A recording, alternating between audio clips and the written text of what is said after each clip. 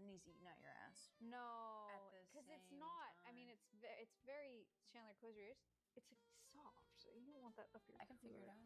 I don't think No, so. am I? Why are you leaning in to close your ears? You'll never understand. You can unplug yours. Okay. You'll never understand. Why could you hear that? What? He could hear me say that. Yeah, I like. Oh shit. Low-key, I like tentacle porn, so I'd be wrong if I said no. Do you? Yeah. There is nothing about him that I find attractive. Okay, let's look at the other list. The McChicken, Maya. That was not me, bitch. That was you. But it's still on the smash, so No. country girls make do. Did we rock, paper, scissors for that one? No, we didn't. We just both that was agreed. We unanimous. just both agreed. I retract. Maya, I think you want to fuck Squidward. I really don't. I really don't. I think he has a really bad attitude. He's not my type. The nose is super soft. Okay, wait. Can I add something? But his ass on the clarinet. He would. I don't like when men play instruments for me. Serenade. It's never gone well. Rock, paper, scissors, shoot. Smash! A win for women everywhere. Yeah. Hi, my name is Peach Jars, and I think you should fuck Squidward. Oh, stupid. That's So why even put this in here? why, Chandler? Did you even Sorry, try? guys, I have like there's no discussion. My tongue would be raw. That's like so non-discussion. You're right. Dude, I can't drink any more of this White Claw. Okay, that's fine. Oh, Give this- Cutie. What, really? Yeah, Cutie's a scar girl, which is really sad because Why he's is that awful. sad? Because he's awful and mean, and that's why she likes him. We've both fucked people who are awful and mean. I just feel it in my bones. Yes. So why can't I just fuck another one? Because we What's learn from, one more going to do?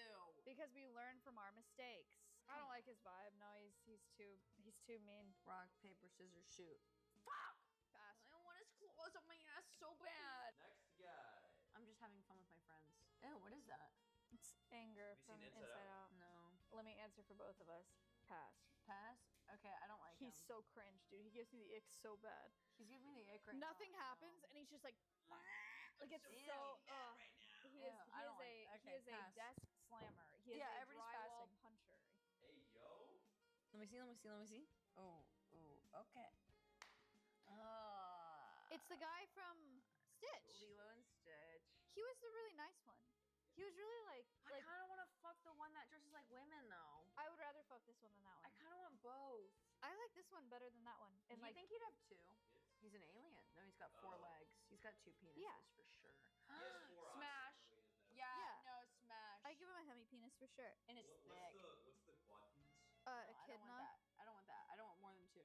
I want him. Smash. That was messed up. You little asshole. No. That's called owning a cat. They fuck up your clothes. We have another childhood crush. Of another streamer? Yes. Oh, I wonder who it is. Oh my god, wait, I remember somebody talking about this, but I can't remember who. Yeah. Is it Got Senna? It's Senna. It's Senna. Bro, I'm a fucking genius! You're so fucking But good I at don't this, know actually. I don't know my Shit. multiplication table. I don't know my multiplication does, table. right? I really don't. Yeah, no, Senna loves this guy, and I want him too. It's actually I'm doing like double smash. so freaky of her. I'm doing anal. That's so weird that she is. Oh, you like him too? Yeah. Okay, cool. That's fine then that she's into him. Then yeah, me too. There's something Maya's not telling you. What? What? What are you not telling me? This is mine. You want to know why? Well, Because he's an asshole and he's emotionally unavailable. Let's be real. That's actually why. wait, so this wasn't Senna's. This was yours. This is Yeah. mine. Why'd you lie to me? He's I fake. felt really smart. I'm sorry. I'm sorry. Yeah, I want him to, and I want him like in a biblical way. I wouldn't take a plan B. I want fish babies. Smash. Smash. And then you can put them on top of sushi later. No, I wouldn't kill my. No, I would. I want some real shit, Chandler. Give me You want some some real real fucking fucking shit. shit? Like some crazy. This one's a little fucking weird. I'm just gonna show the chat now. Reminder for everyone joining the stream, Chandler did pick all I of didn't these. pick this one. I didn't pick this one. Yes, you did. You picked every single one of them. I promise. I want to see. I want to see. I want to see. What? Chandler, What? what? What? You know what, low key? Get in frame. Sit. Have a seat. Have a No, seat. low key. I understand. Chandler. Okay, so what- What do you mean by that? Like, what made you decide about this? There's a phallic object, like, literally extruding out. So It's how a did juicer. So how did you, whenever you were researching Smash or Pass things, How did you come across this? Well, you know, I thought it was getting a little stale. I was looking at brands. I was looking at Pixar movies. And then I was like, you know what? Why don't we fuck around and find out about kitchen appliances? So this isn't the only kitchen appliance on there. Okay. So me personally, I'm riding this thing until the dawn comes. You know, the sun comes up. I'm on that. That's why I fuck with you, Peach. I'm personally. And Maya, I know what you're gonna say is past because you have a feeble mindset. There is no alpha grind in that mind. Because this is an alpha grind set. Smash. What? What do you mean? You're smashing? Go. You're smashing? You're smashing? You're smashing? That's the Maya I fucking know! That's the Maya I know! Let's fucking go! Yeah!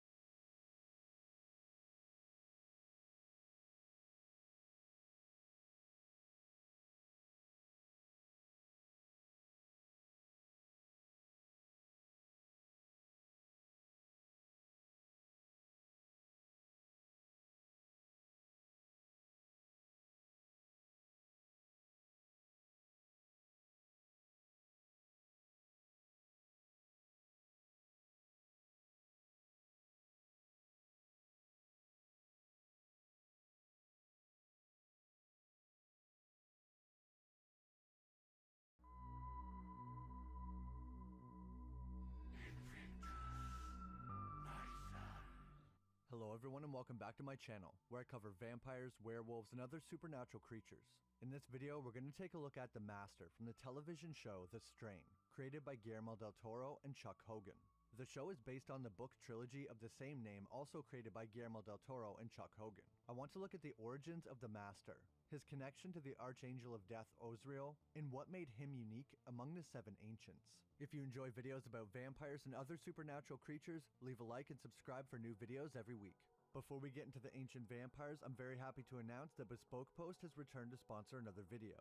They provide a box of awesome each month containing a wide variety of high quality products. I've enjoyed every box that I've picked out so far. 90% of the products come from small brands, many of which are based in the US. I got this amazing knife in the Terror Box made by Bare Bones based in Salt Lake City. Every month they introduce their members to cool new products, outdoor gear, barware, home and kitchen goods, clothing, and more based on a preference quiz you fill out. Every box of awesome has around $70 worth of goods inside, but only costs you a fraction of the value.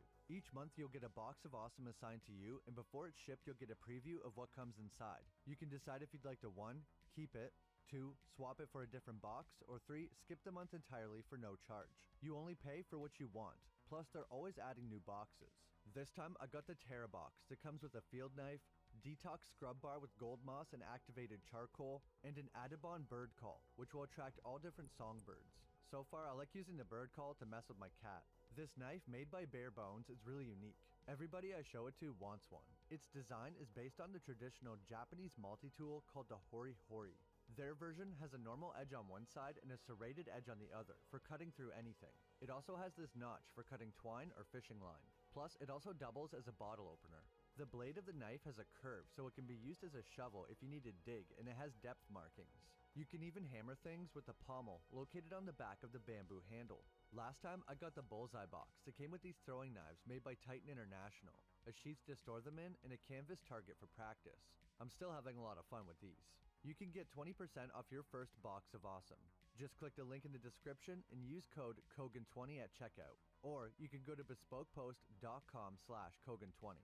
That's Kogan20 at checkout, and the link will be in the pinned comment and description below. A big thanks to Bespoke Post for sponsoring another video. Now, we can dive into the ancient vampires from The Strain. Within the world of vampire lore, there are so many origin stories, each with its own brand of terror and mystery. But the story of this strain is one of my favorites. At the heart of the story is the Master, one of the most unique vampires ever created. But who or what is the Master? To understand the Master, we first need to explain the 7 ancients. In the universe of the strain, every Strigoi can trace their lineage back to one of these 7 original vampires. These first vampires can trace their lineage back to the Archangel of Death, Osriel, and the biblical destruction of Sodom and Gomorrah. This is based on the story of Sodom and Gomorrah from the real book of Genesis. Also, the angel Osriel is based on the angel of death Azrael from Islam and Christianity. This is how the ancients were created. Long ago, heaven declared war on earth. The cities of Sodom and Gomorrah, steeped in sin and vice, were a stain upon the world. Their sin reached such heights that 3 angels were sent to destroy the cities. Osriel, the archangel of death, along with his brothers Gabriel and Michael, they descended with a mission to destroy the 2 cities. Before the cities burned, Osriel and the other angels stayed in a home nearby to study the cities before the attack. While staying with the family, Osriel felt an unusual curiosity with human blood. It gave life to humanity, and therefore contained a small piece of God's divine power. Osriel goes into the city of Sodom, disguised as a human.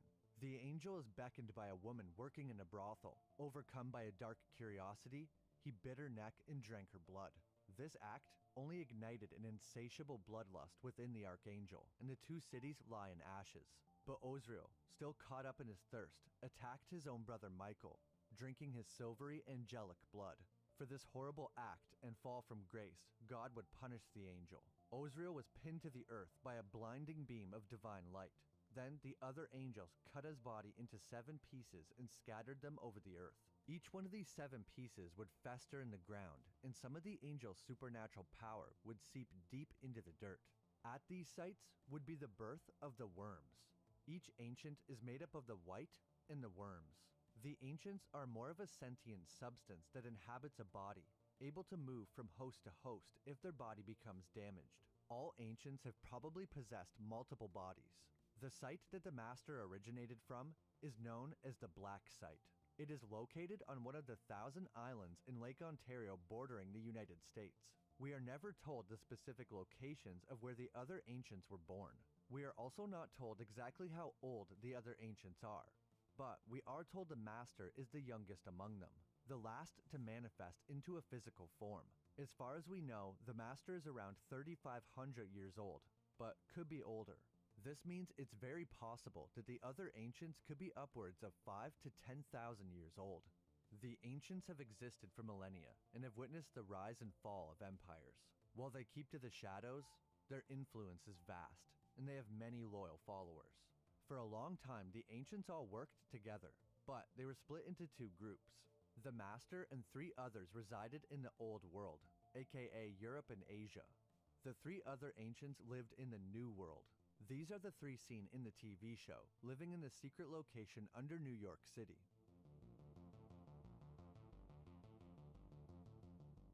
The worms allow the ancients to turn other people and also control them. All Strigoi operate like a hive mind, so if one Strigoi sees you, they all know where you are. When the Master turns someone, he will have full control over them and know everything they know. But if another ancient turns someone, then the Master would not have control over them. Each ancient can only control Strigoi infected with their strain. The 7 of them were born from a piece of the angel Osriel. Because of this, the ancients share a special connection. The ancients will sometimes as there are men on earth. But you see, that only speaks of how he can multiply, how he can spread. Each individual represents a fragment of the once mighty archangel. Their behaviors, desires, and even their natures are influenced by the specific part of Osriel that they came from. The Master is by far the most bloodthirsty and best representation of Osriel's relentless ambition and loss of control. This is because the body part that the Master was born from was the throat, the part responsible for drinking the blood of humans and angels alike. Aside from his bloodthirsty nature, there's other stark differences between the Master and his brothers. To the other ancients, immortality is a precious gift, a privilege to be bestowed upon a chosen few. They view it as a sacred covenant, the highest honor. Throughout the series, we see very few vampires that have been turned by the other ancients. The Master, on the other hand, has a very different idea about immortality. Rather than being selective, he envisions a world where the vampire virus spreads like wildfire, turning humanity into his pawns. He also wishes to kill the other ancients to rule alone. Given these two very different approaches, it's no surprise that tensions between the Master and the other ancients run high. While the others wish to maintain a balance and rule from the shadows, the Master's ambitions threaten to tip the scales, endangering not just the human world, but the vampire species as well. The Master's grand plan is to infect as many people as he needs in order to gain control. He successfully takes over New York using his army of Strigoi. At one point, the Master even orchestrates a bomb to be detonated in New York, which leads the skies to being darkened for quite a long time, allowing the Strigoi to roam freely in the day and take over.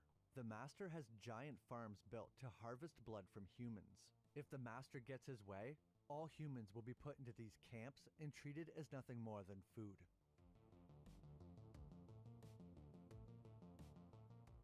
When the Master turns people, he has the ability to allow some people to retain more of their personality.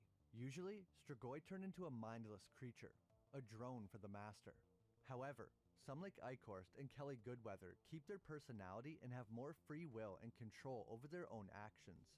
The Master only does this to those that he knows are completely loyal. People can be turned into a Strigoi two different ways. The first is being bitten, but they don't actually bite you. They sting you with this long appendage that comes out of their mouth, known as a stinger. Their stinger will feed on blood and inject worms into the victim at the same time. The second way to be turned is by simply coming into contact with the straying worms. Sometimes a Strigoi is wounded or dismembered, causing worms to escape. If even one of these finds its way onto a victim, they will quickly get into the skin and then replicate and begin to change the person's anatomy.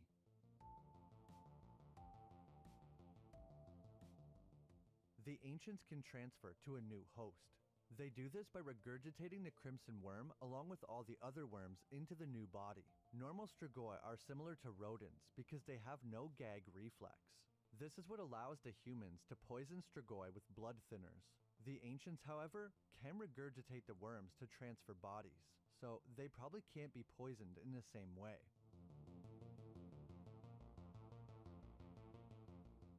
The appearance of the ancients is an interesting and mysterious topic. Like I said earlier, the ancients are more of a sentient substance made up of the white and the worms.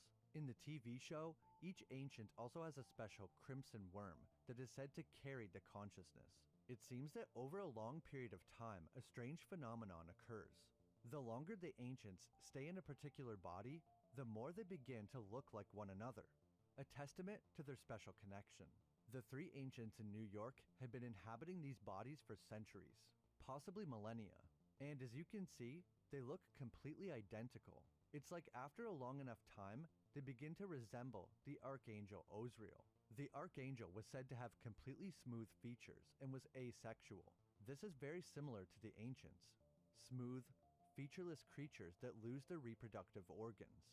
In the book, they even lose their ears, making them resemble Ozriel even more. It's unclear how long an ancient can remain in the same body.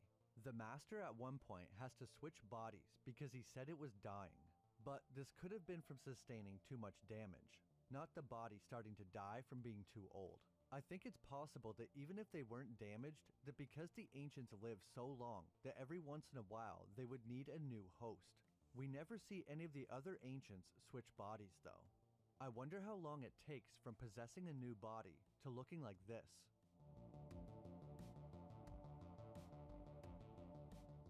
The Master has a much different approach than his brothers. He doesn't confine himself to a single form for extended periods of time. His habit of changing hosts much more often does have a purpose. By constantly shifting his appearance, he remains elusive, unpredictable, and above all, a challenge to identify and hunt down.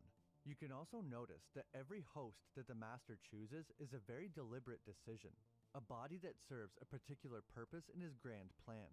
Whether it's a form that allows him to blend into society, or one that grants him particular physical advantages, each selection is a strategic move.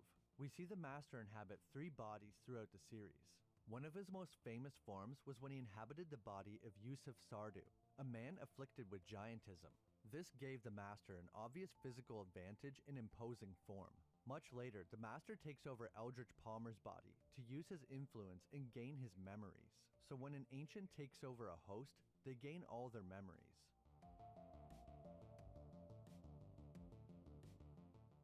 The ancients are much stronger than the lower Strigoi they turn. The Master was able to throw this person over a dozen feet into the roof with great force. Strigoi can move faster than humans and don't tire as easily. But certain Strigoi, such as the ancients, can move extremely fast, able to move across short distances almost instantly. The ancient vampires have some special abilities that lower vampires do not possess. The Master was able to perform illusions. He could appear as Zack's mother to manipulate him. He is only seen performing these illusions on people that he gave his blood to. Well, he doesn't have blood, but he would give out the fluid that runs in his veins, known as the white. As I said earlier, the ancients are made up of the white and the worms. This fluid sustains them and has supernatural healing properties. If ingested by humans, it can grant them extended life and even slightly enhance their strength. Abraham Satrakian uses this substance in order to extend his own life to continue hunting the Master. He has to make sure to boil the white and refine it though, or else he would turn into a Strigoi. Somehow, the Master is able to give out the white directly from his body without turning people, probably because he has complete control over the parasites inside him. Abraham found out how to use the white through some very old writings that detailed how to use it without being infected. This means that somebody prior to Abraham was experimenting with the white.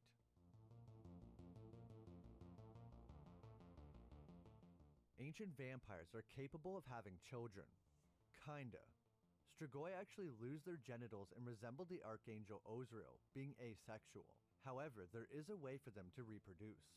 In the year 40 AD, under the reign of the infamous Roman Emperor Caligula, a shadowy figure moved behind the scenes, an advisor for the emperor. This figure was none other than the Master, going under the alias Thrax. While serving as his chief advisor, Thrax manipulated the emperor, guiding his decisions. It's not clear if the emperor knew that the Master was a vampire, but he was provided women to feed on, so presumably he did. This was a great setup for the Master, until an unforeseen turn of events. As Thrax was going about his usual feeding, he mistakenly fed on a pregnant woman. He had specifically requested no pregnant women, but one made it in by accident. As soon as he stung the woman, he knew something was wrong. In the Master's confusion, the woman was able to make a quick escape before anyone could notice. The Master ordered for her to be hunted down, but they couldn't find her, and she eventually gave birth to her son, Quinlan. It's said he was born in a cave near an olive grove in Sicily. It's interesting that the Master specifically requested no pregnant women, suggesting that he's had this happen before. Quinlan is what is known as a Born, or a Daywalker. He is a half vampire and the Master's son. The two have a special connection just like the other ancients, able to sense where each other are. Quinlan's biology is unique compared to all other Strigoi. He is not as strong as his father, but he is much stronger than all normal Strigoi. Plus, he retains his own free will and cannot be controlled by the Master. This could be because Quinlan has no bloodworms. He can also walk in the sun, which is why he is employed as the bodyguard and hunter for the three ancients that inhabit New York. Half Strigoi, or Dhampirs, are very rare and only a handful have ever existed. At first, Quinlan wanted nothing to do with the ancients, his father, or the war between them. All he wanted to do was settle down and live a normal life. And for a while, he did. That was until his father showed up and murdered his wife and child. He decided to work with the ancients at that point because their views were aligned. Both of their goals were to kill the Master at all costs.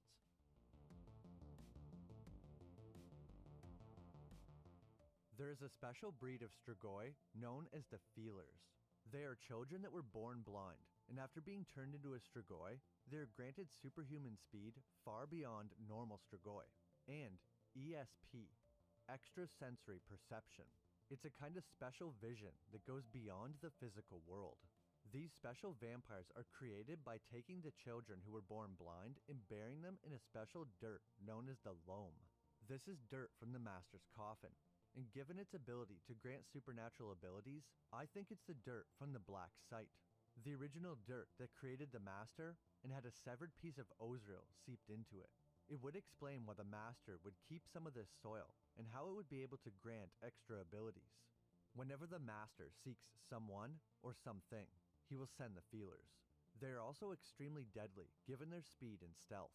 The Master chooses Kelly Goodweather to be a kind of mother to the feelers and look after them. It's not clear if this is a common practice or if they always have a kind of leader. For some reason, after the feelers are created, Kelly kills one of them immediately. Some people speculate it's because the child may not have been fully blind, therefore the transformation wasn't properly completed, or the feeler wasn't accepting Kelly as the leader. How do you kill the ancients? Well, they do have a few weaknesses.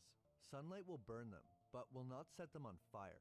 The ancients also seem to be slightly more resistant to sunlight than ordinary strigoi. Silver will also harm vampires, burning their skin on contact, and wounds caused by silver do not heal the same. Their weaknesses come from the story of Ozriel. Sunlight is often associated with God and divinity. Ozriel was also pinned to the earth by a beam of light after his crimes.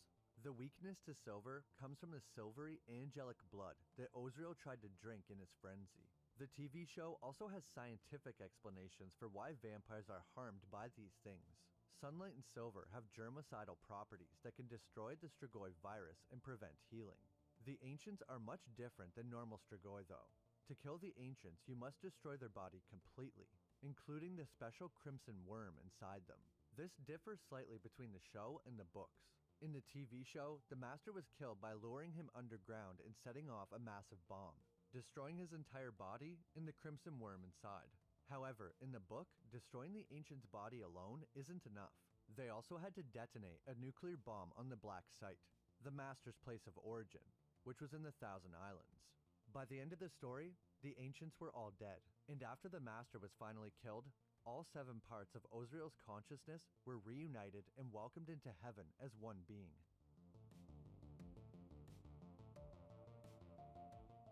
The characters in the show figured out how to kill the Master in the location of the Black Site from a book called The Lumen. This book is a complete account of the first rise of the strigoi. It's described as a medieval manuscript, bound in leather with pure silver cover and spine. This was to keep any strigoi from reading it. The book contains a secret text under the readable text that can only be seen in direct sunlight. Again, a defense against strigoi. The ancients refer to the Lumen as the Silver Codex. It's likely that the book also contained the origin sites of the other ancients. The information in the Lumen was first found on stone tablets, similar to the story in the Bible.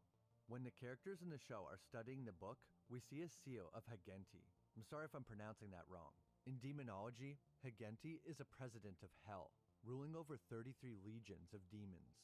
I guess if the strigoi are descended from angels, then demons are real too. Although I wonder why that would be in the Lumen.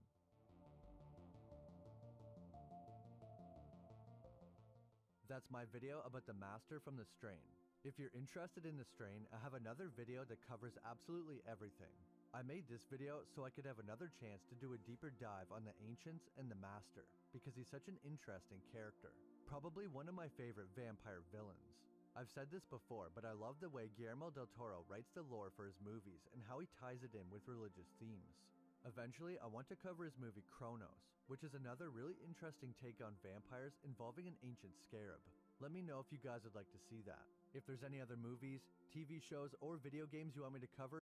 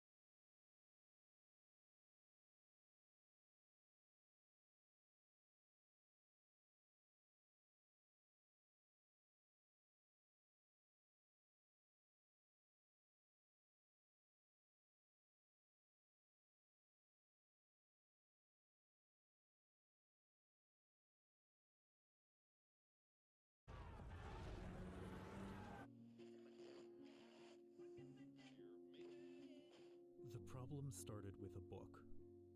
Actually, I suppose it started with a show, Dragons, a fantasy made real, that I watched enraptured late one school night. And you could say it made me a little obsessed, not just with dragons, but with the paradox right there in the show's title. If dragons aren't real, the show asked, how does seemingly every culture, no matter how far apart, have legends of the same creature? It's a question that kind of ruined my life.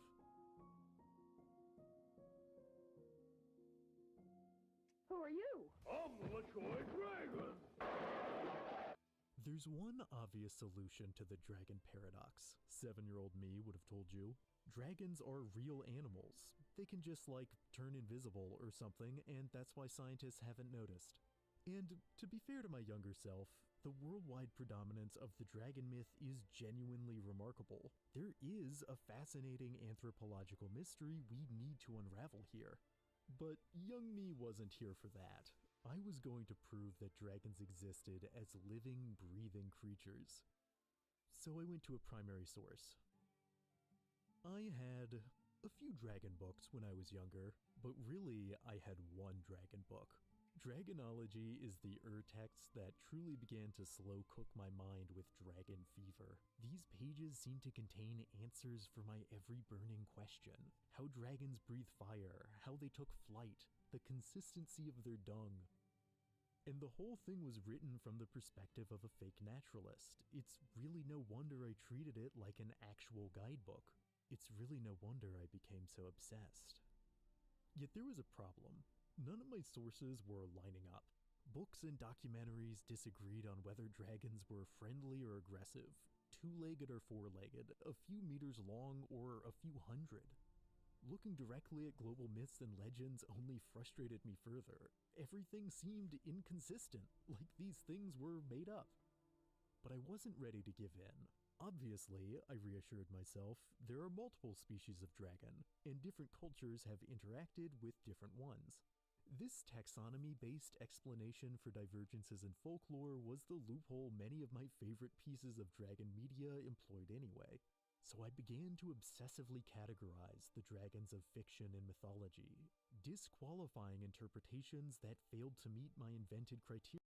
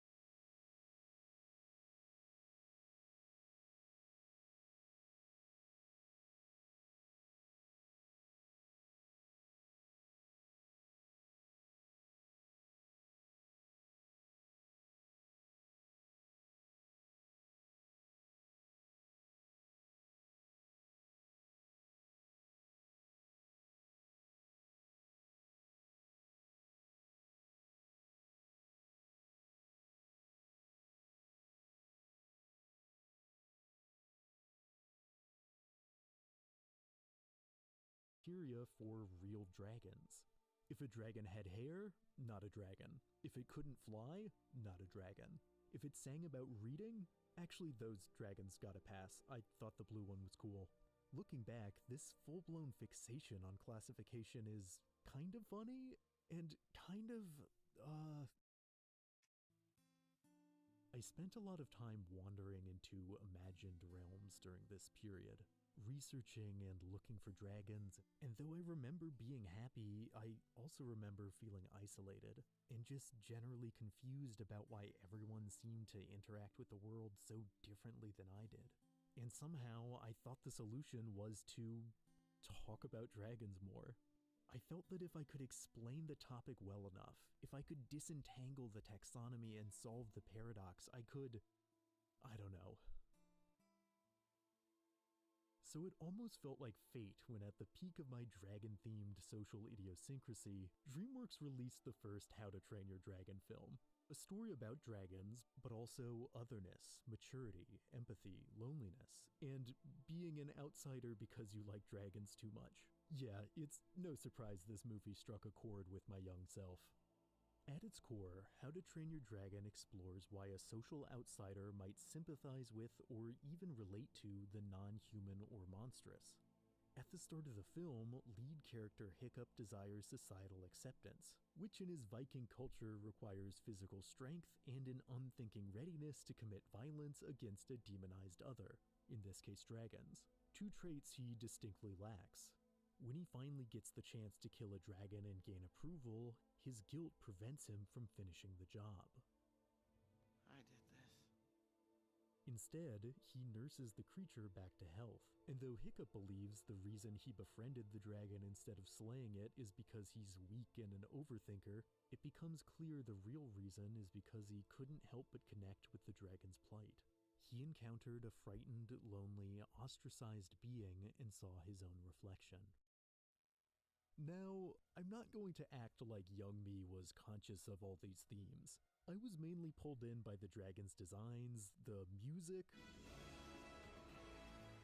which is just what it actually sounds like to ride a dragon, I'm sure of it, and the fact the narrative pauses around the hour mark to show us a detailed classification system. Let's go! Though on some level I connected my experiences to that of the protagonists, I honestly wasn't self-aware enough to do so more than subconsciously.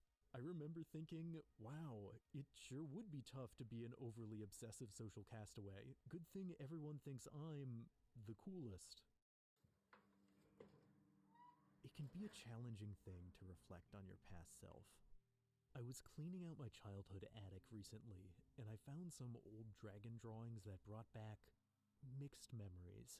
Recollections of sitting on my own, creating sketch after sketch. I recall how tightly I pressed the pencil, like I was trying to will dragons into existence through the sheer force of my tiny hand.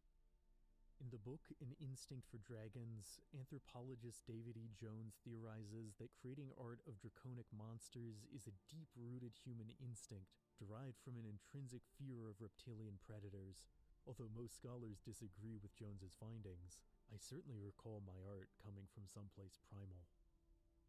The truth is, no single explanation for the cultural universality of dragons is entirely sufficient. Looking around the animal kingdom, there's all sorts of species that might have birthed scaly legends in the minds of ancient people.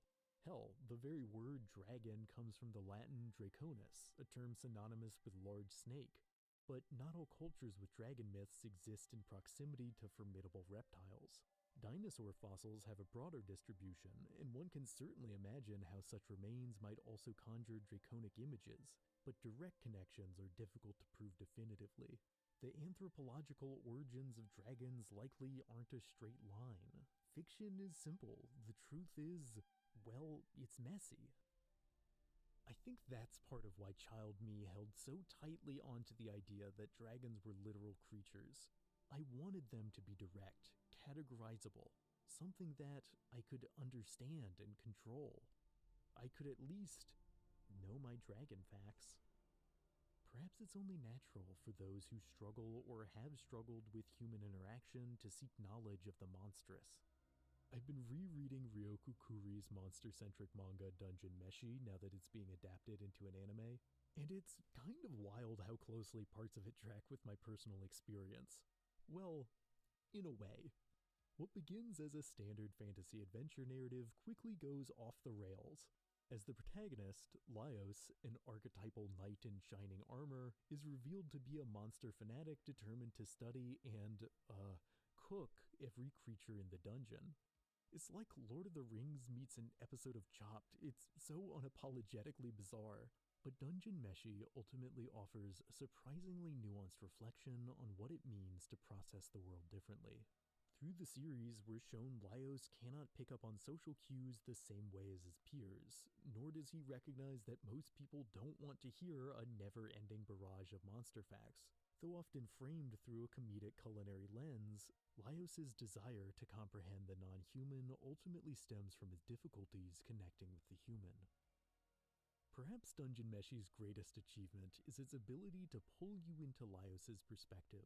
Like How to Train Your Dragon, the narrative is willing to slow down and linger on the granular details of its world, getting so specific with food preparation that if you had monster parts on hand, I think you could cook these meals. It's a story just as singularly obsessed with monster biology and their classifications as its protagonist, and teaches the viewer to think in the same terms. And even if you don't share the same particular enthusiasm, that desire to know a topic inside and out, to fully understand the rules of a subject is, at least for me, a relatable one. Though my obsessions aren't exactly the same, I've never wanted to eat dragons, I do know what an all-consuming interest feels like. But no matter how hard I tried, dragon taxonomy seemed impossible to fully digest. There was no untangling it. The truth I eventually had to face is that the definition of dragons across cultures was looser than my sources had suggested. As it turns out, dragons don't exist in the same way that fish don't exist. Okay, that sounds weird. What I mean is, we all understand what fish are, but because all land vertebrates are fish descendants, there's no taxonomic definition of fish that doesn't include humans.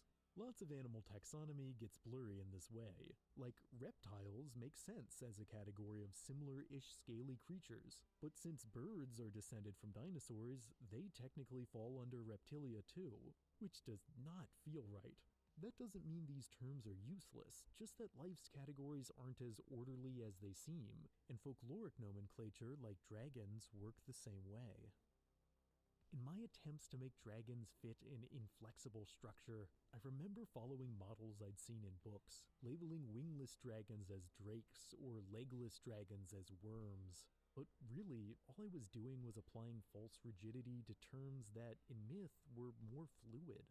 The worst offender was how I called any two-legged dragon a wyvern. And, okay, this is a rant I've been on before, but it's very close to my heart. All over the internet, people still claim that any dragon with two legs is automatically a wyvern. In comment sections for Lord of the Rings and Game of Thrones, you will find commenters repeating this like it's doctrine, saying that Tolkien or George R. R. Martin are idiots for giving their dragons two legs.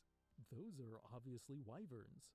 And I get it. Believe me, I get it. If there is a person on this planet who gets it, it's me. You want clean categories. You want to be experts, but dragons in medieval manuscripts have never had a consistent number of legs. I wish it were true that wyverns were an exclusive subcategory for two-legged dragons, that folklore divided up creatures like D&D monster types. But mythological taxonomy, like biological taxonomy, is fluid, no matter how much young me wanted to pretend otherwise. I do the quick cooking! 7-year-old me would have called this blasphemy, but the fluidity of dragon definitions is something that media framing them as real, frankly, takes advantage of. How does seemingly every civilization, no matter how far apart, have legends of the same creature? Well, they don't. Not really. The definition of dragon is so decentralized that countless likely unrelated creatures across cultures can be made to seem draconic if you squint. So many of the categories applied to dragons are arbitrary. It's questionable that the relatively modern Western dragons are often called true dragons, considering that the serpentine dragon model more common in other parts of the world is almost certainly older. Yet it's hard to let go, or at least it was for me, to resist that urge to group everything by type. It's hard not to wish dragon classification worked more like... Let's now turn to Nintendo's newest game, Pokemon. I think that for a lot of people, the desire for rigid categorization of fictional creatures comes from one franchise in particular. I never had a Game Boy or DS to play Pokemon on growing up, but I didn't need to play the games to know I liked their dragons. Specifically, I liked that they were categorized.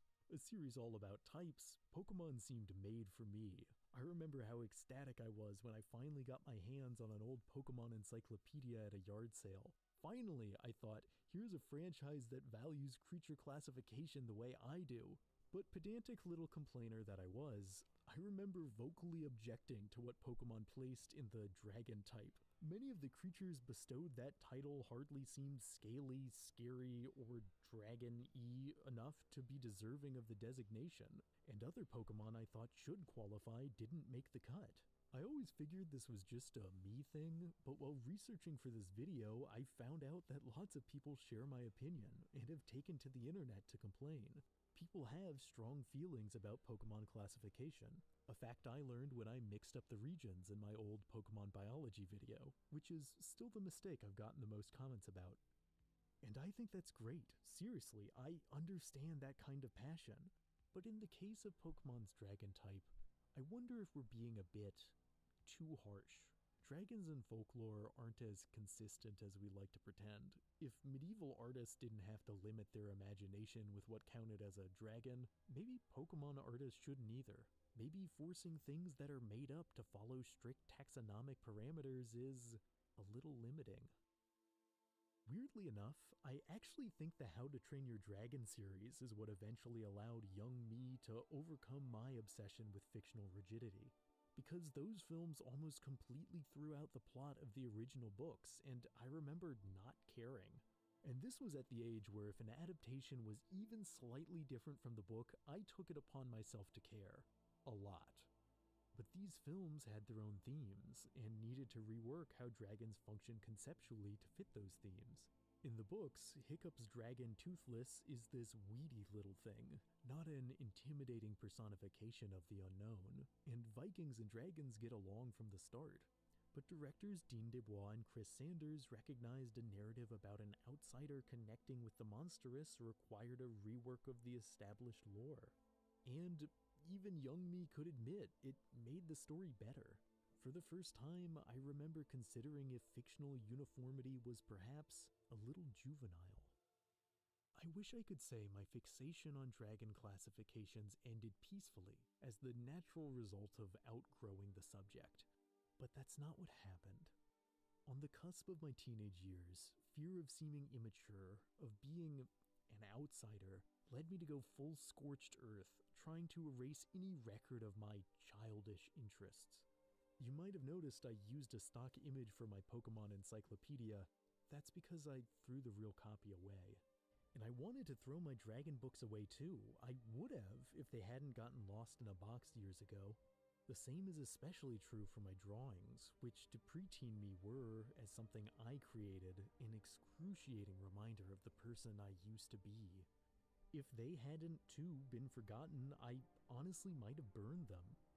And it's hard, even now it's hard, to overcome that fear of childishness.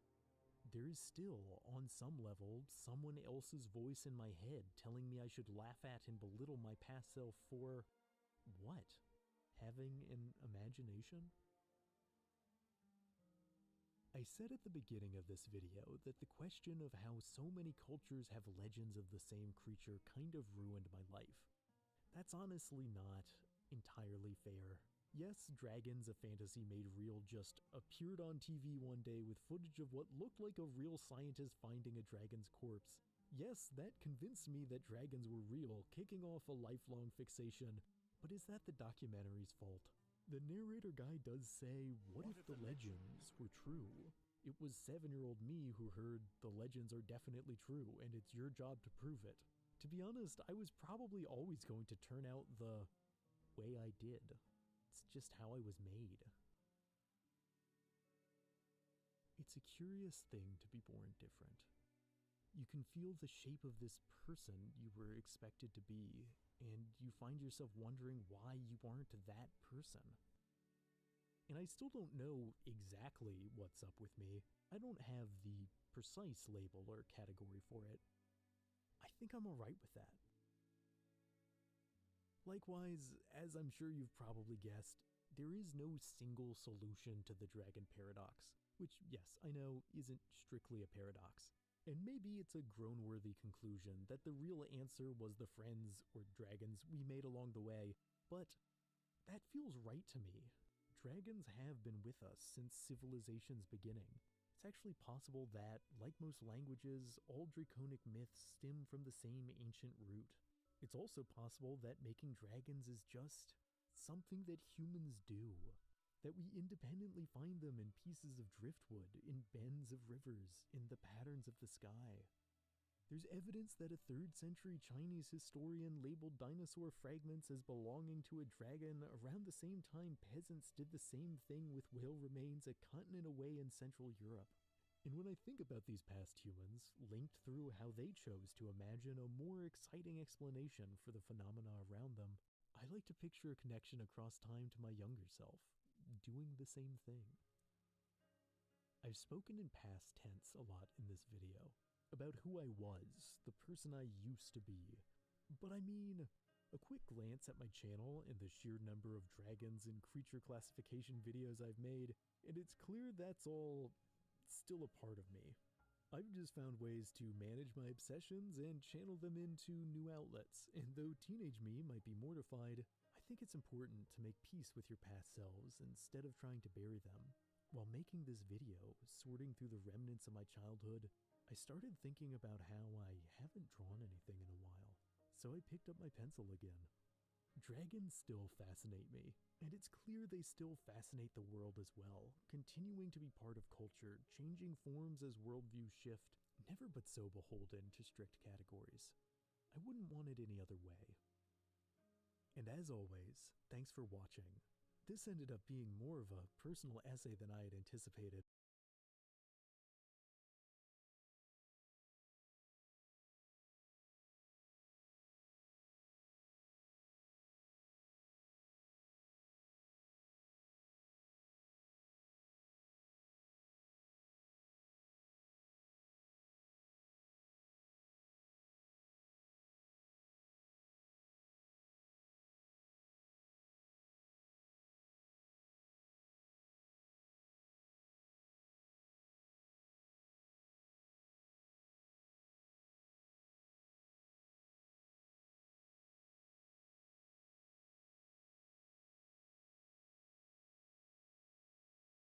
Goblins. Do you think you could beat a goblin in a fight? No. Probably not. Oh yeah, I kicked the shit out of it.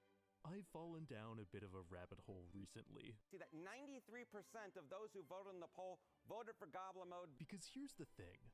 One wouldn't expect an imaginary little creature from the 12th century to still hold relevance in modern society. And yet... The word of the year is, quote, goblin mode? So what is it about these freaky dudes that have kept them a fixture of popular culture? And what does it say about the human condition? Cheddar Goblin! So the first problem is a lack of data. Traditional folkloric models of goblins as ill-intentioned sprites are fairly well documented. But to understand modern perceptions of the tiny fellows, I'm gonna have to ask some strange questions. What color do you associate with goblins? It's green. Green. Like a light green. For some reason, I think green. Using a list of 16 curated goblin questions, I interviewed other YouTube creators, and anyone I could corner, to fill in a collective mental portrait of the contemporary goblin. So, sharp teeth. Floppy ears. I think of tricksters. Goofy little guys. Tiny little streaks of hair. I could also just be thinking about Yoda. And pretty quickly, an unexpected pattern emerged. That being that people have very strong opinions on what goblins are and aren't. Goblins can have fur. No. Absolutely, goblins can have fur. Which is interesting, because, well, goblins aren't real. That's something everyone I interviewed agreed on. So why does such a strong mental image of them live in our minds? What seemingly vital role are they filling in our society? That's more than enough, you ghoulish goblin. Spider-Man. Conventional wisdom would put goblins in the category of monster. And anthropologically speaking, nearly all mythic monsters represent a dominant fear. Here's the problem. The question of, would you be frightened by a goblin, was met with fairly mixed responses. I think both yes and no. Sort of depends on how many of them there are. Yes, I'm terrified of monkeys. It does seem reasonable to be apprehensive towards an entity with malicious intent, and even the looser interpretations of goblins tend to act violently. Have some gremlin dust. But unlike almost every other folkloric monster, there's also seemingly a sense that when it comes down to it, goblins are kind of pushovers. When I asked people if they thought they could defeat a goblin, most said yes, and a lot of initial no's turned into maybes upon reflection. Yes, but can you catch it? I'd probably be able to get a few solid, punches in. You're in the forest, then it might be harder to defeat. But if it's in my house, I'm kicking it to death. This just doesn't fit with the typical terror-instilling model of monsterhood. So if goblins aren't conventional monsters, what are they? Time to dig deeper. So tracing backwards, in 1937, Tolkien dropped a banger called The Hobbit, which helped establish goblins as they're most often depicted today. In conjunction with The Lord of the Rings, these books help found concepts like how goblins are evil's most basic foot soldiers, how they use crude weaponry, how they come from the mud and slime. The goblin birthing pits, your majesties. I'm being born. That's pretty neat. However, Tolkien's goblins were still physically formidable. It might surprise you to hear that the original books made no distinction between goblins and orcs. Those were just two names for the same entity. But to avoid confusion, the Jackson films decided to treat them as two distinct creatures, helping to cement goblins as the lesser, more easily dispatched cannon fodder they're now often treated as. Dear Magic the Gathering, I'm returning your stupid goblin card. He's weak. The idea that goblins are the puniest of the puny, the level 1 enemies of fantasy, has been further spread by video games and RPGs. They're the butt of the joke, the easiest thing to kill, whatever. Sorry, lads, but have goblins always been this way? The other most obvious archetype to slot goblins into is that of the trickster figure. The pre-Tolkien goblins of medieval Europe were often depicted as greedy fae folk who manipulated people into bad deals. Okay, who took my watch? Some of this is historically linked to appalling anti-Semitism, though goblin tricksters in folklore spring from broader sources than these destructive caricatures. Many global cultures tell of creatures that could be classified as goblin-adjacent, and though one should hesitate before assigning the term goblin to disparate figures, there's ultimately strong evidence that devious little mischief makers are a cultural universal. Flip this table! But much like how goblins failed to be as frightening as a traditional monster, they don't seem as skilled at deceiving people as the traditional trickster. Would you trust a goblin to keep its promise? Of course not. No. All of these types of creatures are associated with being tricksters. If some random human on the street was like, if you get me this magical staff, I'll give you a giant pile of gold, I'd probably be like, no. And this isn't necessarily a modern shift. Tallying up various tales, goblins in folklore rarely succeeded at outwitting their targets. They honestly have more in common with the villains of slapstick cartoons than the traditional tricksters of mythology. They seem less the coyote of indigenous American tradition and more the coyote of a Roadrunner short. Hold your ground! So if goblins aren't traditional monsters or tricksters, what role are they serving? Well, at this point in my research process, I had one more idea.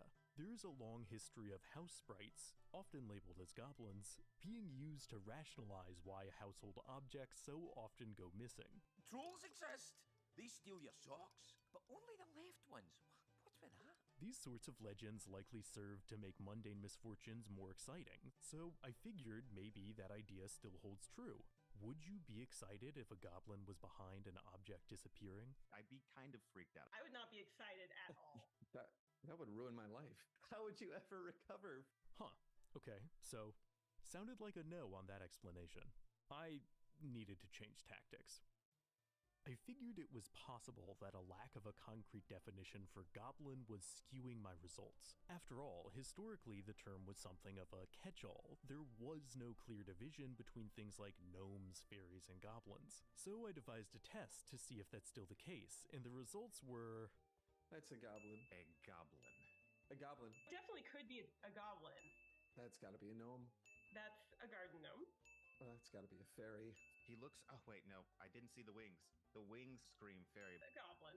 Number 2 is a garden gnome. This is a goblin. And number 3 is a fairy. Goblin, gnome, fairy? So, yeah, everyone knew what a goblin was. Even my attempts at tricking folks with the least goblin-looking goblin I could think of... So that's David Bowie. Okay, that's just David Bowie.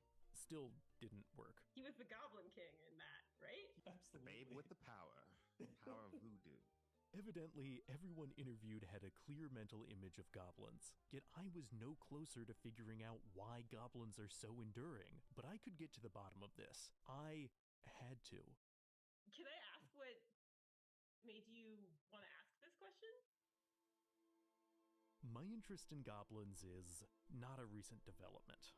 In fact, what inspired me to make this video is a hypothetical that I used to spring on people when I was younger, for reasons that now escape me. It goes like this. Say you're walking with a friend late at night, and a goblin leapt from their pocket. Then said goblin stole your ear. What's your immediate reaction? There's so much happening. Extreme confusion. So I'd be like standing there with blood coming out of the side of my head. It would fundamentally shake my understanding of how the entire universe works. This question is, admittedly, pretty deranged, and yet I've kept asking it because I keep getting different answers. I think my first impulse would be to interrogate my friend. I'd be like, did you know?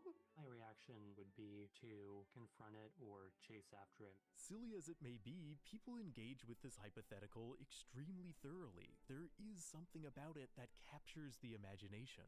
It would feel like my entire life was a lie. It totally depends on so many things. Do I get my ear back? Is my friend a sorcerer or not? Can I learn magic is a big one. I accept that this question is messy and bizarre, but I think that's why I've always enjoyed asking it, always delighted in the strange answers, always craved that feeling of going goblin mode. Why do people enter goblin mode? Because look at the studies. Sometimes the answers have been staring you in the face all along.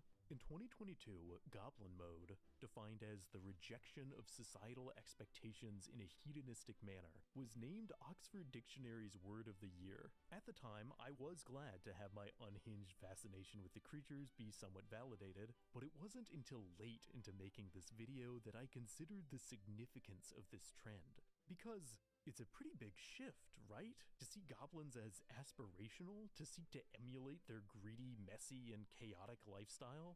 No one can tell me no! In a way, it seems bewildering, if not downright ill-advised, and in a way, it seems completely logical.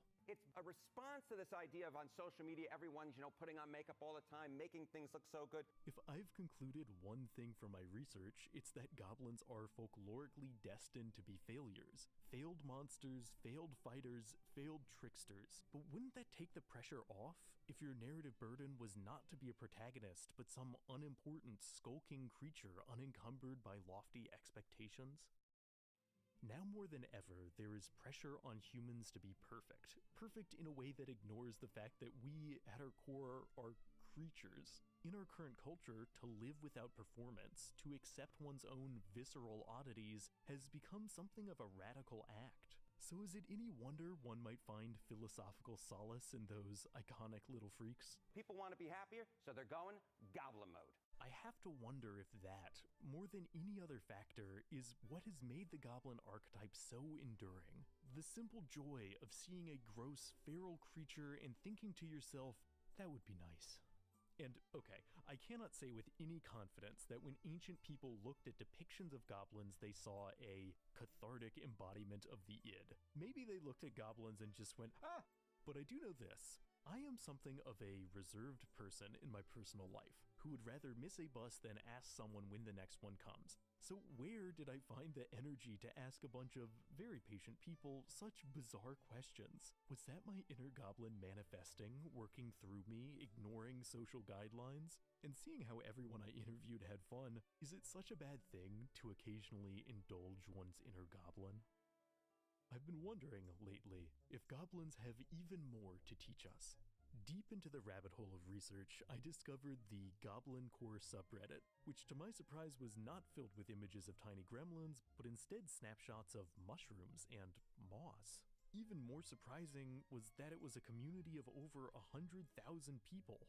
Goblin Core, as it turns out, is defined as a subculture inspired by the folklore of goblins centered on an appreciation of natural ecosystems not typically considered beautiful. And though I was vaguely familiar with the concept, as was the case with Goblin Mode, I had never considered its full social significance. Cause in the same way the more goblinish parts of ourselves are often suppressed, we have a habit of undervaluing certain parts of the natural world for being too strange or slimy. The reality of nature as a creeping, wriggling, writhing thing is one people have historically had trouble confronting.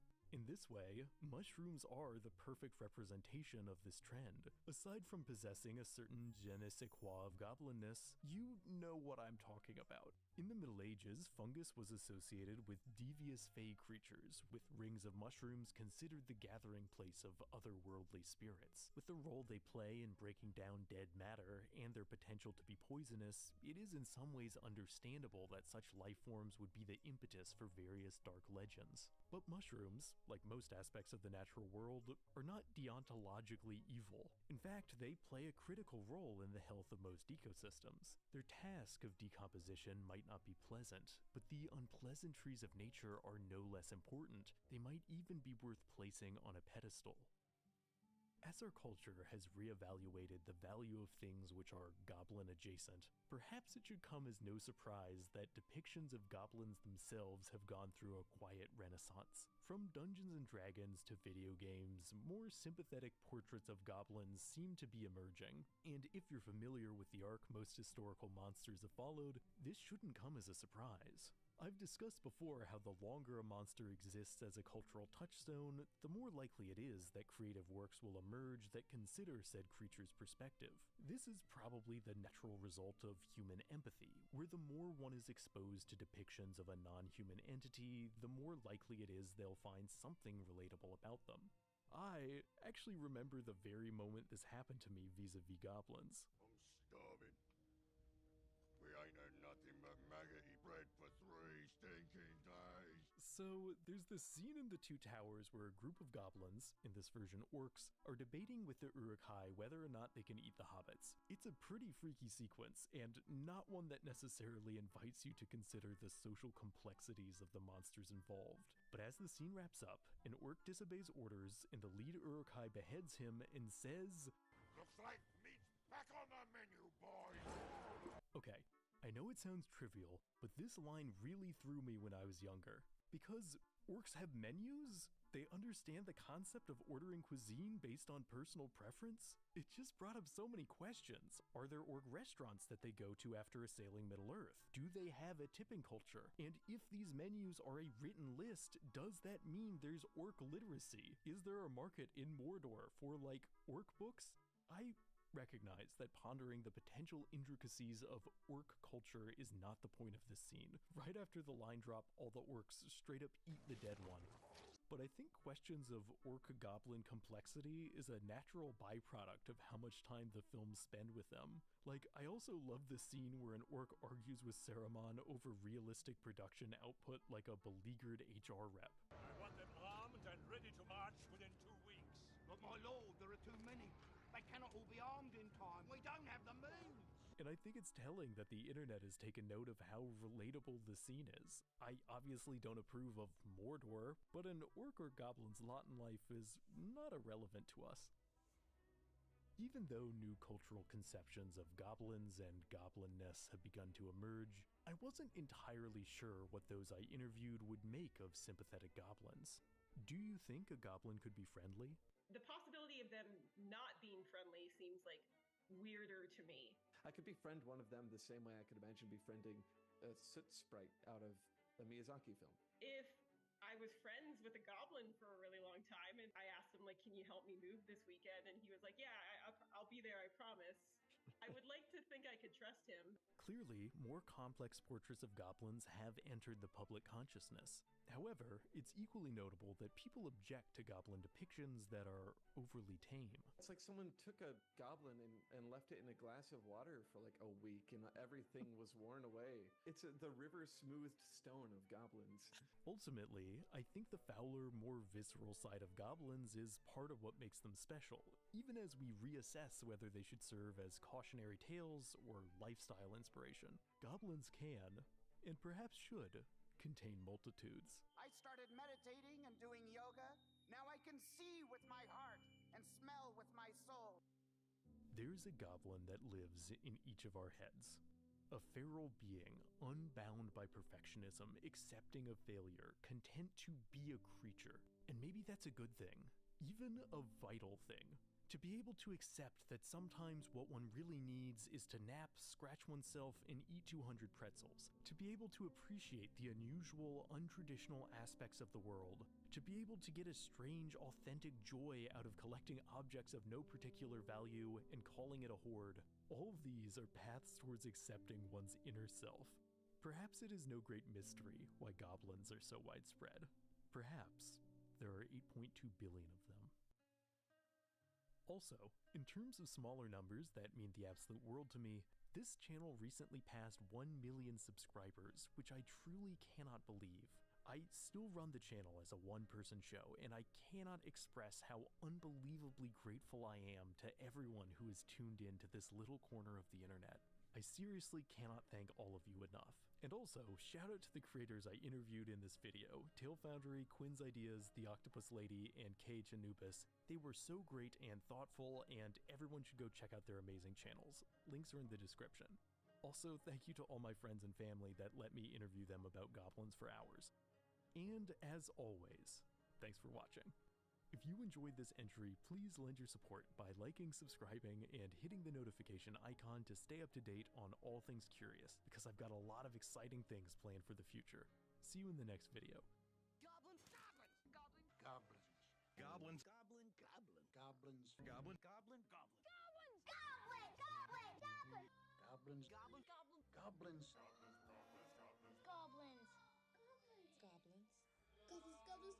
Goblins. Goblins. goblins, Goblin. goblin, Goblin. Goblin. Goblin.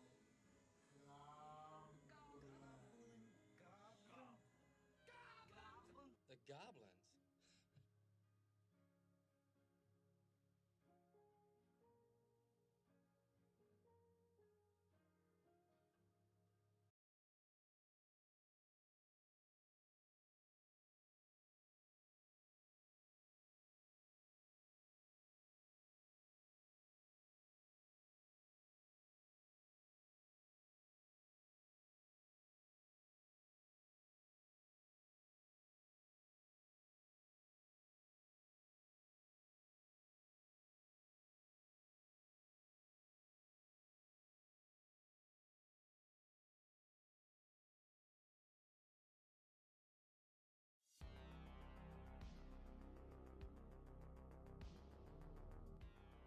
If I were to tell you Rain World has the most complex ecosystem of any game, you might go, what?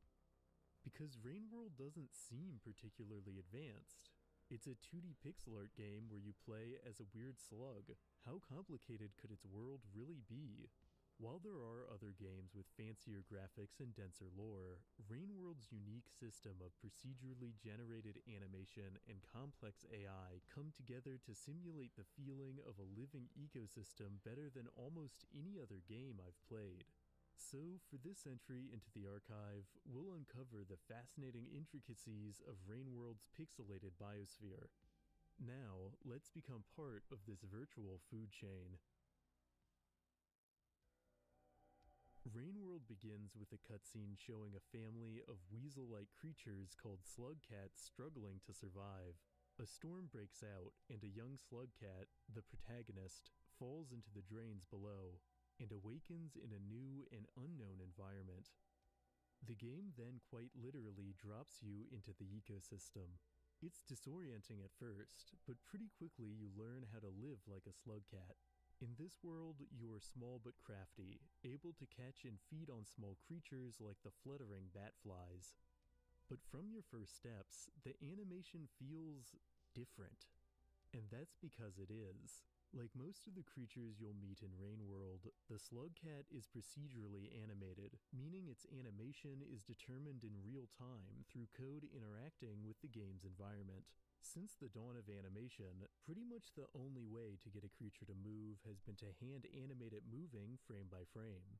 But in Rain World, a creature's motion happens organically within a set of predetermined parameters, creating movement that feels uncannily spontaneous. One mind-blowing example of Rain World's complexity are the lizards. These enemies move with procedural animation just like the slug cat, able to run across flat ground, crawl through tunnels, and climb up poles. But they take this to another level with their AI. When one lizard catches you, it will try to drag you back to its den. But if another lizard passes by, its AI will cause it to try and snatch you for itself, which can give you a dynamic opportunity to escape. But that's just scratching the surface of lizard complexity. Each lizard also has their own simulated personality based on 6 unique modifiers that determine how they interact with each other. And on top of that, there are 9 different types of lizards in this game, all with their own distinctive abilities and behaviors. For example, yellow lizards have long antennae that allow them to communicate with each other, meaning their AIs work together to surround the slug cat or cut them off using the terrain. White lizards can camouflage with whatever pixels are behind them in their environment, so they hunt by staying completely still until the slug cat gets close, then lash out and try to pull the slug cat in with their long tongues.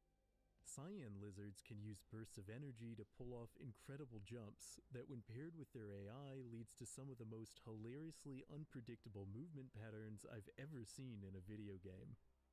And there's another hidden system that can go completely unnoticed by the majority of players. If you consistently feed a lizard their preferred food, they will eventually become your ally and start following you around, and will even get into fights with other lizards that try to eat you. It's a surprisingly detailed system that shows just how meticulous Rain World is when it comes to its ecosystem.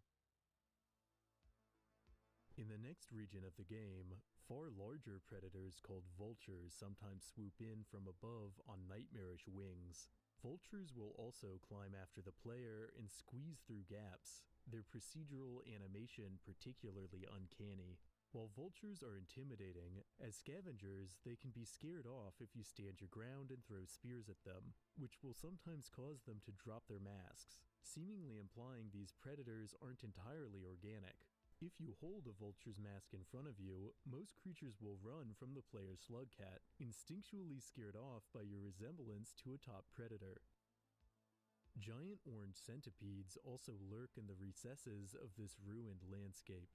If one catches you, they'll emit a lethal electric shock. Like clockwork, the centipedes move with a general sense of coordination. Indeed, much of Rain World's ecosystem follows a similar pattern, with the titular rain that comes every so often marking the end of each cycle. When the rain falls, all life forms must hibernate or drown in the downpour. Soon, the player settles into these cycles, and feels like a small part of a larger biosphere. Following the dripping pipes deeper underground, the slug cat plummets into a kingdom of waterlogged tunnels known as the drainage system. Swarms of leeches writhe in these half-flooded chambers. When the slug cat is close, the leech's AI causes them to go into a frenzy, following the slug cat's movements and waiting for the chance to latch on. If the slug cat slips, their best chance of survival is getting back above the water and shaking them off. For unlike the leeches of today, these bloodsuckers aren't just parasitic, they're predatory. Leech swarms coordinate to drag prey down into the depths, drowning whatever unfortunate creature they can latch onto. Yet one species uses this to their advantage. Squid catas are cuttlefish-like creatures that flutter along on 4 small wings. To feed, squid catas have learned to fish for leeches by diving into the water and letting one latch on. The squid cata then flies off with the careless parasite, feeding on them a safe distance away. It's a remarkably dynamic behavior, and one you can go the whole game without seeing if you move too quickly. The drainage system eventually washes into the garbage wastes, an entire ecosystem of decaying junk. Yet there is life here in the form of the inquisitive garbage worms. These long, stretchy creatures are something of a nuisance, with their curious nature causing them to steal spears from the slugcat when given the opportunity, often snatching them directly from the slugcat's hand. When no spears are in reach, garbage worms will stick their heads into the grime and start sucking up matter, suggesting that they feed on inorganic material. While normally passive, make a garbage worm angry and they will go on the attack, flinging the slugcat around with their heads or even holding the unlucky creature underwater in an attempt to drown them. Groups of garbage worms will even coordinate their attacks, their eyes turning red to indicate their hostility. In the murkiest depths of the garbage wastes, a true nightmare stirs.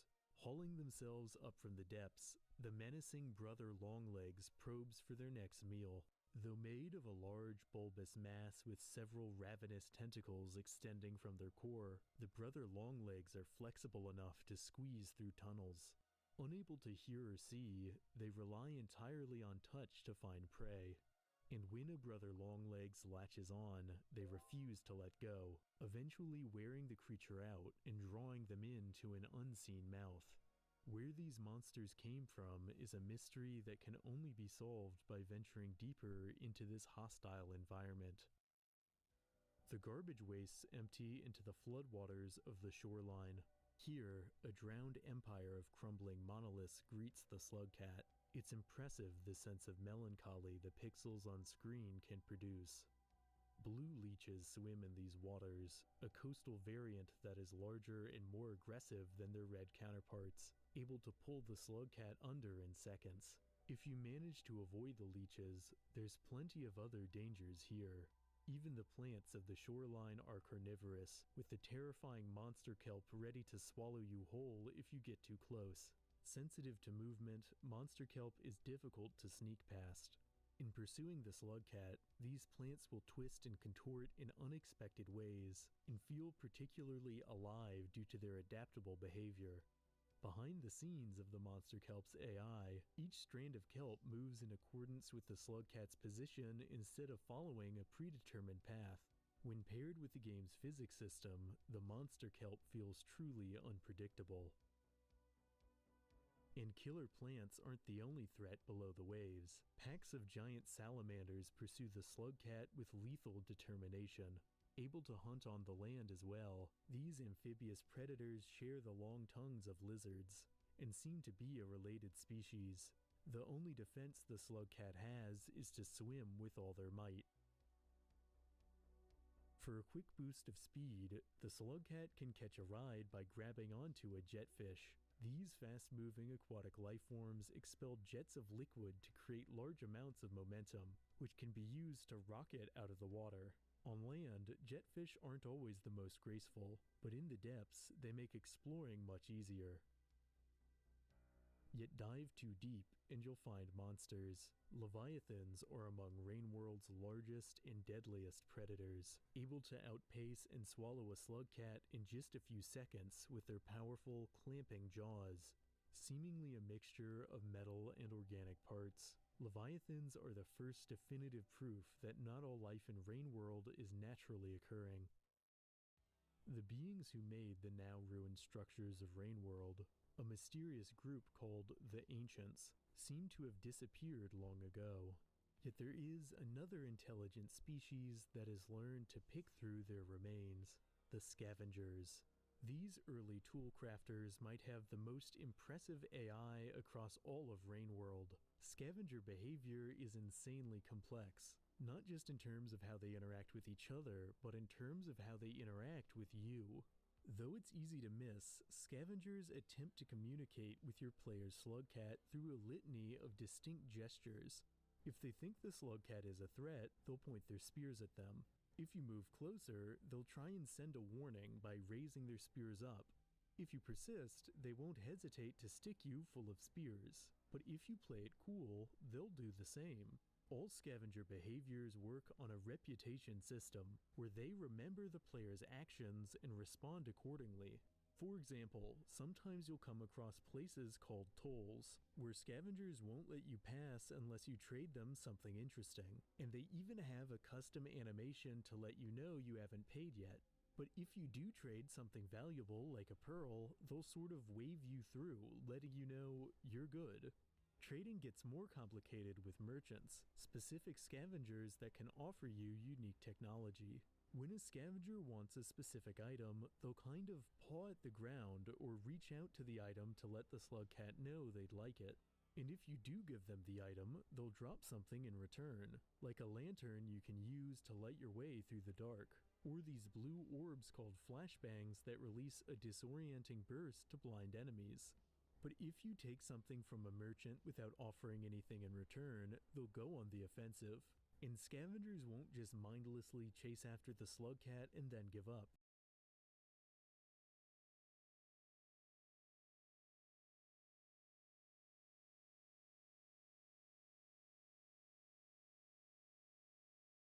Now, rot. I was a good 20 hours into Elden Ring when I realized I needed to go bury a sandwich in the woods. For days I had tried to chart the game's festering ruins and putrid gods, hoping to understand why this rotting world captivated me like only a few ever had. It's seldom been claimed that moldiness is the key to great world building, but after analyzing tons of sci-fi and fantasy settings, and sacrificing some expired bread, I genuinely believe that mildew is one of the most powerful devices in fiction. Because rot is a story, and stories stay with you.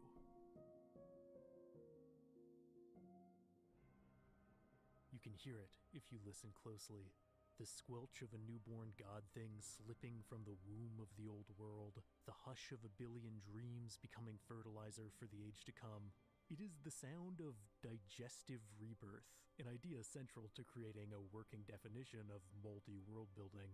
I'm using the term digestion rather than decay because, well, we've all seen decaying worlds, post-apocalyptic landscapes left barren from the fires of Armageddon, but a digestive world is actively feeding, consuming its own foundations to fuel what grows atop it. Nowhere is this concept more apparent than in the games of Elden Ring developer From Software, each title set in a realm where rot devours both nations and gods alike, and yet these lands are rank with life, the gastric humus giving rise to 1,000 new entities. As fungi must chew dead matter to bloom, moldy worlds exist in a state of constant gnawing, grinding ruins of the past upon their rotting molars to create a future.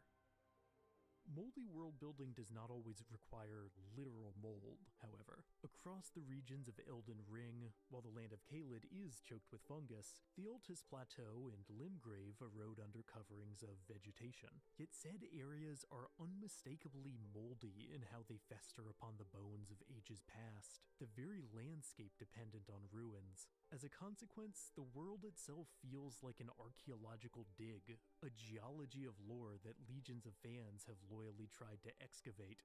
The devotion that Elden Ring's environmental storytelling has inspired speaks to the larger power of a mildewed setting, because on a fundamental level, each ruin is a story. The most basic unit of plot is a change in circumstance, and what is overgrown wreckage but proof of a world's change? There's a reason why derelicts are so common in narrative-focused games. A simple coating of leaves can utterly transform what a building means to an audience, suggesting a vast timeline of unspoken eras. Rot is, ironically, among the most effective ways to make a setting come alive. Decomposition offers a rich and living history without even a single line of exposition. In the game Skyrim, vast weathered structures and putrefying catacombs indicate an extensive backstory, regardless of whether the player is motivated to read through the in-game lore. The scars of history are similarly unmistakable in the kingdoms of George R. R. Martin's A Song of Ice and Fire, where one doesn't need to know that the series is set after the collapse of various empires to smell the stench of necrosis. As is the case with Skyrim, in all corners of Martin's world, monuments of civilizations past cast shadows over lesser present dwellings, the current nations but rats cannibalizing the towering corpse of their forebears. One could even call such settings post-apocalyptic, and indeed, much of moldy world building overlaps with the concept. But a planet-wide doomsday is not required for rot to take root. Time alone can swallow a civilization, erasing names and events, leaving nothing but enigmatic remnants. For beyond acting as a story, a ruin is a question. Why is the wall in Skyrim outside of Whiterun broken? Why was the ice wall in the north of Martin's Westeros truly built at all? It's not entirely clear, and though various potential explanations exist, the quiet ambiguity that an eroded world leaves you with only adds to the setting's intrigue. Indeed, the most effective rotting settings layer mystery upon mystery, piling multiple deposits of ruin atop each other. In Elden Ring, the corpse of a dragon festers upon the remains of an even older church. Elsewhere, the awe-inspiring walking mausoleums are stone Goliaths both overrun with moss and tree growth, and burdened with a second layer of crumbling tombs upon their backs. Every new stratum of wreckage adds subtle depth to a world. Part of why a series like The Last Airbender feels so fully realized is because its environments feature not just debris from the more recent air nomad genocide, but remnants from countless other fallen civilizations, the ruins so commonplace that many go unnamed and unremarked upon. In every region of the land, the wounds of long-forgotten eras mar the background, a through line that both underlines the show's themes of loss and rebirth and makes the setting feel authentically grounded in a robust mythos. It's a method of world-building one could compare to, like, those cross-sections of the earth in cartoons, you know, the ones with, like, the bones and stuff? Or even a sandwich, where each new layer builds to the greater whole. The world-building of the show Adventure Time is especially sandwich-coated, with the vestiges of multiple epochs all mushed together. When I was younger, I felt like an archaeologist while watching each episode, using background details to piece together that this cartoon about a boy and his magic dog was set not just after a nuclear apocalypse, but multiple Armageddons, resulting in the ultimate hodgepodge of lore to pick through. Generally speaking, with every additional level of moldering leftovers, a setting will feel that much more storied.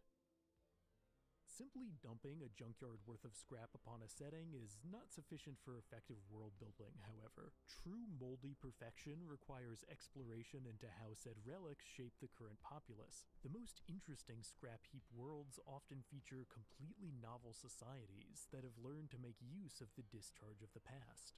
In settings like Fallout and Mad Max, entire cultures exist based on the repair and rediscovery of lost technology. Scavenger worlds are typically set in Earth's imagined future, but occasionally fester in more fantastical settings. Elden Ring could be considered a scrapyard world with how most characters rely on salvaged materials, and the only new structures are meager hovels built atop grander ancient foundations.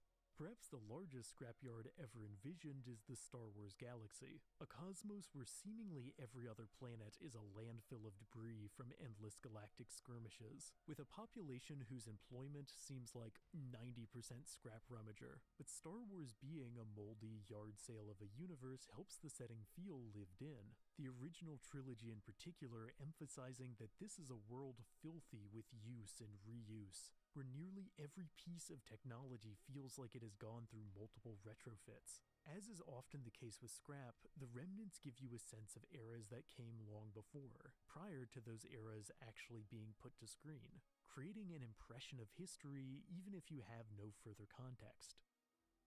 But while wreckage might convey backstory to the audience, the characters who inhabit these ruined worlds frequently lack the context to understand the very relics they scavenge. This misunderstanding trope is most common in stories where there is a significant technological or cultural gap between a realm's current inhabitants and the civilizations that preceded them, resulting in mix-ups that are often played for laughs. We're about to lose our American deities. But the profound alienation that can emerge between a society and the defaced ruins of their forerunners may also be a source of tragic false interpretations. The recent Kingdom of the Planet of the Apes films offer a surprisingly layered investigation into the dangers of a history disfigured by time. In the setting, there's the obvious dramatic irony of ape societies failing to understand that the structures which dominate the land were built by the now diminished human population, but also a subtler misconstrusion of the ape's own heritage. The story sees a cult-like clan waging war under the banner of the ancient ape leader of Caesar, turning his doctrine of peaceful unity into a pretext for zealous conquest. The masks take his name. Twist his words. The story explores how even the most well-intentioned philosophy can become putrefied through willful mistranslation, positing that it is not just buildings that rot eats away at, but beliefs. The decomposition of an idea, of a system of principles, is an abstract concept that moldy world-building has the power to make physical. In the ever-relevant setting of Elden Ring, the titular ring is a corporeal manifestation of the order of the world. Before the events of the game, that order is literally shattered by a vengeful deity, adding context to the ruined nature of the land. The fractured realms of Elden Ring are filled with deities similarly willing to deface their beliefs and their own bodies in exchange for greater power. Prideful demigod grafts on additional appendages, a divine dragon forges a sword from seemingly his own innards, a titan rips off their leg without hesitation as an offering to the divine. Nothing, it seems, is so precious that it can't be sacrificed for the chance at grasping additional strength. And as the gods rot physically and mentally, so too do the larger belief systems of the world. Most places of worship left abandoned and in disrepair, the statues of the divine slowly corroding alongside their philosophies. In this land of forsaken principles, some monuments even depict deities so forgotten in the present they're never mentioned anywhere else in the game. Did these gods too deserve to rot, or was something vital lost when their names were last spoken aloud? There is a particular melancholy to an overlooked structure that clearly held great meaning in a past age. The Lord of the Rings is filled with such megaliths, some of which are still revered, but just as many have crumbled away into total obscurity. Tolkien famously wrote his mythos as if he were translating an imperfect text, and would sometimes intentionally leave out details to suggest time had eroded the records. Lord of the Rings is deeply mournful of the idea of a history or culture becoming lost, though it simultaneously offers hope that such losses can be recovered. The deterioration of the world in Elden Ring does not seem so fixable, however. There is something irrevocably funerary about the setting, the entire realm like a single mass grave, with the tombstones already too weathered to know to whom to offer condolences. It is a world stripped of its past, the only records existing in eulogies from unreliable narrators. Perhaps the best surviving ruins border the city of Leyndell, the walls outside the capital still standing proudly, but even these relatively intact structures appear to be in the early stages of compost. No empire is so grand that it lasts for eternity. Themes of a kingdom succumbing to rot are unavoidable in any sufficiently moldy setting. All those cool-looking ruins have to come from somewhere. But what the corpse of an empire represents in narrative varies significantly. In Zelda Breath of the Wild and its sequel, the destruction of the Kingdom of Hyrule is presented as an unambiguous negative. This was a nation of gentleness and prosperity, and the ruins that remain are, well, much has already been written about how haunting they feel. Each battlefield of bad memory the land has been unable to fully forget. Scars from a similar battlefield mark a region outside Leyndell's borders, but the emotions of the scenery are less clear-cut. It is evident from the crack on the wall that here an army tried and failed to overtake the city, but what is less evident is why an army marched upon this realm, if their cause was just or unjust. And in a way it scarcely matters, because though the forces were repelled, the city seems to have fallen to ruin regardless. All across Elden Ring, one can find ruined battlements presented without any straightforward connotation, beyond perhaps the simplest one, that it is the birthright of any empire to die. Even Zelda acknowledges this. Old Hyrule is far from the only kingdom whose wreckage is strewn about the land, the entire realm a cemetery of cultures that must have once also been the height of civilization. Indeed, some of the oldest ruins are ironically the most technologically advanced, suggesting that no level of achievement can fully safeguard against decline, and reframing the most recent collapse as just the latest in a long and predictable cycle. Perhaps part of why moldy world building is so consistently resonant is because it reminds us of the simple truth that nothing is so mighty it cannot be brought low by time. When exploring virtual ruins, it's impossible, at least for me, not to think about how the people who lived in these empires probably thought their way of life would last forever. A similar feeling creeps in whenever I pass by the giant corpses in the margins of Elden Ring, each titanic cadaver as nameless as the statues of the south, left barren and forgotten despite their obvious former might. Did these giants too believe themselves to be unconquerable before the rot set in? Impossibly vast powerhouses falling to ruin is an aspect of moldy world building prevalent across genres. In science fiction, it most commonly appears in the form of immense superstructures, left festering after the empire that built them inevitably collapsed from their hubris. This trope is a tried and true method for sci-fi world building, adding a little moldy sauce to the lore broth, with the most famous examples likely coming from the game series Halo and Mass Effect. In both cases, humans seek to use the megastructures left behind by a collapsed forerunner species for their own devices, hoping to build their futures on the carcasses of the past in familiar, digestive fashion. As you might imagine, how good an idea this turns out to be varies greatly, with the same ego that ended the previous empire often flaring up when the new upstarts try to appropriate the ancient power. Even the mightiest foundations, these stories suggest, can prove too rotted to construct something novel upon. At what point is a skeleton too decayed, too putrid at its core to be salvaged, no matter its former grandeur?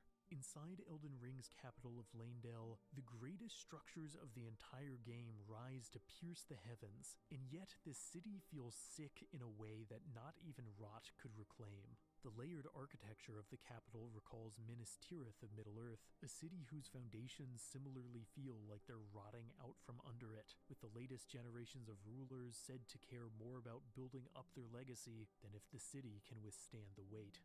Leyndell similarly bears the burden of the unfathomably titanic Erd Tree, a golden life form that can be seen from all corners of the land, a physical manifestation of the cosmic laws that supposedly binds the world together, and yet the roots of the Erd Tree are ravenous, its tendrils choking the very heart of the city, and carving out deep catacombs where corpses rot and monsters fester. It's a slight spoiler to say, although the lore of Elden Ring is frankly so impenetrable that it's hard to spoil any of it, but the tree itself might in fact be a kind of cosmic parasite, draining life from the capital and the lands beyond while offering nothing in return. Every city, like every land, is a hierarchy of layers, and if the bottom becomes too corroded while the top continues to grow, the entire structure will come crashing down. You can feel the rotting base of a city preparing to buckle under the mass of its topside from the very first episode of the series Arcane. An impeccable example of sociological world-building, Arcane presents a nation split between the wealthy and bloated city of Piltover and the festering damp of the impoverished Undercity. Everywhere you look, there is evidence these layers are not stable, that the entire house of cards is about to come crashing down. A metropolis built too tall atop too meager an edifice is hardly an unfamiliar idea, both in fiction and also outside of it. In moldy world building in particular, cities made of multiple mildewing layers are a foundational trope. Almost as common as white birds, because I'm serious, there are always white birds in these settings. I know they're more generally used for scale, but it's a legit trend that if you see white birds, you're in for some premium moldiness. Anyway, birds or no birds, there is something uncomfortably familiar about decomposing cities, the municipal deterioration recalling any number of real-world spaces in decline. Because here's the thing, planet Earth's world building is, in general, extremely moldy. Think of how many actual cities are built atop more ancient foundations, or still have standing ruins you can see to this day. Earth is a setting absolutely riddled with eroding evidence of ages past. I think that's part of why moldy world building makes a setting feel more detailed and realistic, because it is realistic. We don't always think about our own planet this way, but Earth's history is filled with the kinds of epic kingdoms and empires that would not feel out of place in works of fantasy, with cultures that are unfamiliar to us that we too have tried to piece together from the imposing remains of their crumbling megastructures. Earth has even gone through its share of semi-apocalypses, the Bronze Age collapse, the Indus Valley decline. We are not on the first draft of human civilization. Technology has been lost and rediscovered as well. In much the same way that in Martin's A Song of Ice and Fire, advanced metalworking has been forgotten and the only new Valyrian steel swords must be melted down from pre-existing blades, throughout Earth's history, steel sword-making techniques have been forgotten and reintuited multiple times. Earth's Greek fire is an even more remarkable piece of technology lost to time, an ancient chemical flame that could supposedly still burn even when exposed to water. Martin's world has its own equivalent in wildfire, and just like in our reality, all records of how to make the chemical mixture eventually mildewed away, which sounds too fantastical to be true, but genuinely, we're still not entirely sure how to make Greek fire after centuries of trying. Earth itself really is the preeminent example of moldy world building, an endless cycle of rot and rebirth.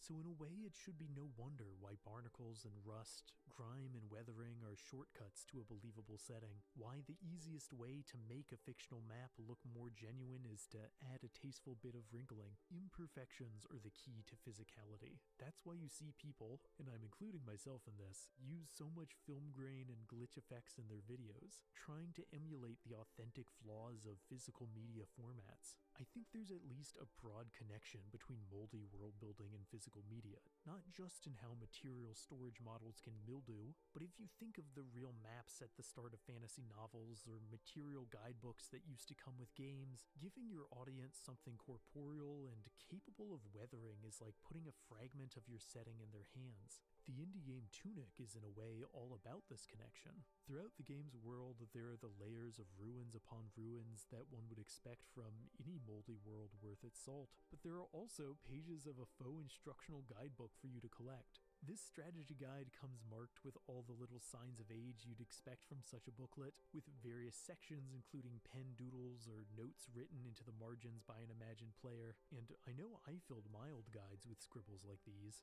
Such marks are proof of history in the same way a piece of wreckage is, a testimony that someone has been here before.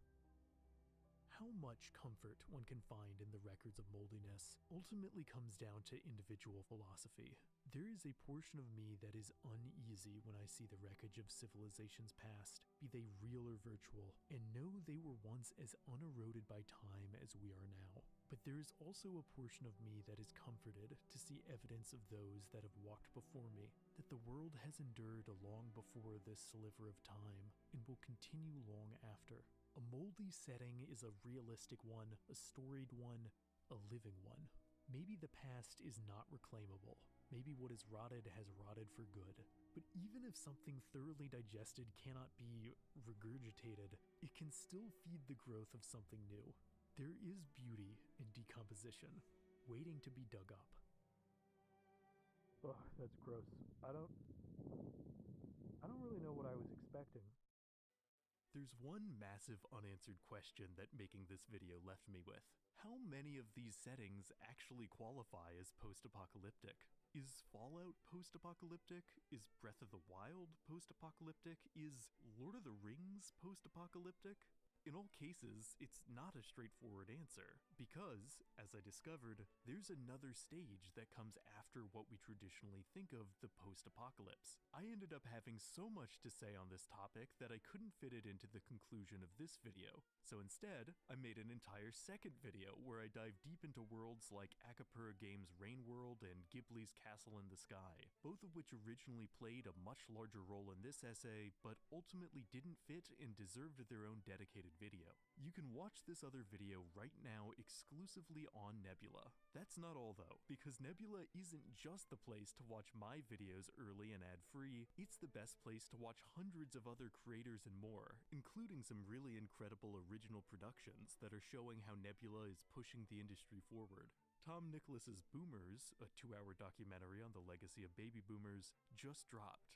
Nebula is a remarkable platform, enabling creators like myself to bring you consistent, high-quality videos, all while offering a wide range of exclusive content that's on a whole other level from what we could make on our own. So sign up for Nebula today at just $3 a month on the yearly plan at nebula.tv/curiousarchive. Plus, every Nebula subscriber gets guest passes to share everything on Nebula with friends or family for a week, and no payment info required to redeem. That's nebula.tv/curiousarchive to check out all my exclusive videos and so much more. And as always, thanks for watching. If you enjoyed this entry, please lend your support by liking, subscribing, and hitting the notification icon to stay up to date on all things curious. See you in the next video.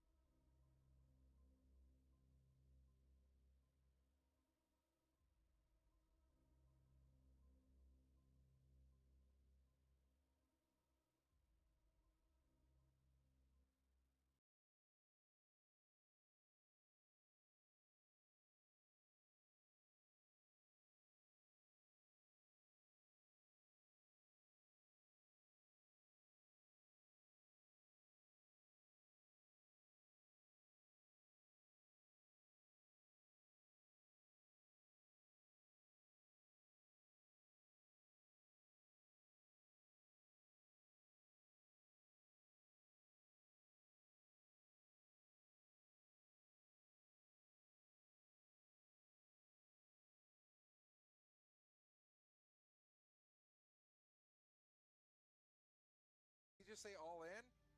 You did. Yeah.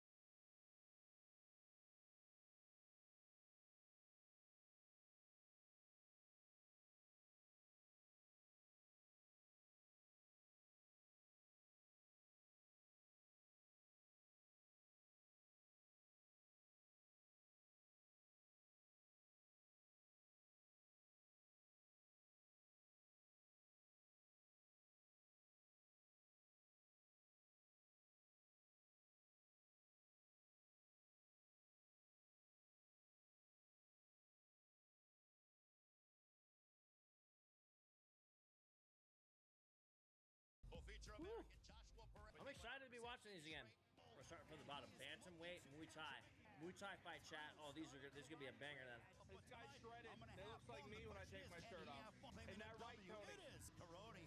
With that, we turn it over to the You look Voice like One 50 Championship pounds here. of chewed It is bubble Tom gum, Lau. bro. What the? I'm ready. Katsuki Kitano, the Road to One Japan winner. Come on. Seeking to extend his win streak to 8 against Stefan Karoli. 12 knockouts. That he has. Can he make it 13? Good body kick there by Karoli. What you know about Muay Thai, Tony? They're gonna kick the shit out of each other. Amen. No takedowns. They can catch each other's legs and flop them over like a teacup. Kitano as he checks the retaliation. Damn. Mitch Oh, Karoli it's gotta looks in hurt. Oh, my outstanding God. physical shape. I would say that this is the best we've ever seen him. Yeah, Karodi looks very, very sharp. Katano won the Road to One Championship tournament in Japan. That calf. Oh, nicely. okay. Landed it a He's few on times a and he's been able to 7-fight win streak. check all of the Oh! Dude, how do you and almost good night. how do you shake your head to a head kick laugh like that, bro? That is crazy. How do you throw a head kick standing that close to him? glued to his head. That's what I was thinking. You know what I'm saying? Me watching it. My man can throw a head kick in a closet and get a shirt. He's also going to start checking those leg kicks, too, because that's targeting the calf. My man's in Lowe's throwing head kicks to grab what's on the top shelf. All of a sudden, We are now at the midway point of round 1. Nice body kick. As Karodi's looking to close the A little distance here, convoluted Mitch, but there. It seems like I don't know, man. Kitano Kitano very looks much faster willing and to fight at distance here. Bro, after some that ass kick, behind dude. it. stay on the outside. He does have a strong clinch. He looks confident. Yeah. He's an MMA fighter. Kick too. Yeah, I mean, there's no ground combat, though. So anytime I need touches, stand up, go again. Yep. Takedowns are worth points. So. They are, yeah. Yeah, so you can throw people down, you just can't hit him on the ground. Beautiful dump right there. I mean, it looks like Yeah, they cannot hit him on the ground. Both men have Yeah. had brief moments Okay? Okay? of success as Olivier we Coste shut speaking to this Yeah, Stallone. referees get to push all sorts of famous fighters. It's kind of crazy, huh? Here in the first round, stepping inside to Without try to getting land beat an up. elbow is Karodi. I think we could push him, but I don't think it would end well for either of us. Yeah. Strong clinch battle here as we end the first round. Kitano lands some short knees as Karodi was able to land an elbow right before the exit. You see that, dude? Just gets to push fighters. Final moments of round 1 between Stefan Karodi Oh, that and elbow Oh, he's was nasty. going for a home run with that elbow. That'll end round Oh, 1. yeah. Okay. I mean, that head kick secures that round 1 for Kitano, right? Yep, yep. Oh, he also got 2 takedowns as well. So. Kitano was able to I don't know find how the this takedown beautiful scoring shot right works. here. Bam! It looked like a body shot. Tail left high kick. My man wore that shit though. No big deal. Try to throw and then land on top. Here we go again. Some knees being delivered on That short elbow was sneaky. being hammered away by both men. This guy really likes to do the takedown stuff, huh?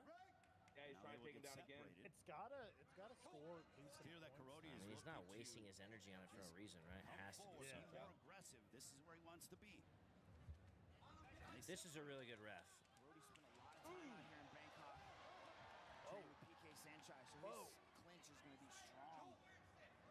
You're just over the That kick halfway looked mark a little of round crazy 2. right there. That See, looked what a I'm little not seeing crazy. is Mitch, is it due to the fact that Kitano's trying to show body his shot. bravado? change your game plan. You have to be able to Brody's make these kind of mid-match figuring it out adjustments here a to little where bit. you see Yeah, what he's their getting the opponent's trying to groove. do, which is He this. is. He's bringing it back, actually. Yeah, this is his round so far. That was a tough one. Strong inside that clinch, which is like the fourth dump. He landed on his that face? He's been able to pull off. Yeah, Katana Great just redirection, he catching just Karodi he off just balance. flicked the So I think floor he mat feels there. comfortable there. He's all right though. He's just not being able to play his game to its full potential.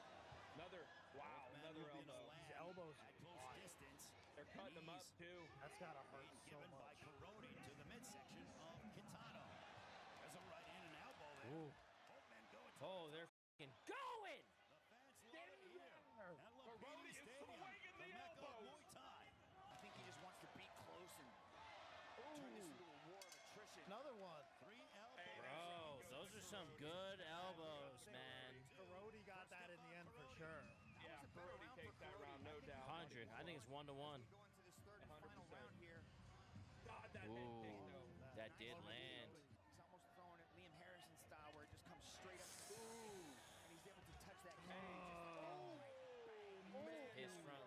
shocked. Oh my god. Oh no. That front leg is hurting bad. Your entire leg shuts everything down. But Opponent on the floor, no strikes, okay? I want to see him walking around after that. Stefan, you good? Olivier Coste giving Kitano a warning about the late shot. He kicked in, he went down, he followed it up. I don't think it was malicious, it was just a timing issue. Oh, he switched stances. He's switching stances, He yep. doesn't those leg kicks. He doesn't like those things. He was looking wobbly on that leg when he came back. Leg kicks that worked well for him. But now he's got an elbow with Karate and southpaw. So now those right kicks could go to the body before he gives him time to do this. The judges as the biggest moment of this round so far. In the clinch, there's an elbow there by Karate. Karate still in the southpaw stance. But now Karate is really digging deep. He's trying to utilize these last 90 seconds to his advantage. He's delivering a plethora of knees to the body. He's racking up some points right now. Yeah. Oh, another nice knee. Catch up. With these. That's a lot of point scoring for Karate. Wisely switches back to southpaw. He's putting the pressure on him. Oh yeah. Karate is busting up Katsuki Kitano as we approach the final minute of the fight. Oh man, Katsuki got messed up in that exchange. He is fast, bro. He is just, There's an elbow, and yes, his mouth is wide there's open. a cut underneath the right eye of Katsuki Kitano. His face bloodied from the work of Karate as they go to the canvas. That was dangerous. Oh yeah. I'm glad he's okay. 45 seconds. Sort of. He can't stay there because then he's going to enable Karate to do this. That was big. Another one. Another one. Body into the head. Katsuki Kitano's face is bloody and swollen, and his mouth is bleeding as well. What a matchup between these two. Giving it, I'm giving it to Karate. I mean, look at his face. There's a lot. I bet you there's a lot more sneaky elbows.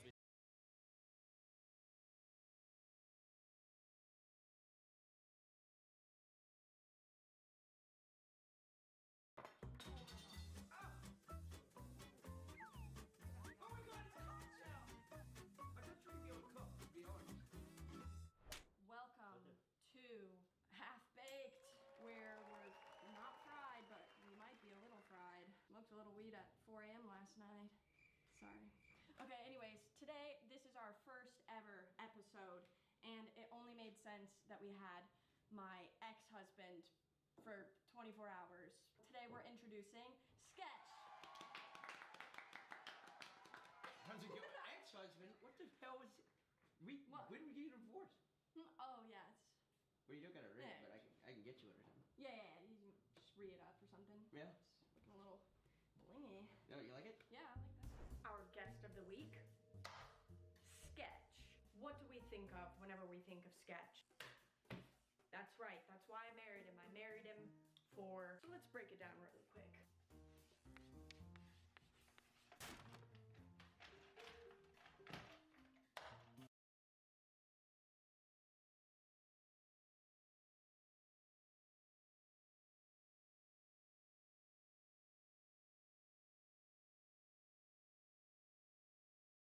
It feels like it's been a while since I've really enjoyed a piece of high fantasy, which makes me sad because I really used to like this stuff. I do still like the sense of wonder it provides. The ideas are still good, the stories are still interesting, but the more I learn about magic and its history, the less I see it in these stories. In fact, some of this stuff, in a weird way, makes me feel something kind of opposite magic. As if the actual idea of this fictional magic, the fantasy we're all engaging in, is something completely different, and magic is just this surrogate term we've adopted to describe it. To be honest, despite my history, the whole idea of magic systems has always felt just a little dissonant to me. It's almost as if, in the pursuit to systematize our fantasies, we sort of lost the concept of what magic even means.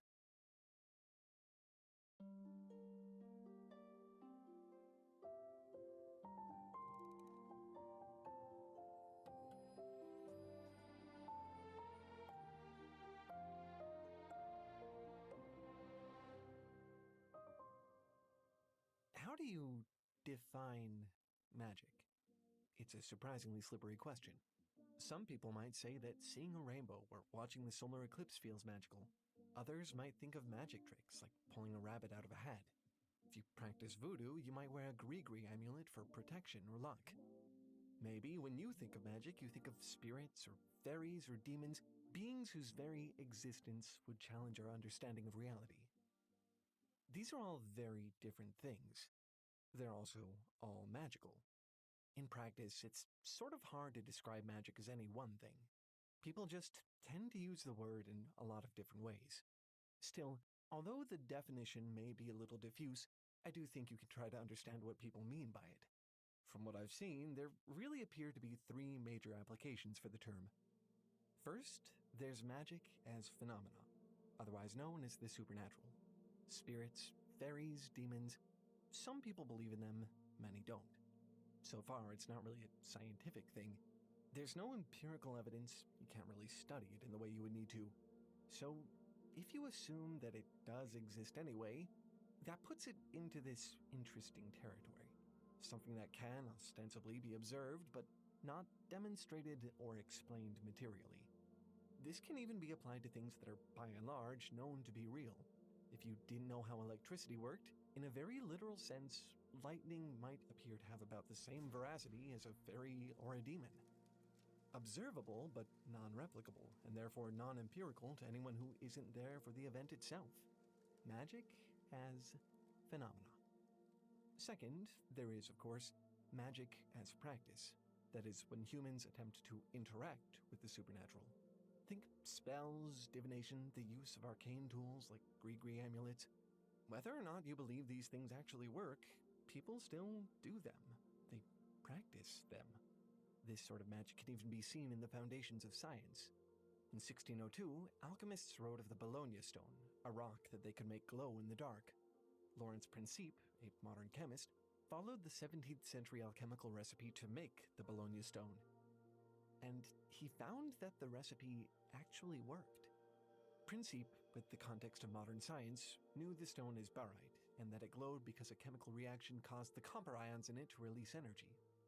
To Wilhelm Homburg, the alchemist who authored the original recipe, the rock's luminance was magical. Whether they believed it was due to magic or science, both Principe and Homburg got the same result from the same recipe. To one, it was science. To the other, it was magic.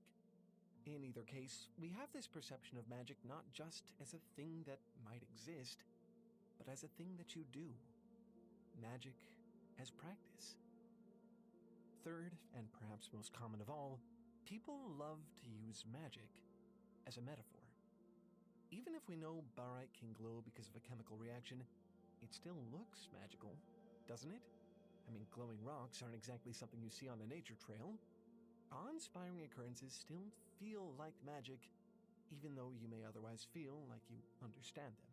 You can pick up a book and learn all about electricity, and a lightning storm can still fill you with a sense of wonder. You might say that it feels magical to you, even if you don't mean it literally. I think, sneakily, this is how Arthur C. Clarke used the word in his famous quote, "Any sufficiently advanced technology is indistinguishable from magic." The intended sentiment is, of course, that anything which appears to be supernatural or impossible will inevitably one day be understood, but the use of the term magic here paints a picture of those things which are, by his reckoning, actually perfectly rational, as impossible to distinguish from the supernatural. He's saying that despite an implicit basis in rationality, they might yet appear to be impossible and wondrous. That a thing doesn't actually have to be supernatural to feel like it is. Magic as metaphor. There is a secret fourth application of the word. The way the term magic is used in fantasy is just generally very different from any of this. It has almost nothing to do with the veracity of the actual event or your belief in it. It really has more to do with the text. In Lord of the Rings, Frodo can use the One Ring to turn invisible. If someone put on a ring and turned invisible in real life, I mean, we'd have to ask some questions about that. that could throw our entire understanding of physics into question, or at least create some kind of rush to understand this weird ring's mechanisms. In a fantasy book, we just accept that this is something the ring can do. It's magic. We're okay with that. The term people tend to use for this kind of thing is suspension of disbelief, this idea that you can just ignore the logical implications. You don't have to get how things like magical rings work in real life because this isn't real life. It's fantasy. You can enjoy the fantasy without having to question it. But Tolkien himself had a very different perspective on this. Middle-earth, with all its locations and histories and characters and languages, is what he liked to call a secondary world. Within the universe of Lord of the Rings, magic rings do exist. We don't contemplate them as impossible because in the story that's just not the case. Tolkien didn't consider this suspension of disbelief. He considered it secondary belief. You buy the fantasy. Within this setting, you believe that a magical ring exists and that it can turn you invisible. This idea, like much of what Tolkien thought of, has become, shall we say, endemic to the high fantasy genre. There's this pervasive sense that every secondary world in modern fantasy has to be believable. Not just engaging, as per suspension of disbelief, but actually believable. It has to make sense. The audience shouldn't question its rationale. A fantasy world should be logical to the point that you can allow yourself to believe in it, which, ironically, doesn't really leave much room for belief, does it? You might have heard of hard and soft magic systems. These were popularized by Brandon Sanderson, who probably doesn't need an introduction. He's the most successful living fantasy author. In addition to his actual books, he's known for a sort of literary theory he invented. I mean, you're watching a video with the term magic system in the title right now. There's just about zero chance you haven't run across at least some of his ideas before. He's important to understanding the profile of modern fantasy magic. According to Sanderson, hard magic is defined by rules and structure. The story explains to the reader how the magic works. In Patrick Rothfuss's Kingkiller Chronicle, for instance, sympathetic magic is a practice that can be studied. Magicians can manipulate energy by psychically binding one object to another. They have diagrams and measurements for it. It has an intricate set of rules which it obeys. Soft magic, by contrast, exists without explanation. In Lord of the Rings, we know Gandalf is magical, but we don't have any explanation for how his magic operates. In Sanderson's words, soft magic leaves room for authors who want to preserve a sense of wonder in their books. There's also Sanderson's famous 3 laws of magic, which detail all the ways he believes magic can be used to enhance a story. According to these, even soft magic has a set of rules to follow. He gently advises against allowing characters to interact with it, for instance, and if they do, says that it should hinder them more than help them. Soft magic is, in his words, for visuals and ambiance, not for plot. Sanderson's goal here, he says, is to help authors tell better stories. These rules will, according to him, result in more interesting plots and more fleshed-out worlds. This is where you really start to see that fourth application of the term magic emerging. Not magic as phenomena or practice or metaphor, magic as a plot device. I do like some of the ideas Sanderson articulates in his essays. It sounds fun, for instance, to come up with all the different costs associated with using magic. Sanderson himself enjoys using these laws, as do many other writers. His books are popular for a reason. It's also just not magic. This conception of magic, this usage of the term, it's almost directly opposite all our applications and understandings of magic in real life. In the real world, the uniting tether of all the different use cases for magic is the unknown. It has to be believed in, even if there's no proof that it even exists. Fantasy magic systems tend to do the opposite of that. On a textual level, they are a way of rationalizing the unknown. There's always some authorial conceit, some guideline to follow, even for the most mysterious and unexplained phenomena. In the pursuit to create that belief in a secondary world, it seems a lot of writers are forgetting how belief works in this one. I need to say this very directly. Magic is not fiction. Around the world for thousands of years, human beings have been practicing magic in real life, and they still do today. During China's Shang dynasty, people interpreted omens by burning animal bones inscribed with symbols. Ancient Egyptians used protection amulets, both for the living and the dead. Medieval European leech books describe ways of curing disease through magic. People everywhere still practice astrology, follow superstitions, and cast spells. It's part of life. I'm not saying that the supernatural is real. I'm also not saying that it isn't. That's a personal matter for you to ponder. What I am saying is that, unlike science, people don't practice magic to explain the unknown. What is or isn't magical is subjective. There's no real way to tell if your horoscope actually offers real premonitions. Casting a dowsing spell may help you find your keys, or maybe you'll just chance across them soon after, pure coincidence. The alchemists didn't know about the chemical reactions that caused the Bologna stone to grow. Science seeks answers through figuring out how things work. Once you can prove how the supernatural works, it becomes natural. It exits the domain of magic and enters the domain of science. Even with an understanding of science, many people continue to use magic anyway. They engage with it because they believe it can help enhance their lives. Maybe they find it spiritually fulfilling or practical, or maybe magic is just fun for them. Science is perhaps our best way to form a unified understanding of the world. It helps clarify the mysteries of the universe. It equips us with useful knowledge. It's concerned with objectivity, what we can prove to be true. Magic, on the other hand, is all about subjectivity. It's not concerned with what is explicable, objective, true. It concerns only what you believe. You can observe the chemical reactions that cause barite to glow. You can even know how it works. Whether or not it's magic depends on your own personal perspective. In other words, magic is real as long as you believe that it is. Of course, we don't exactly live in a world amicable to that kind of belief. These days, it's a pretty vulnerable thing to do. It takes a leap of faith to put your trust into the unknown. It is anathema in post-Enlightenment society to simply accept something you don't understand without trying to understand it at all. Objectivity is reliable. You don't need to leap when you have evidence of how the world works. Instead, you can safely cross a bridge from the unknown to the known. You don't have to accept not knowing. I think this is why magic systems don't feel magical to me.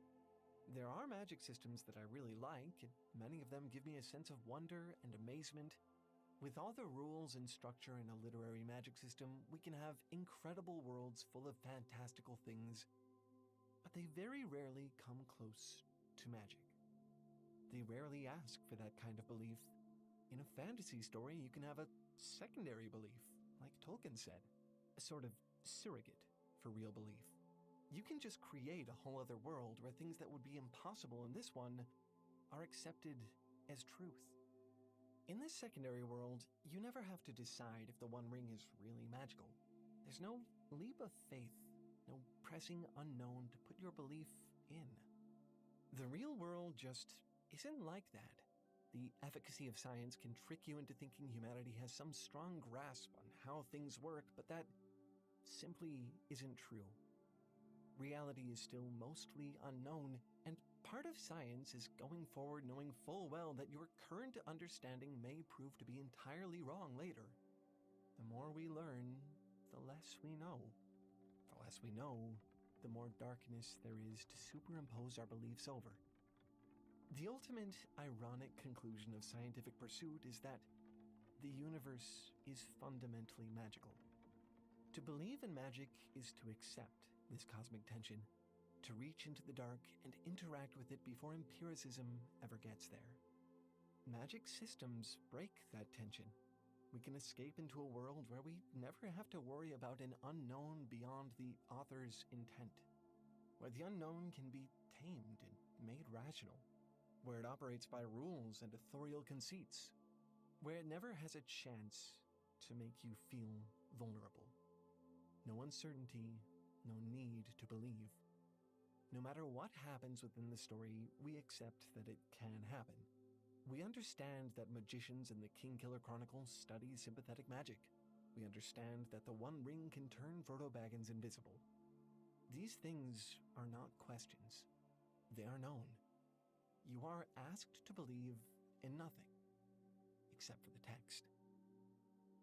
The paradox of magic systems is that they are the fantasy of a world without magic. Remember that Arthur C. Clarke quote about sufficiently advanced technology being indistinguishable from magic? It's a good metaphor. It actually describes how I feel about a lot of things in life. Computer programming is one of those things that I've been interested in for a long time, but always seemed so complex, it might as well be some kind of magical arcana. People who can grasp that stuff have always kind of seemed like wizards to me, but not so much lately. Our sponsor, Brilliant, has really helped to demystify a lot of it for me. I've actually been using Brilliant for a little while now to learn about programming. I used to just think of this stuff as impenetrable cascades of mathematical formula and cryptic progressions of code, but now it's really just a thing I do. It was easy, honestly. It started me off with some simple, digestible tasks and explained each step in detail so I knew exactly what I was doing and why.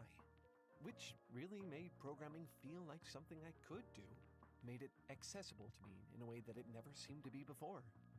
And Brilliant has a whole course on programming with multiple levels that go far beyond the fundamentals, so there's still a lot of room for me to grow. Actually, when I'm done with programming, I think I'm going to spend a little time on the data analysis stuff. Or maybe the maths, logic. I don't know, there's a lot on Brilliant, but it's all just as accessible as the programming stuff, so I'm pretty much excited to try it all. Every course lets you start at your own skill level and adjust your goals for each day. You learn at your pace, whatever that looks like, whether you're incredibly fresh to all of this, or if you're an expert looking for a challenge. To try Brilliant out for 1 whole month free, just visit brilliant.org/talefoundry or click the link in the description. And if it sticks and you want to keep going, that same link will net you 20% off an annual subscription. Again, visit brilliant.org/talefoundry to get your first 30 days free and 20% off a year subscription. If you're tired of math and science feeling like unknowable, mystic rune scrolling, this is your chance to demystify it. I hope you'll give it a try. Anyway, that's all for this one. Thanks for watching and keep making stuff up. I'll see you next week. Bye.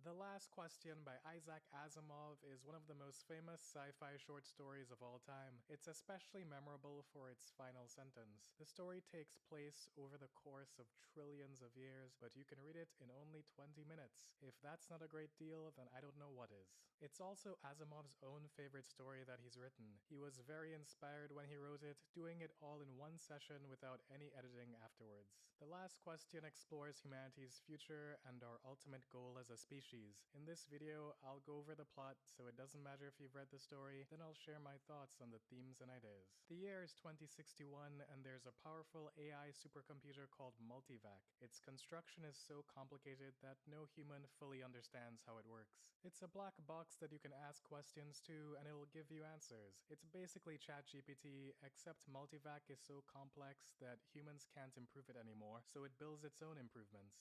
Multivac has been helping humanity build spaceships and expand to other planets. Recently, it figured out how to perfectly harness the power of the sun and switch the entire planets to solar power. We start this story with a conversation between two Multivac attendants whose job is to feed it data, adjust questions, and translate the answers. In other words, they're prompt engineers. So these two prompt engineers are sitting around, and one of them talks about how great this latest solar energy discovery is, because now they can get all the energy they need forever. The other guy points out that they don't have enough energy for forever, only until the sun runs out in billions of years. Maybe they could switch to other stars when the sun runs out, but those will run out too eventually. In a couple trillion years, entropy will increase to the maximum and everything will burn out. The universe will go completely dark and there will be nothing. They decide to ask Multivac if there's a way they could somehow reverse entropy and stop the universe from dying.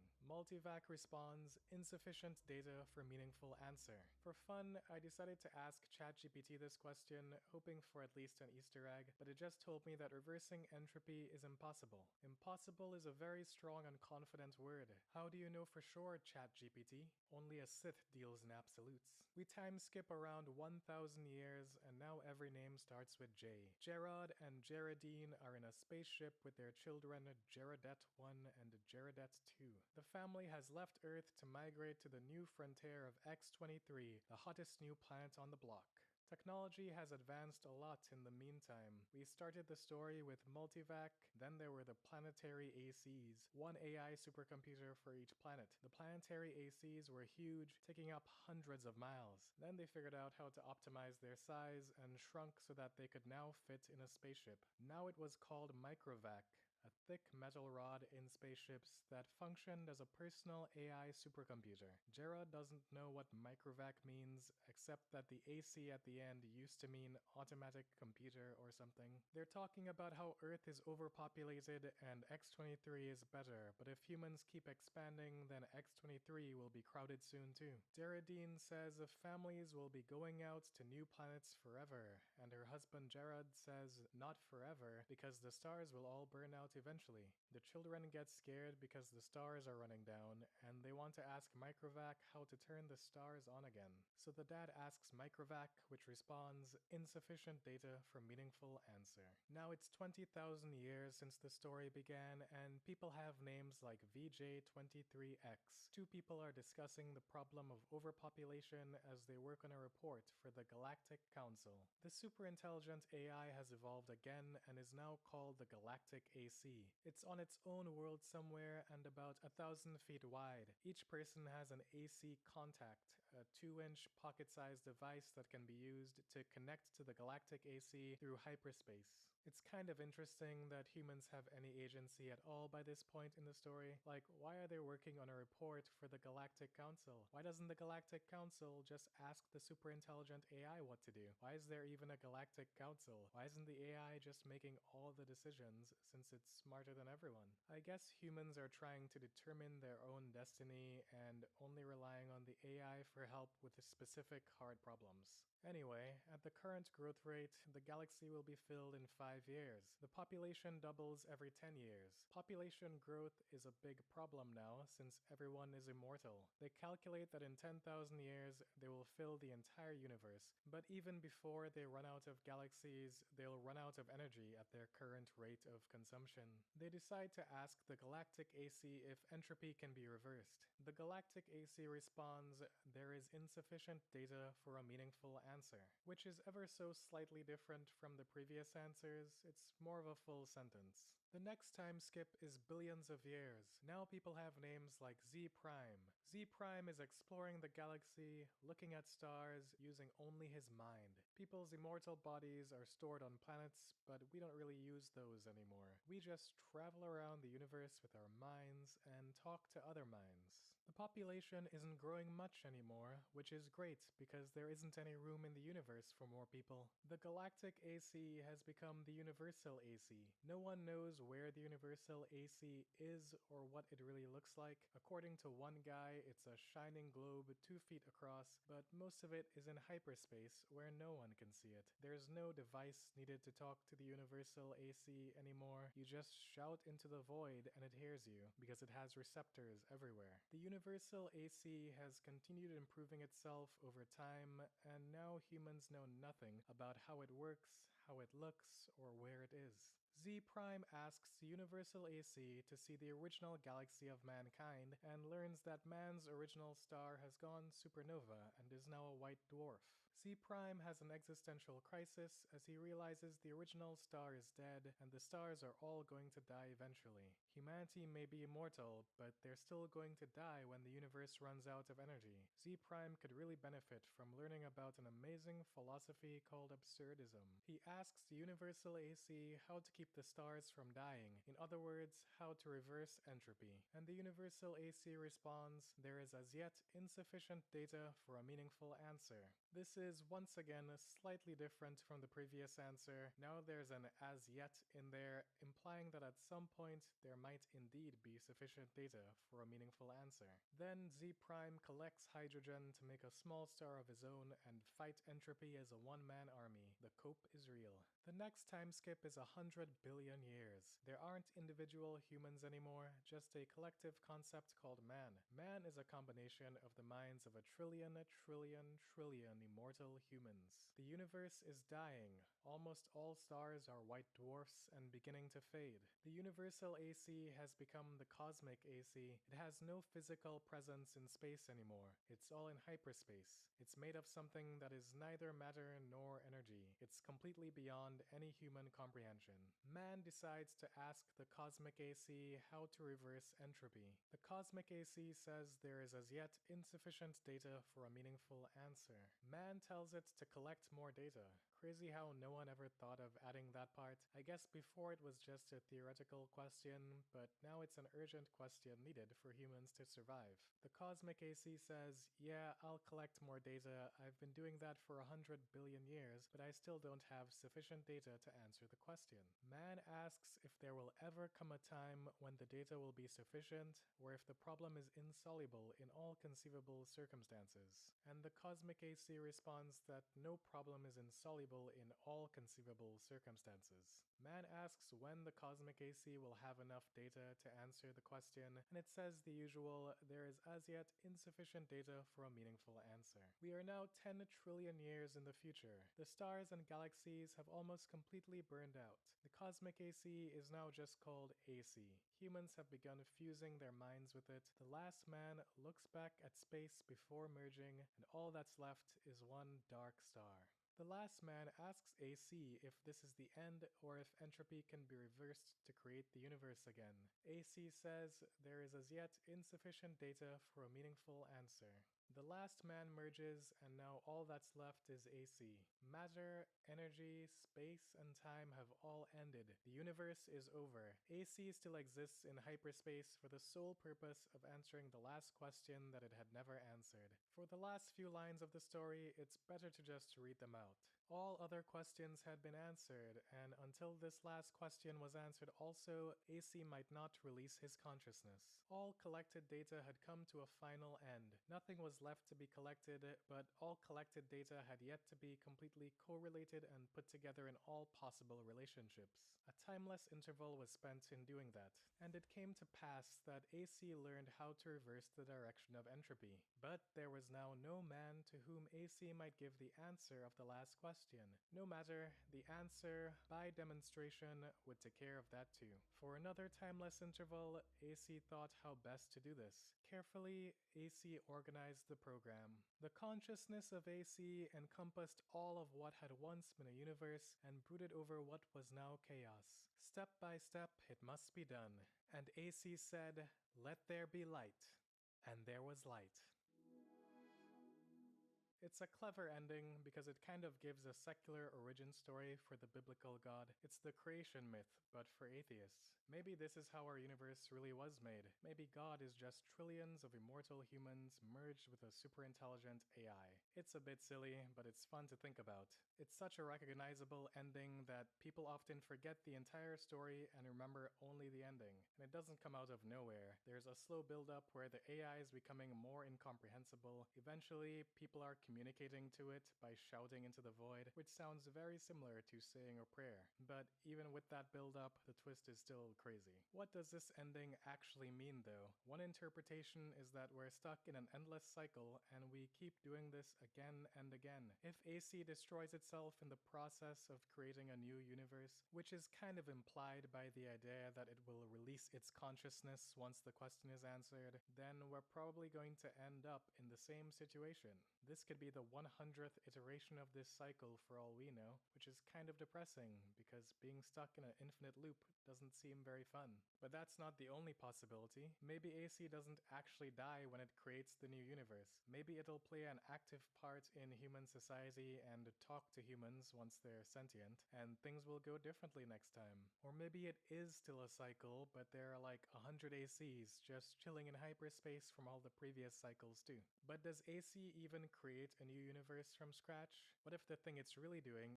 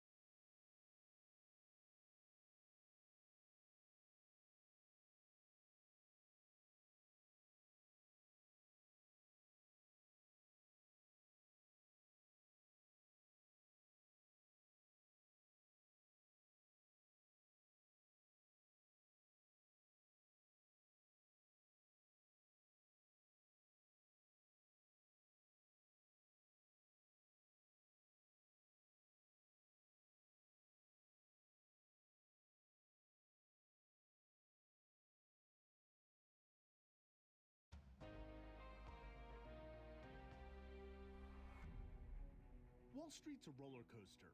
Main Street is jittery. Trump is playing chicken with the world, and the price of eggs, well, that's just rotten. So is this the dawn of the golden age the president has promised? Main Street is going to boom. Or just the start of what his critics are calling a looming Trump session? It's scary. It's like, what's next? Nerves are frayed, and the Trump economy is being put to the test.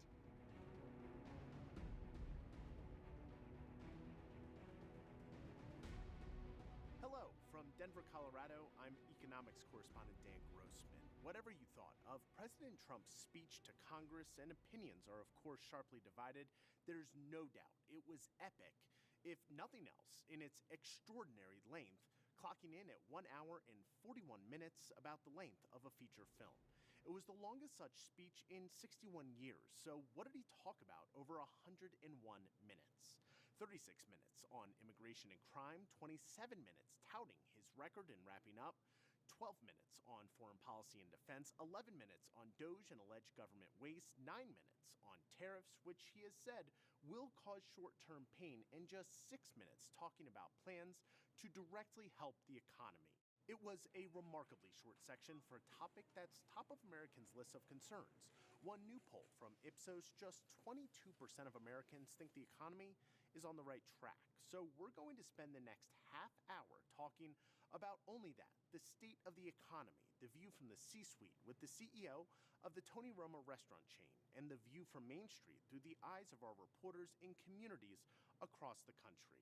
But we begin with one line that really stood out in the president's speech, and Scripps News' Patrick Terpstra setting the record straight. President Trump made a lot of claims when he spoke to Congress, including one about the economy that, truth be told, doesn't add up. As you know, we inherited from the last administration an economic catastrophe and an inflation nightmare. When President Donald Trump returned to the White House, the Consumer Price Index, a measurement of price increases, had dropped to 3%, a range considered healthy and sustainable after hitting a high of 9.1% in 2022. Unemployment was near historic lows, and wages were growing. But new data out over the past few days indicates the economy is now slowing down, and inflation is ticking up as Trump slaps tariffs on Mexico, Canada, and China. Instead of economic growth, the Atlanta Fed now predicts shrinkage of the nation's gross domestic product by 2.8%, a sharp reversal from a few weeks ago when the Federal Reserve showed the economy growing. The March 12th Consumer Price Index, reflecting what happened in February with Trump in office, will show where we are with inflation. But truth be told, Trump did not inherit an economic catastrophe or an inflation nightmare. One nightmare he did inherit was the rising price of eggs, which has continued under him. But that's because of bird flu. It's not former President Biden's fault or Trump's, but it is now his problem to solve. Patrick Terpstra, Scripps News Group, Washington. So we can put that to rest. This is Donald Trump's economy. That's just the way it works. He gets the credit for what's going well, and like every president, he'll take a hit if things go south, and there are plenty of warning signs. The latest monthly jobs report from global outplacement firm Challenger, Gray, and Christmas reveals U.S. employers plan to cut 172,017 jobs in February. That's the highest monthly loss since July 2020 when COVID hammered the economy, and the highest February number since the Great Recession of 2009. This, as Trump's on-again, off-again tariffs are creating a cloud of uncertainty in corporate America. That uncertainty apparent in earnings reports. Macy's saying it will take a prudent approach this year as a result of external uncertainties. And Best Buy CEO says tariffs are making price increases for American consumers highly likely. So yes, it's a tough time to be a worker and a tough time to be a CEO. We're joined now by the Chief Executive Officer of Roma Corp, the company behind the restaurant chain Tony Roma's, Mina Hawk. Ms. Hawk, thank you so much for being with us. I got a few questions for you, the first of which, you are leading a turnaround of a 53-year-old brand. You're doing it as the cost of goods rise. How are you keeping costs affordable for consumers? It's a very unprecedented time with a lot of uncertainties out there. For Tony Roma's, the way we are structured, our franchise partners have the pricing power to determine based on their local condition. And for the corporate store that we have, we at least have one corporate store in Tampa, Florida. We determine the pricing. With the skyrocketing cost of goods, you cannot pass the expense to consumers, because if you do that, you see a sharp decline in demand. So you still need to make sure that it's affordable, something that the consumers will still return. But we are definitely being affected by the rising cost of goods. There isn't much margin left. Ms. Hawk, I want to talk about the overriding thing that's driving a lot of these, or the concerns about it, which are the tariffs. We're seeing some softening on President Trump's tariffs on both Canada and Mexico, mainly pauses on implementation. How do you think this will ultimately play out, and what should Americans know about these tariffs? Well, the way I'm seeing this tariff is we're in a cycle right now, right? I feel like it's going to be course corrected as per the market response. And that's what we're seeing. A policy idea is being laid out. And once the reactions are seen, there are some course corrections that the administration is currently taking under consideration. While that's great, however, there is a sentiment in consumer behavior, and I will give you an example. We have started to get messages in our company where we are located. For example, we do have presence in Canada. We do have presence in Mexico. Consumers write to us and say, in terms of, because of the tariff, we don't want to come anymore. And we have been dining in your restaurants for over 30 years, for over 40 years. So we are seeing some backlash when it comes to consumer behavior. So when a policy like that is laid out, even with subsequent course correction, it leaves an impact. There still leaves a lasting impact on consumer behavior, which, as leaders in the restaurant industry will be facing. You just mentioned that kind of lingering effect that it has on consumers. Kind of plays in this next question. What concerns you most about the immediate future of the American economy? While I applaud the fact in terms of like we need to innovate and I shared those goals too, and we need to see the golden age of America, the concern I have is in that golden age, it should not be exclusive. Everyone should be part of it who has built this country. And that is something I would like the administration to take into consideration. While the vision is great, but alienating people and enacting policies that are harsh will not take us to that golden age. Mina Hawk, CEO of the Tony Roma restaurant chain. Ms. Hawk, thank you so much for joining us. Still ahead, the X Factor. With 70,000 veterans affairs jobs reportedly on the line, many of them held by veterans, could Elon Musk chainsaw cut into what had been one of the brightest parts of the U.S. economy, employment numbers? Plus, voices of the voters, our reporters around the country, are getting an earful from the communities they cover day in and day out, what the people are saying.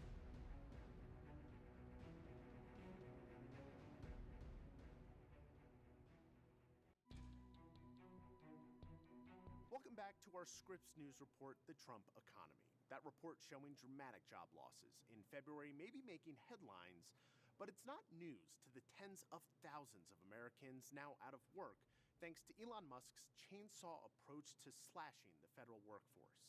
Scripps News Group reporters around the country have been reporting on their stories and fears that the layoffs will impact vital government services. Here's some of what they're hearing. Outside the Lewis Stokes Cleveland VA Medical Center, about a dozen people holding signs. Fight back! What are we going to do? Fight back! Protesting what's happening inside VA facilities across the country. We want to show our support for all VA employees because they dedicate themselves to taking care of us veterans. It's not just the veterans, it's also their family members that are affected by these cuts or certain things that happen, whether it's suicide or just not getting the care they need. I have to wait sometime like 2 hours. Sharon Randolph has spent months trying to get her Social Security benefits sorted out. She's been stuck on hold, waiting in line, and buried in paperwork. I'm filling out a lot of paperwork. It's so much where I need a lawyer and I can't afford one. Now, getting help could become even harder, with plans to cut up to 12% of its workforce. It was almost like a dream because it felt like this cannot possibly be real. Shaylee Bybee says rumors were circulating among IRS workers in Ogden last week, leading up to their sudden termination. They say, I have to verbally let you know that you are terminated because we don't have any paperwork for you. And so nothing in writing, no emails, no guidance on how long our benefits are still good for. She says she was devastated to be thrown out of a job where she was serving small business owners and self-employed Utahns. Taxpayers call in, especially in the collections department, with the balance due, and I would help them resolve that. I kind of loved it because people calling the IRS are really stressed and they're afraid. It's important stuff. And they would end the call relieved and excited for the next step and hopeful. And I just felt really rewarded with that kind of work. I was dismissed with vague reasoning, riddled with factual errors about my position and my division, errors that make me question whether or not my case was even considered with the due diligence that each and every employee deserves. I felt a little disrespected. Disabled veteran Alyssa Ellman of Lockport lost her job last week at the Buffalo VA hospital. Her layoff comes as part of a wave of large-scale firings led by the Department of Government Efficiency, or DOGE. Many of the people that they're laying off are the breadwinners for their family. This income is their sole source of income for their family. Now we're going to loop in White House correspondent Haley Bull and congressional correspondent Nathaniel Reed. Thank you both for being here. Haley, I'm going to start with you, though. How long and how deep is this going to go? We're hearing tens of thousands of people at the VA and across other sectors losing their jobs. Are you hearing about any change in tone between President Trump and Elon Musk?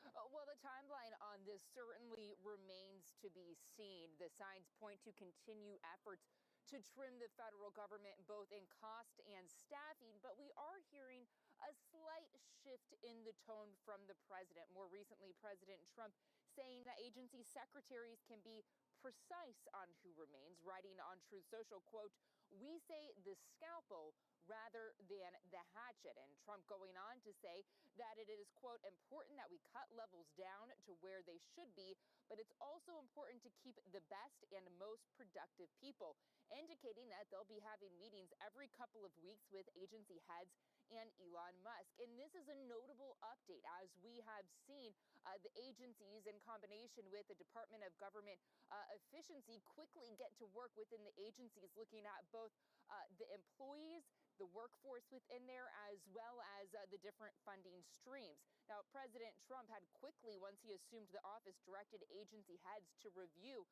those regulations, contracts, grants, and prepare for large-scale reductions in force. And late last month, that was followed up with a memo from key administration offices directing the agency heads to submit reorganization plans and collaborate with the DOGE teams in their agencies. And that memo, Dan, in particular, highlighted hiring freezes, removing underperforming employees, and allowing attrition and temporary positions to expire.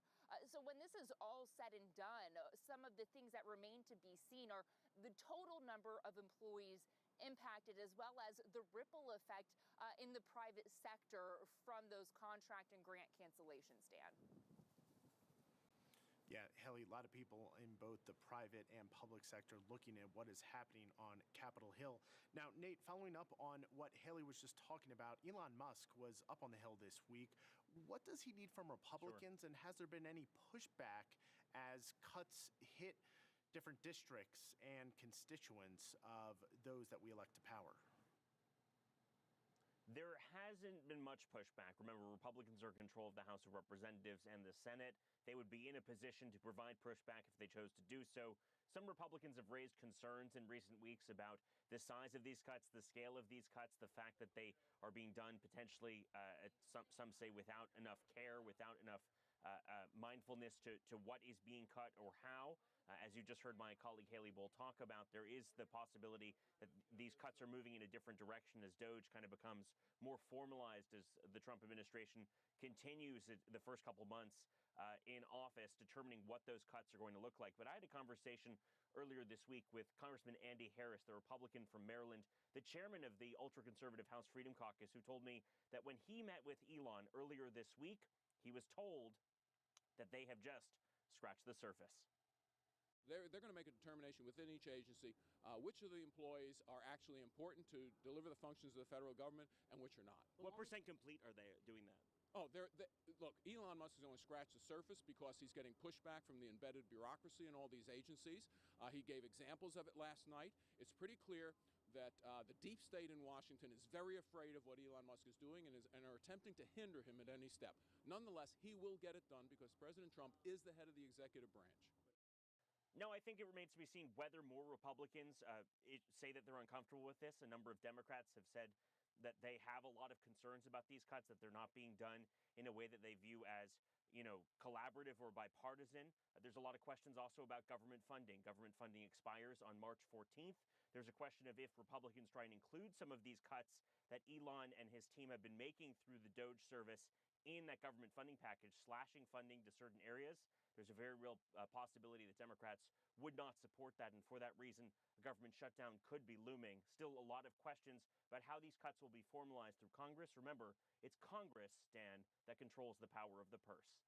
A lot of questions, as you said, Nate. We're really only getting started on this. White House correspondent Haley Bull, congressional correspondent Nathaniel Reed, thank you both for taking the time to be with us here. More on Trump's economy right after the break.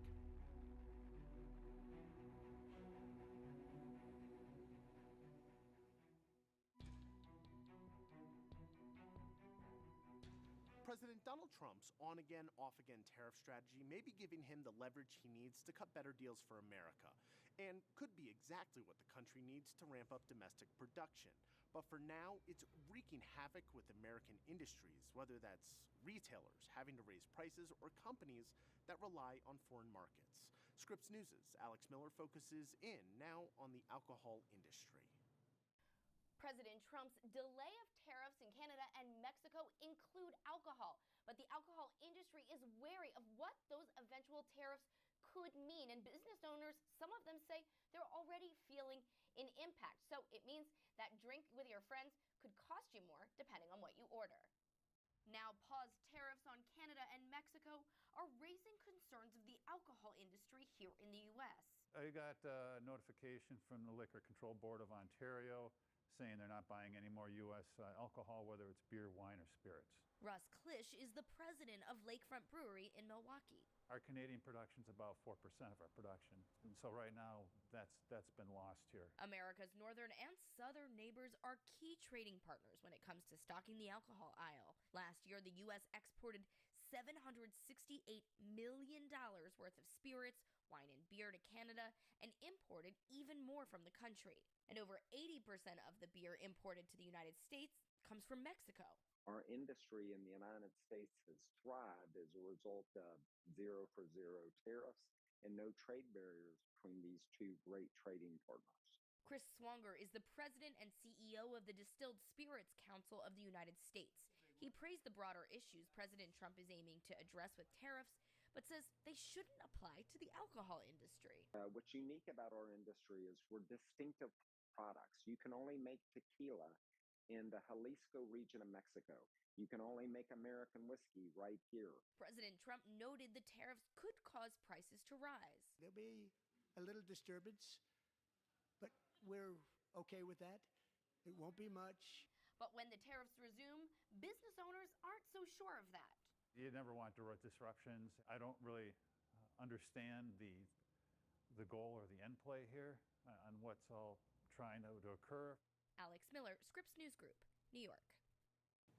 The president's tariffs on Canada and other countries could cause the U.S. to see even more housing issues as costs of lumber could rise. Existing construction is already short of historical supply. In 2023, the U.S. was the largest importer of wood products globally, importing more than $24.5 billion worth of goods.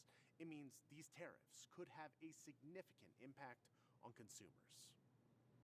President Trump's tariffs on lumber and aluminum could send the U.S. housing market into a crawl. According to Redfin, the number of homes for sale jumped 13% in January, But homes were also sitting on the market 7 days longer than they were last year amid higher prices and mortgage rates. I think there will be detrimental negative impacts on both supply and demand. Mark Hamrick is a senior economic analyst with Bankrate. On Monday, lumber prices rose to a 30-month high in anticipation of Tuesday's tariffs. The impact is not just in home building, but renovations, furniture, and general construction. Hamrick says home builders estimate it could cost 5% more to build a home if prices increase, adding nearly $3,000 to mortgage payments for homeowners each year. I can imagine that some projects will be canceled. Some projects that might have otherwise been envisioned will not happen. And then will the buyers show up? Or would there be essentially a buyer's strike among prospective home buyers who would look then to existing homes for sale? A recent Bankrate survey showed 81% of aspiring home buyers said down payments and closing costs are already a significant obstacle in buying a home, with 20% saying they will never be able to save enough for a down payment. These prospective costs could only make that endeavor more difficult. Thanks to all our reporters who took part in this special, and thank you for watching. As always, please stay with Scripps News as we continue to track this fast-moving story and all the news as it breaks.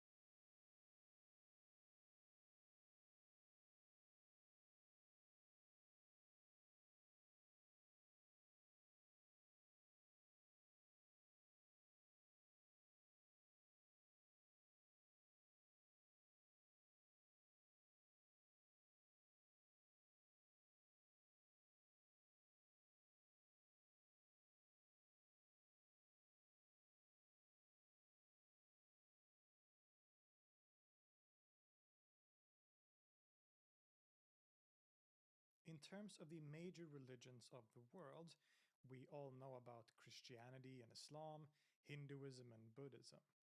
These are traditions that have shaped our world to significant degrees and which still have billions of followers worldwide. But one religion that isn't as large today but might still represent one of the most influential and important religious traditions in history is Zoroastrianism. Being associated primarily with Iran and Central Asia and serving essentially as the state religion for some of the great Persian empires, Zoroastrianism also probably had a major influence on certain key features of the Abrahamic faiths. Many have, of course, heard about Zoroastrianism, but knowledge about the details of this religion is often very limited and shallow. People will maybe know that this is the religion that Freddie Mercury belonged to, or that it is a religion that has an essentially dualistic worldview, concerned with the fight of good against evil, light against darkness. This is all true, but there's so much of Zoroastrianism that most people aren't aware of. A long history of development with unique teachings that have, of course, evolved and changed over the centuries and millennia, but the core of which stretches back far into antiquity to some of the earliest religious literature in the history of the world. So in this episode, let's spend some time and dive deep into the fascinating and very important religion of Zoroastrianism.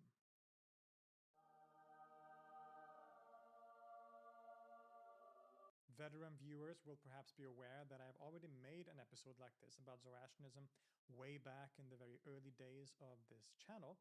And while there's not necessarily anything wrong about that episode or anything that I think is bad that I would change necessarily as such, the production value of this channel, the videos here, has significantly increased and gotten better since then.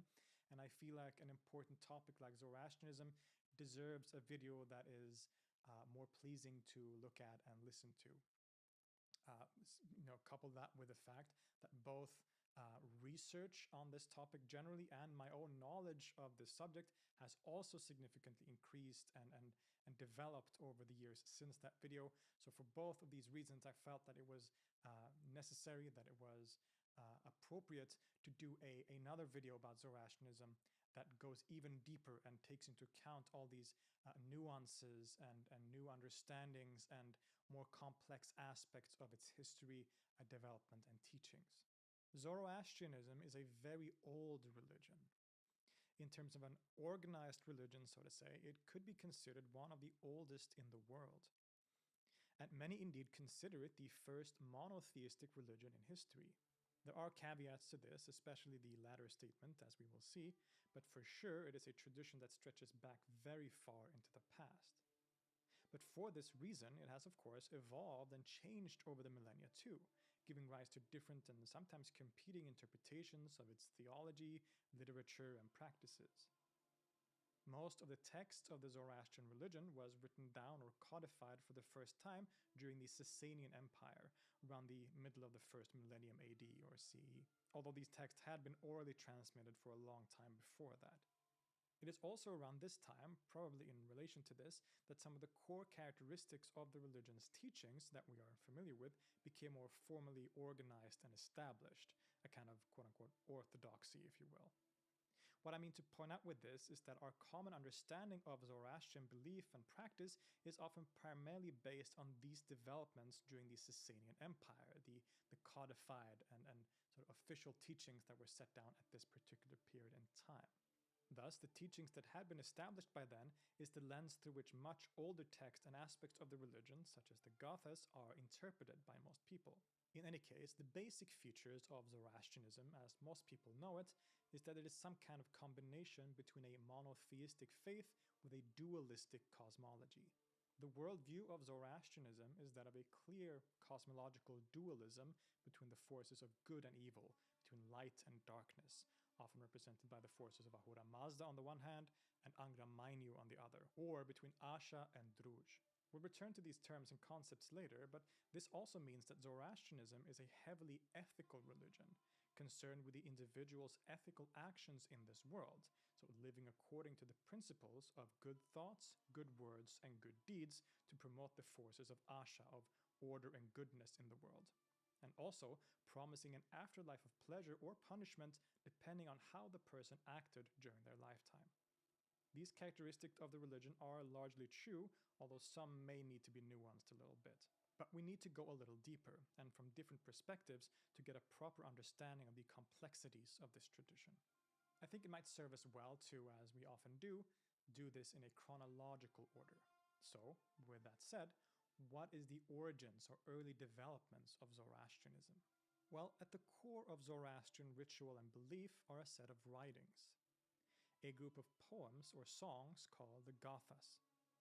This, for all intents and purposes, is considered the oldest source and beginning of Zoroastrianism in some way. The Gathas serve as the basis for much of the core teachings of the religion and as an important part of ritual and practical life for Zoroastrians to this day. The Gathas are ascribed to an ancient figure called Zarathustra, sometimes referred to in Greek as Zoroaster, a poet and sage who is considered the original founder, quote-unquote, of Zoroastrianism. Depending on who you ask, Zarathustra is described as a prophet, a poet, sage, a philosopher, or perhaps all of the above, but all agree that if he is a historical person, he is indeed a core figure for the formation and origins of the religion. Scholars both within and outside the Zoroastrian tradition greatly disagree on dating the life of Zarathustra and the Gathas, some placing him at a very early date around the middle of the 2nd millennium BC, while others place his life in the middle of the 1st millennium BC, so around the year 500 BC or so, at the very early days of the Achaemenid Empire. Based on the linguistic features of the Gathas themselves, the majority of scholars today, I would say, and I do tend to agree with them, favors the earlier date, thus placing the life of Zarathustra sometime around the year 1500 BC, give or take. This makes his poems or songs, the Gathas, roughly contemporary with the composition of the Rig Veda in the Vedic culture in India, making it some of the oldest religious and philosophical literature in the history of the world. And indeed, this connection is important in other ways too, because the context of early Zoroastrianism is very much connected to the Vedic culture in India. The Indo-Aryan language group that migrated into northern India, which became central to the formation of quote-unquote Hinduism or the Vedic culture, and the Proto-Iranians that migrated to the west share a common origin, both linguistically and culturally, you could say. And we can see this in the similarity of many terms and concepts shared between Zoroastrianism and Indic religion, such as words like Devas, Ashura versus Ahura, Hauma and Soma, etc. So we should imagine Zarathustra growing up and living in a society not unlike that of the Vedic culture in India. And when we read the Gathas, for instance, I think it's much more fruitful to do that through this particular lens rather than reading it through more of an Abrahamic lens that I think a lot of people tend to do today. While we aren't sure about much of Zarathustra's life at all we have to go on are the many later legends as well as clues in the Gathas themselves, it's widely argued that he was from what is today northeastern Iran. The Gathas are composed in a language referred to as Old Avestan, and the poems uses imagery and metaphors that point to a society of mobile pastoralism, as there are many references to horses and livestock, including the important notion of the so-called soul of the cow as some kind of cosmic concept. The soul of the cow in the Gathas represents the soul of the world in some way, and Zarathustra talks about the shepherd as an ideal person that takes care of the livestock. And in a similar way, the good person is someone that takes care of the soul of the cow, that is, nature itself and the world at large, as a shepherd would take care of his animals. So Zarathustra figured in a mobile pastoral society with a religious tradition that was probably strongly related to the Vedic one, with a heavy focus on ritual and probably things like sacrifices and offerings, and an essentially polytheistic theology with many different gods or deities. Indeed, it seems that this culture shared certain gods with its neighbors in India, such as Indra and Vayu, among others. Although it's also interesting to consider that the terms for the gods are sort of reversed. So the good gods in India, in the Indic context, are referred to as the Devas, whereas the Ahuras are the bad gods. In the Iranian context, it's reversed. So here, the Ahuras are the good gods, whereas the Devas, as we will see, are a term that refers to evil spirits or evil gods. So in that way, they're reversed. But we can see still that this religious tradition was shared. They share a common ancestry, a common origin, and are very much like each other. Later legends about Zarathustra tell of how he was a priest of this older religion. Thus, he would have been in charge of performing rites and other related things. But as he traveled around the region, he was struck by the violence and unethical behavior of many of the people. Something was wrong, but he wasn't quite sure what it was or how to solve it. This is one of the key themes that we find in the Gathas when we read these texts that are attributed to Zarathustra. It is very much concerned with ethics and pointing out how leaders and people around the world, what was his world, which was Iran at that time, were sort of corrupted and evil and egotistical, violent, all these things. This is a very common theme in these texts. But then something very dramatic happened, which would change his life, and if it is a historical event, change the course of the world.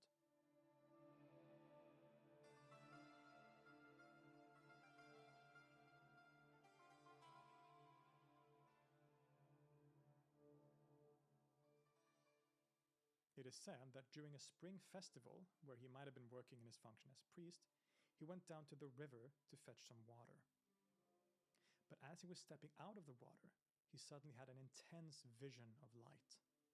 Then, a shining being referred to as Vohumana, good purpose, spoke to him. Zarathustra was given a kind of revelation, where the truths about reality and its working was revealed to him just as they are. And at the center of this revelation was a quite radical concept. Rather than the more polytheistic religion that he was taught in, it was revealed to him that there is only one creative absolute force and source in reality called Ahura Mazda. Ahura Mazda is often translated as the wise Lord or the Lord of Wisdom, and represents one of the key concepts in Zoroastrianism. Ahura Mazda, later often written as Ormazd, is the creative force behind all existence, at least everything good and harmonious in the world. Especially later, Ahura Mazda is often seen as somewhat equivalent to the monotheistic God, the sole creator and sustainer of the world. But it isn't entirely clear just how it should be conceived in these earliest sources. Some translators and scholars today, favoring a more quote-unquote philosophical interpretation of the Gathas and the teachings of Zarathustra, such as Duhhlion, who recently published a translation of the Gathas into Swedish, choose to translate Ahura Mazda as something like the high wisdom, thus giving it a more abstract philosophical ring compared to the more theological interpretations of Ahura Mazda as a god in the more conventional sense that seemed to have become the norm later on. Whether or not this story about Zarathustra's revelation on the riverbank is historically true or not, it serves as a popular legend about his life that also legitimizes his role as a kind of enlightened sage. But scholars are unsure of just how to categorize Zarathustra. It used to be popular to refer to him as a prophet, thus the prophet of Zoroastrianism, similar to Muhammad being the prophet and founder of Islam. Indeed, many Muslim scholars in history also chose to look at Zarathustra precisely as one of the many prophets sent by God mentioned in the Quran, also thus legitimizing placing the Zoroastrians under the category of the people of the book. And it's still popular today to talk about him in such a way. But this might be a bit anachronistic in a way, reading his life through an Abrahamic lens, so to say. Perhaps he can better be compared to the rishis or sages of ancient India that originated the Vedas. Some, as we saw, also choose to categorize him as a philosopher, and this can have a significant impact on how we read the Gathas. I think what we can be most safe in claiming is that he was a poet, or a singer maybe. After all, the one probably direct source that we have of him is the Gathas themselves, a collection of poem songs. So clearly he was some kind of sage poet, blessed with unique insight into the workings of reality and the universe. There is a term in Old Avestan, which is used self-referentially in the Gathas themselves, called a mantran. This means something like a person that uses words like poetry to convey deep existential truths with clarity. I think this, if anything, is perhaps what we can most surely ascribe to Zarathustra, not least because it is a term that he seemingly uses for himself too. The insight that Zarathustra was given about reality, whether through the famous story at the riverbank or not, is what he expresses in the Gathas, and which serves as some of the most key aspects of Zoroastrian thought and belief. The Gathas also serve as the core of the wider corpus of Zoroastrian sacred scriptures known as the Avesta, which, aside from the Gathas, include many other texts such as the Yashts or hymns to divine powers, the Vendidad, the Visperad, among many other texts. And these texts are all written in a language group or groups known as Old Avestan, which is from roughly 1500 to 1000 BC, and Young Avestan, which is from 1000 BC to around 500 BC. In general, the Zoroastrian scriptures are very varied, and new ones appeared as late as the Islamic period, around the 8th to 9th centuries AD. But the Avesta, the oldest and most important collection of sacred scriptures, which includes the Gathas, make up what we could consider the core of the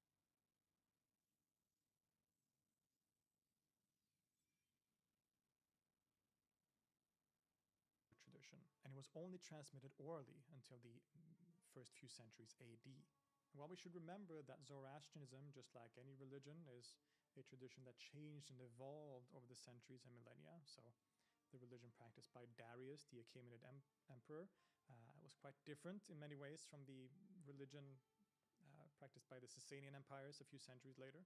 Still, if we look at these oldest sources and these texts, we might be able to reconstruct a kind of core set of teachings and characteristics that are true, for the most part at least, across the board for most of Zoroastrian history.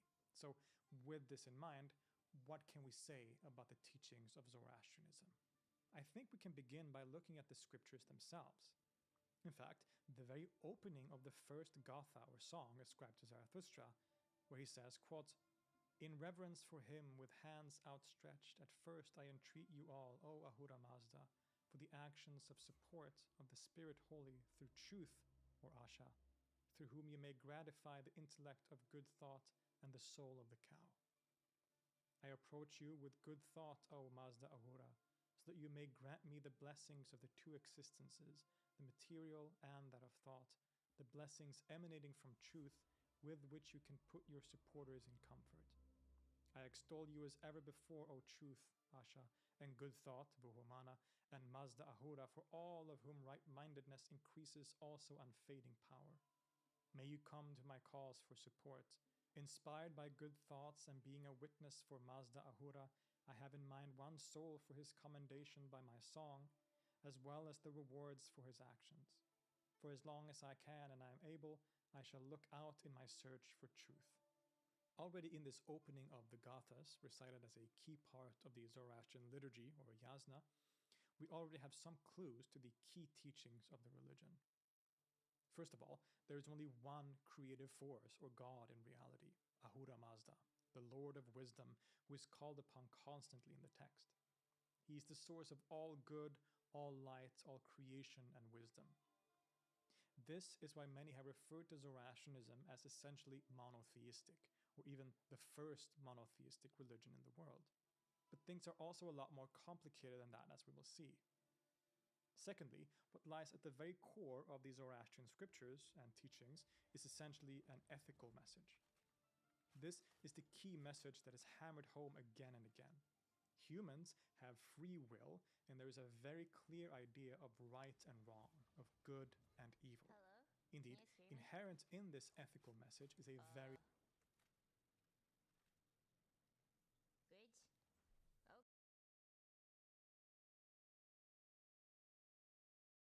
Okay, we back. Oh, these headsets? This headset sounds hilarious.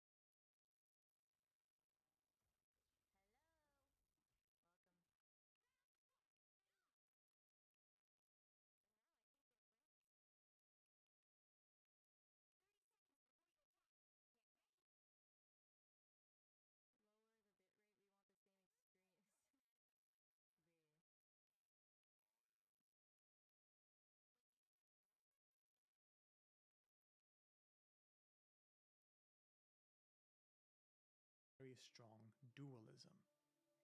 This is not the mind-body dualism of Descartes or the horizontal dualism of certain strands of Platonism or, say, Christianity, but rather a vertical dualism. All of created reality is divided into truth and falsehood, into right and wrong, light and darkness.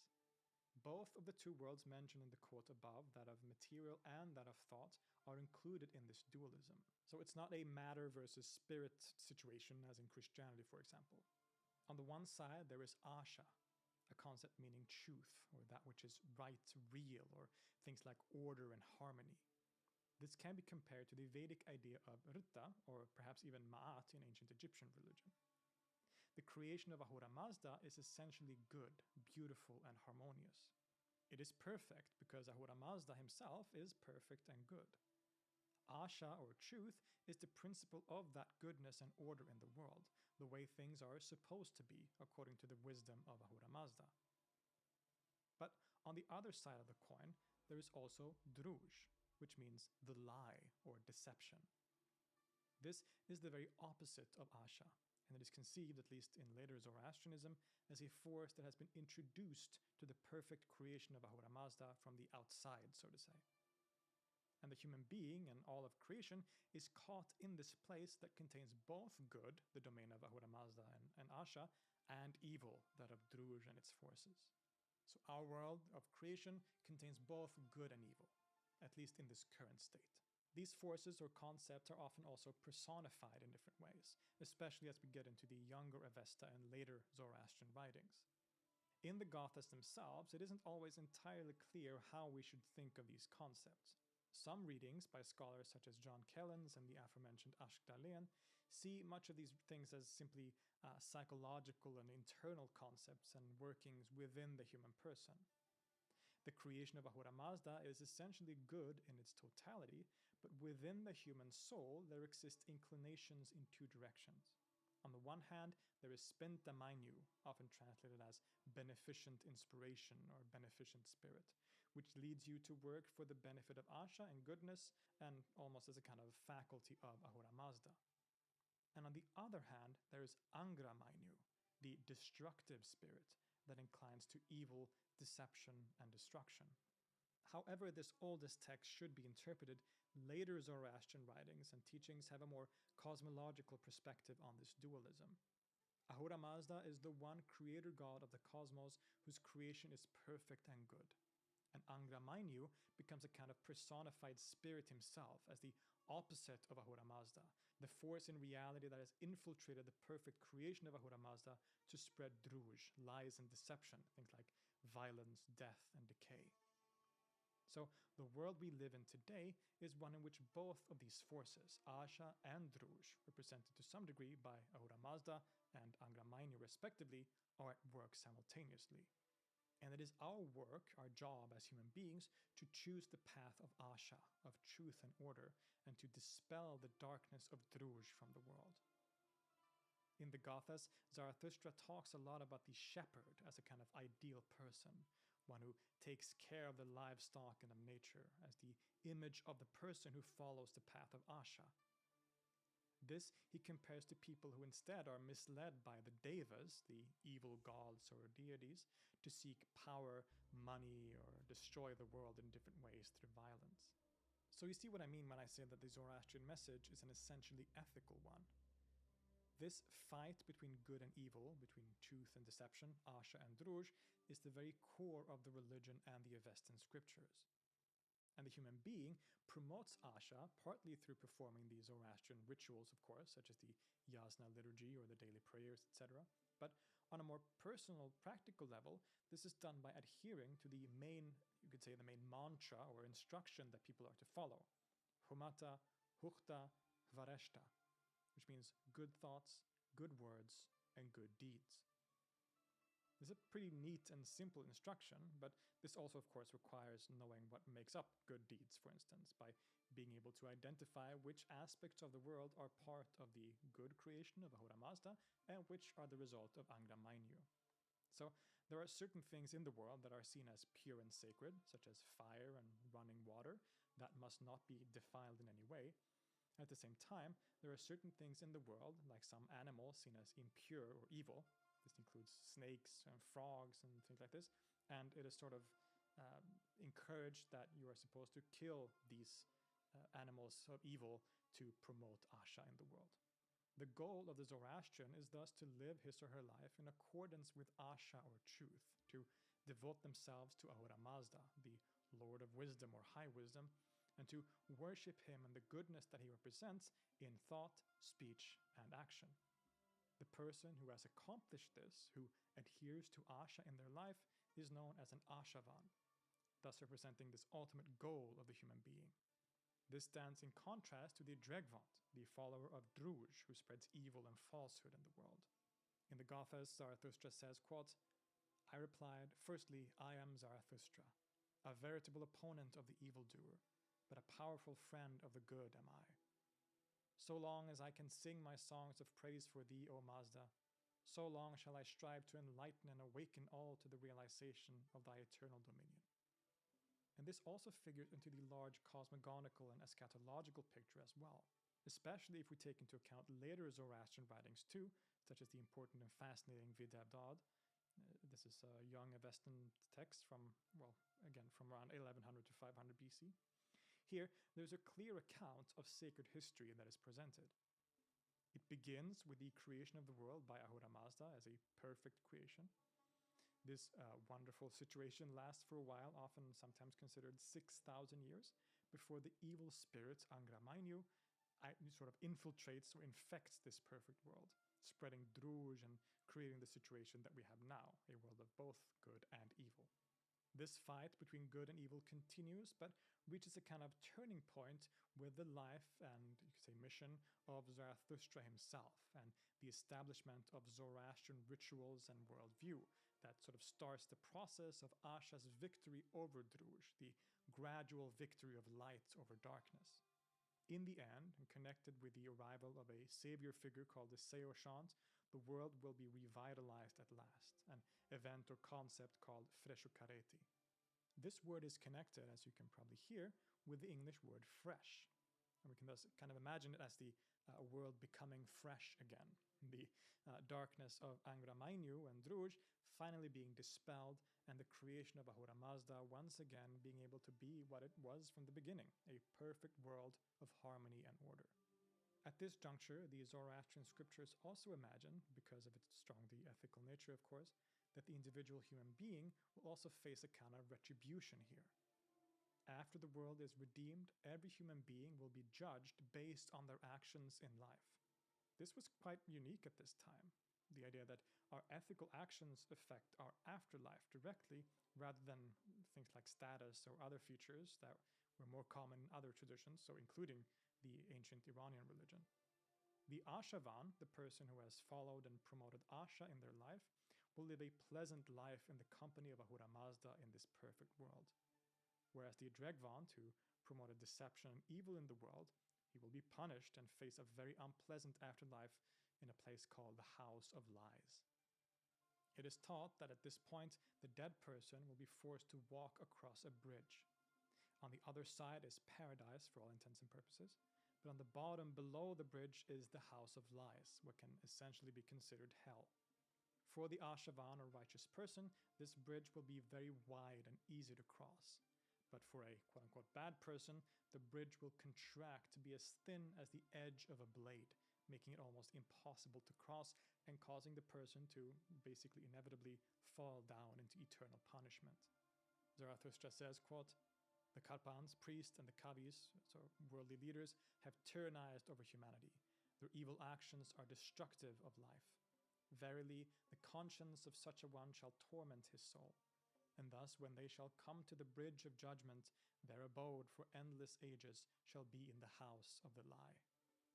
For those of you that are familiar with the Abrahamic faiths, a lot of this will of course feel right at home, because these features are basically identical to certain eschatological beliefs in religions like particularly in Islam and Christianity. And we'll return to these similarities and possible connections later on in the episode too. At this point, I think it is also worthwhile to discuss more in detail the theology at play here, because it can be a little complicated. Like we said, Zoroastrianism is often called the first monotheistic religion in the world, and this isn't without reason. Indeed, as we saw, the Gathas and Avestan scriptures consider Ahura Mazda to be the one creator of the world. As far as we consider a god with a capital G, Ahura Mazda is it, and no one compares with him. But things aren't really this simple and neat, especially if we try to look at it and define monotheism through the lens of the Abrahamic religions and the kind of monotheism that we find in, say, Judaism or Islam. First of all, we have already been introduced to the concept of Angra Mainyu, the evil spirit that stands on the, you could say, the opposite end of Ahura Mazda as a kind of spirit of darkness and evil. Doesn't this kind of paint the picture of two gods with opposing qualities? The relationship between Angra Mainyu and Ahura Mazda changed according to different theologies and developments across the centuries and millennia, and sometimes they do indeed seem to be equal in some ways, such as with the so-called Zurvanite movement during the Sasanian Empire, when the two basically became seen as two sons of an even higher divine figure called Zurvan, or Time. On the other hand, in the Gathas themselves, one could interpret it in a very different way, where Ahura Mazda is the one god and Angra Mainyu is only a personification of some other force that exists in creation, either ontologically or simply in the human psyche. Secondly, and this is even more confusing to some, while Ahura Mazda is the one creator god and the highest lord in reality, on his side, we also find other divine forces or concepts such as the Amesha Spentas and the Yazadas. The Amesha Spentas, the holy immortals, is a concept that we find already in the Gathas themselves, even though this term isn't used there. And here, they appear as certain, you could say, attributes or manifestations, perhaps to use philosophical language, you can see them as emanations of Ahura Mazda that are manifested in the world and in human actions in different ways.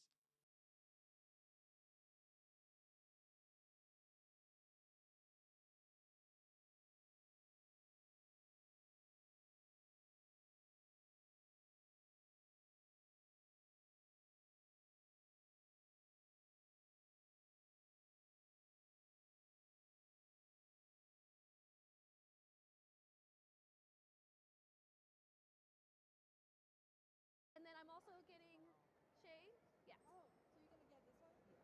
Okay. Perfect. Enjoy the nail. Of course. So cool. Thank No. you. No, no problem. Oh, you make our day. Oh, Can we take a picture? oh yes. Yeah, for sure. A picture. Oh shucks. Sure. I would love to. Oh my god. So including me. We'll do a nice group pic. Yeah.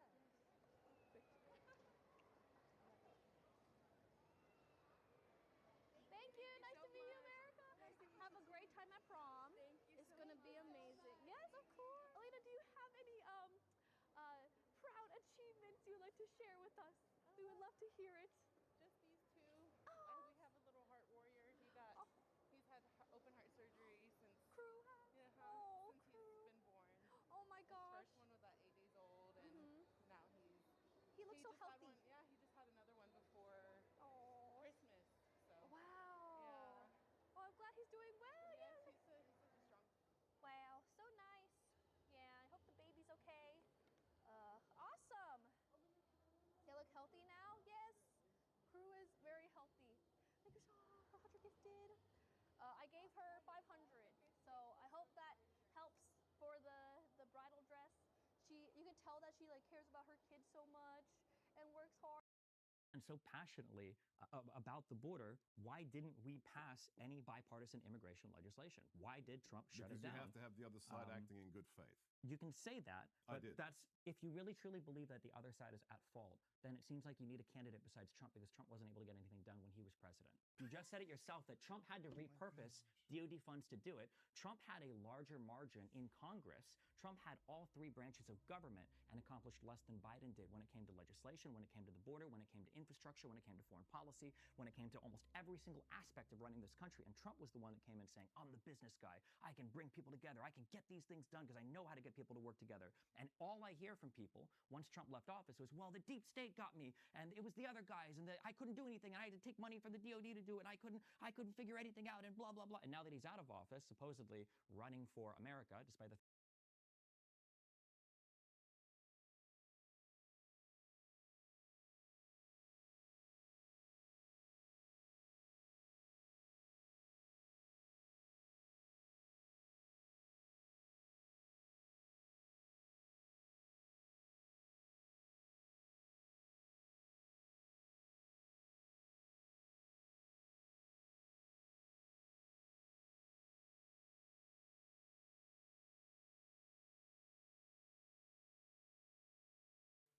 scholar Jenny Rose.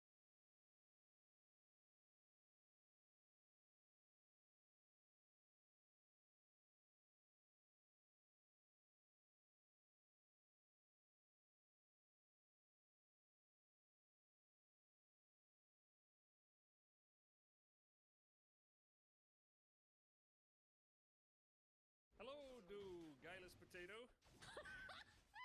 Hello! Hey, Grubby! How you How's doing? it going? I'm good. I just started practicing again. Like, following your recipe, and I think I'm getting better. Nice, nice. Yeah. Hey, I need a recipe when I'm cooking. You need a build order when you're playing. Yes. That's how it starts. You have just begun. I'm happy to give you your first coaching, but I gotta warn you, I am going to go super hard on you. No, I'm just kidding. Let's take it easy. Oh, okay, I'm so ready. Yeah, cool. Okay, so for your viewers, I am not that good, but I beat the normal AI for the first time pretty easily earlier. With 100% handicap? 100%. Okay, that's good. That's good. Nice, that's good. That's honestly really good. I remember like it was just yesterday you were playing against easy AI at 50%. Yes. And you're almost there. You're almost multiplayer already. Yeah, I actually did play multiplayer today, but yeah, 7 games. 7 games today. How many do you think I won? I think you had fun in all of them. That's kind of like winning. So you're saying what are you saying? 0. Okay, That's you're okay. right. Yeah.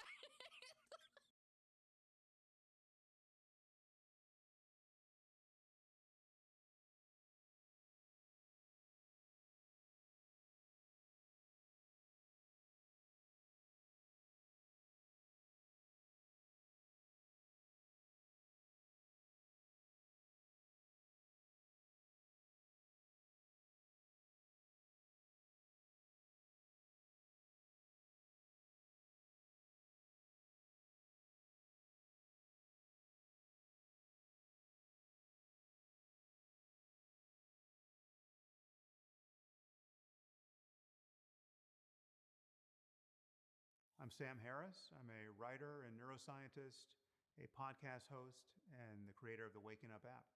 I tend to focus on how our growing understanding of ourselves and the world is changing our sense of how we should live. Finding Meaning in a World of Disinformation with Sam Harris. When did you first become interested in debate?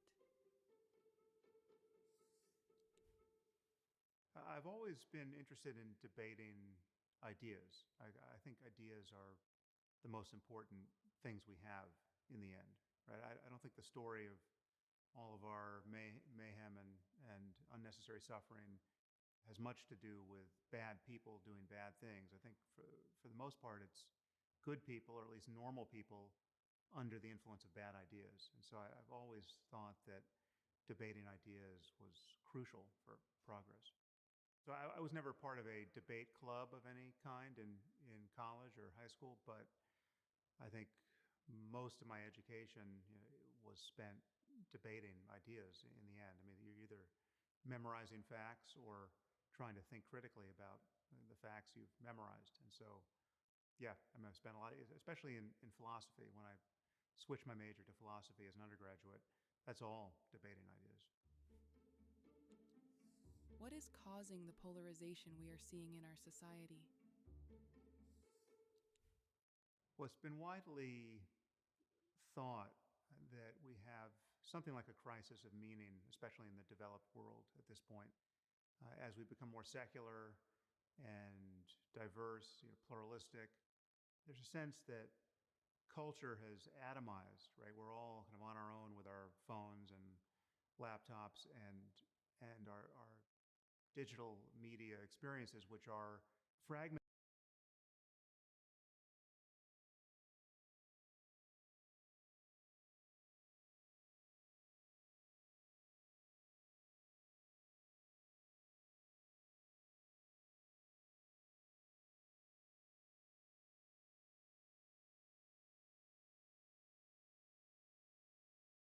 fragmented in a way that no one can really understand. I mean, it's not, no one knows what everyone else is seeing on some level, certainly when you're talking about their social media feed, the kind of information that they interact with. I mean, our information landscape has been shattered by our new technology, and we spend so much time thinking about and reacting to the digital lives we and others have created, that there has been this shattering effect of culture. One of the consequences of having our information landscape shattered by social media and related technologies is that it's become increasingly difficult to not only understand the world and to actually arrive at some kind of fact-based discussion of what's happening out there, but to converge with other people's understanding of the world, right? Everyone has a slightly discordant version of events, and conspiracy thinking and its adjacent forms of misinformation have become increasingly a problem. I mean, I worry at this point that we're quickly rendering ourselves politically ungovernable based on our interaction with this technology. And this is a real problem, because I see that the challenge is always how to get strangers to cooperate, and solve a wide variety of coordination problems. I mean, this is really it's all that separates us from our primate cousins, right? It is the basis of civilization. It is if it's not all that we care about, it's the behavior that will allow us to safeguard all that we care about. We have love and rationality, really, love and curiosity by which to guide us. And cooperation is the only thing that ensures that project is open-ended, right? I mean, and its failures of cooperation, the most extreme variant of which is war, which is the only reason, apart from an asteroid impact, that would bring the career of our species to an end, right? I mean, and even something like an asteroid impact is at this point probably solvable given enough time on the basis of human cooperation, right? I mean, we simply have to decide what our priorities are and converge on a shared set of values, and then have a rational conversation about how to achieve those goods. And what makes that hard to do increasingly is a level of political fragmentation and extremism and partisanship born of our engagement with these new technologies, born of the fact that we just simply can't agree about who is lying most of the time, right? And who is misinformed, who is deranged, who is in possession of only half the story.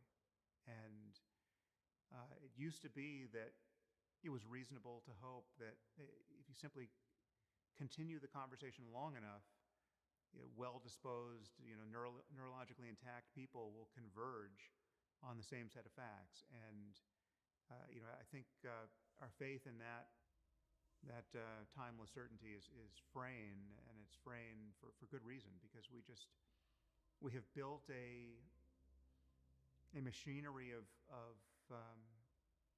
political fragmentation and disinformation, ultimately. I mean, it's just, we've essentially performed a psychological experiment on ourselves in which we enrolled the better part of humanity. I mean, now literally something like half of humanity. I mean, that's the number of people who are online at this point, in the way that we would recognize.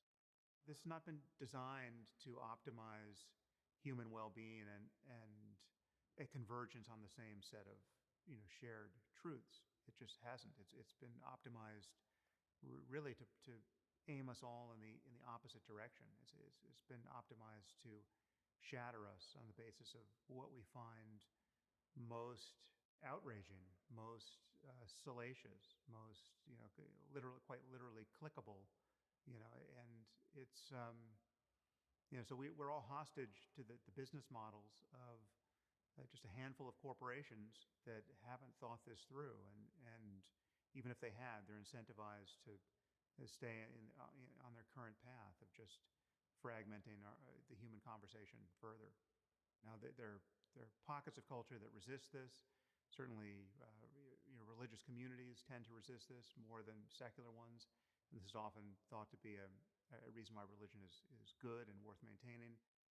I don't happen to believe that because I think all of these religions rest on completely unjustifiable and therefore intrinsically divisive ideologies, right? I mean, if what you believe can't really be proven, and you're going to believe it despite whatever evidence or arguments show up to contradict it, well, then you're by definition someone who's not going to converge in your worldview and your set of values with other people. I mean, the conversation has stopped.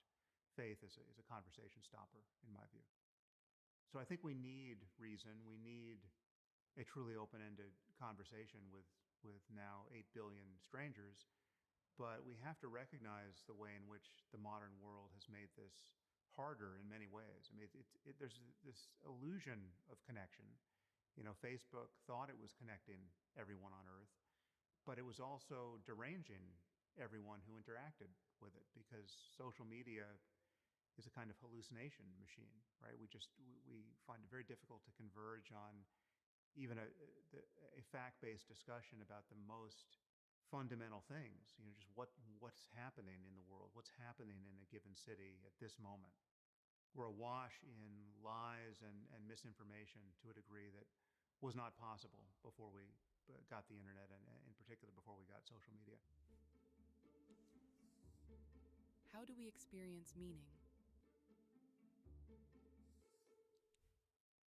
There are really two levels at which we experience meaning, and I think one is more fundamental than the other. So the more superficial level, and the level which most people worry about, is the level of the stories we tell ourselves about our lives, the kinds of thoughts we think, the things we believe, the narratives we trade in, and the conceptual frame around which we view experience. And these stories can be incredibly powerful, and negative stories can be profoundly enervating and dispiriting and divisive. Right? I mean, all of the conflict between people in the world we see is born of irreconcilable stories. The groups are telling each other. I mean, all of this is conveyed by thought and language, and people are persuaded to one or another degree by stories in the end, and they're incredibly motivating. But they're not the most fundamental layer of our experience. I mean, what's more basic than stories is our attention in each moment, just what we can locate in our experience directly, and how satisfying it is to see the universe through our own eyes, right? And the most satisfying way of engaging life is not to be endlessly thinking about it, to be endlessly rehearsing some set of ideas or some belief or some conceptual recitation of facts, right? It's not in understanding yourself conceptually or in telling yourself some story about your past or future that you can most fully engage what it's like to be you in the present, right? There's something deeper than that.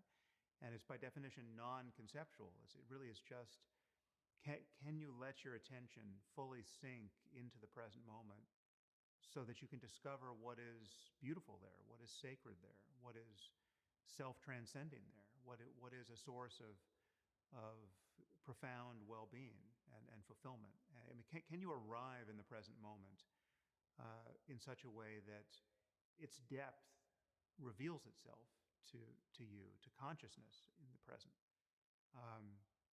And most of us can't do that at all, or hostage to the events of our lives. We need some kind of peak experience to knock us out of our normal rut.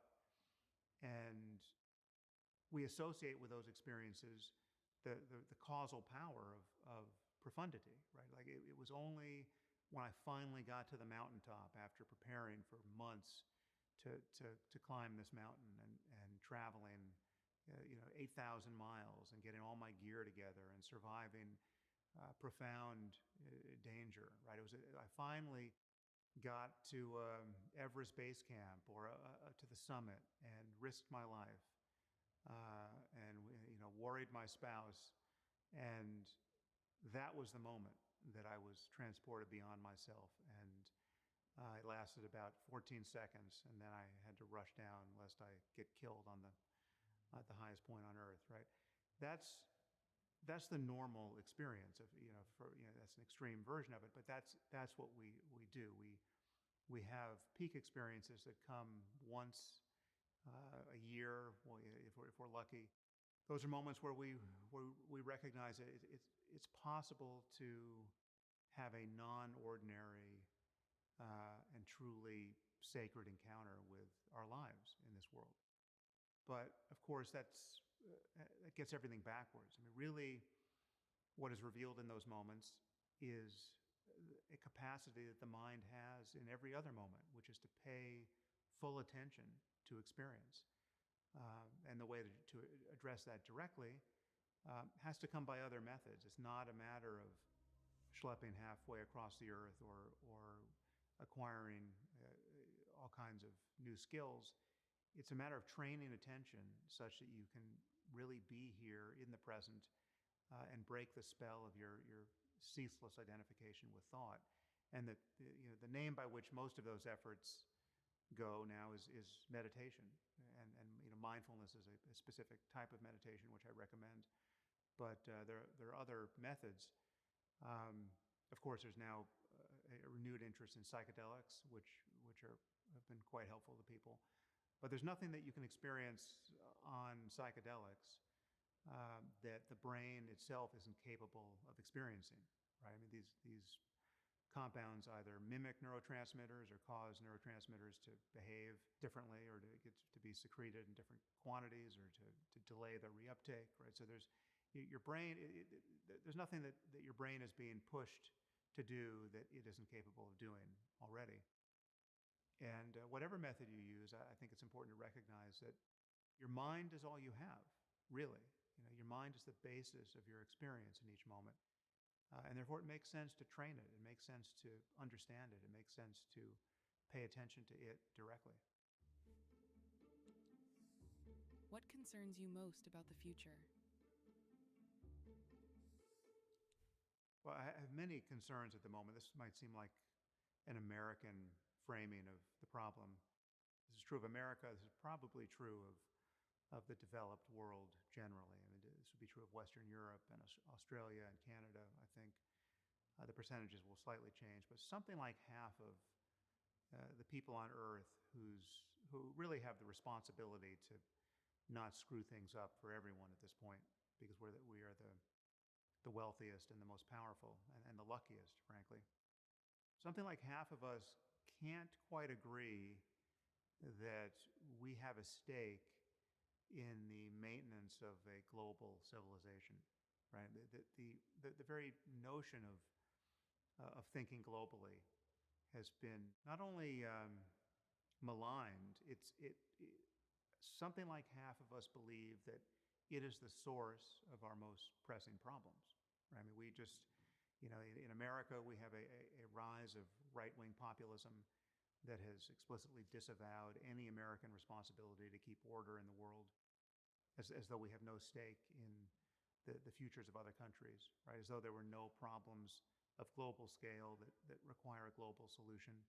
I mean, problems like climate change, problems like avoiding World War III, problems like artificial intelligence getting away from us because everyone who's building it is in an arms race condition and no one is incentivized to truly do it safely.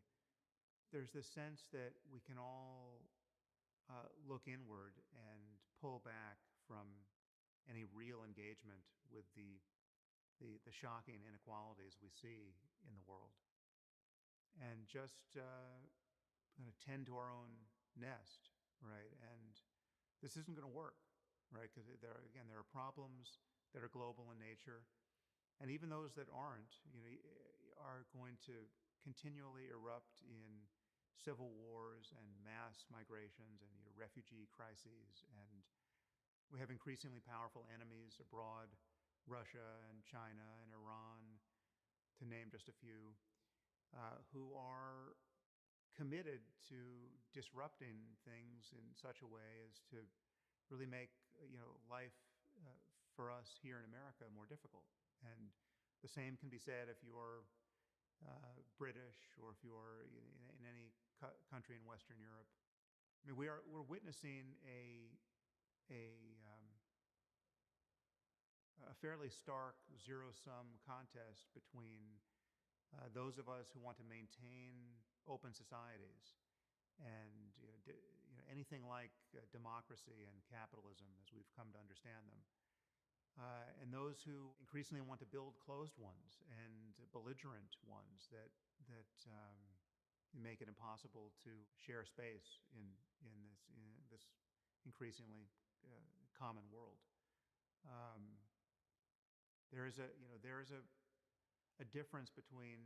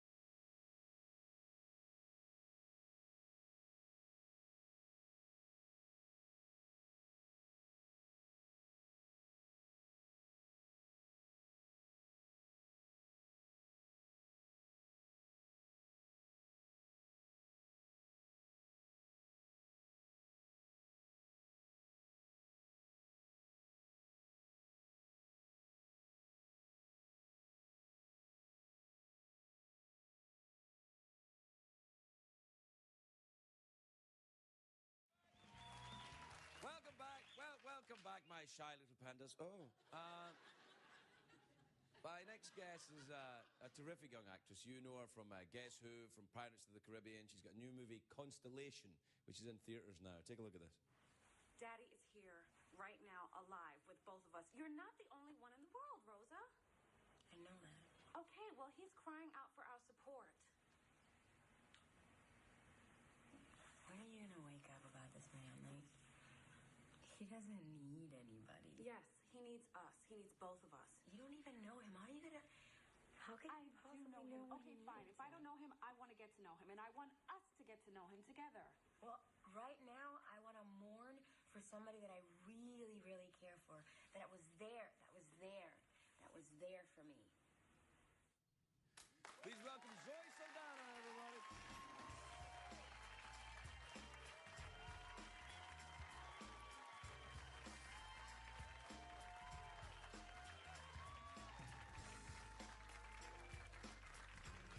Anywhere you like. Welcome, Zoe. How are you? Look lovely. I love your outfit. Thank you. I love your red belt. Oh, thank you. Yes, it's bold. It's red. Yeah. It makes me sit straight, too. Does it, oh, I need one of those, like a girdle or something. It kind of feels like it, yeah. Really? I don't know what a girdle feels like. You can't. Not from the inside, anyway. Obviously, Now, how are you? You all right? Did you have a nice time shooting the Pirates of the Caribbean? Were you down there? I did. It was wonderful. It wasn't so cool. We were like 1 hour out to sea, and they were just feeding us warm tuna fish sandwiches at 120-degree weather. No, that'd be nasty. Yeah. Is that why you slapped Johnny Depp in the film? You actually slap him in the film? There was a lot of passion there, yeah. Really? That's for the tuna fish, Mr. Movie Star. That was Do you like pirates? Are you a big pirate fan? I am, actually. I do consider them, like everybody has said, that they were the rock stars of their era.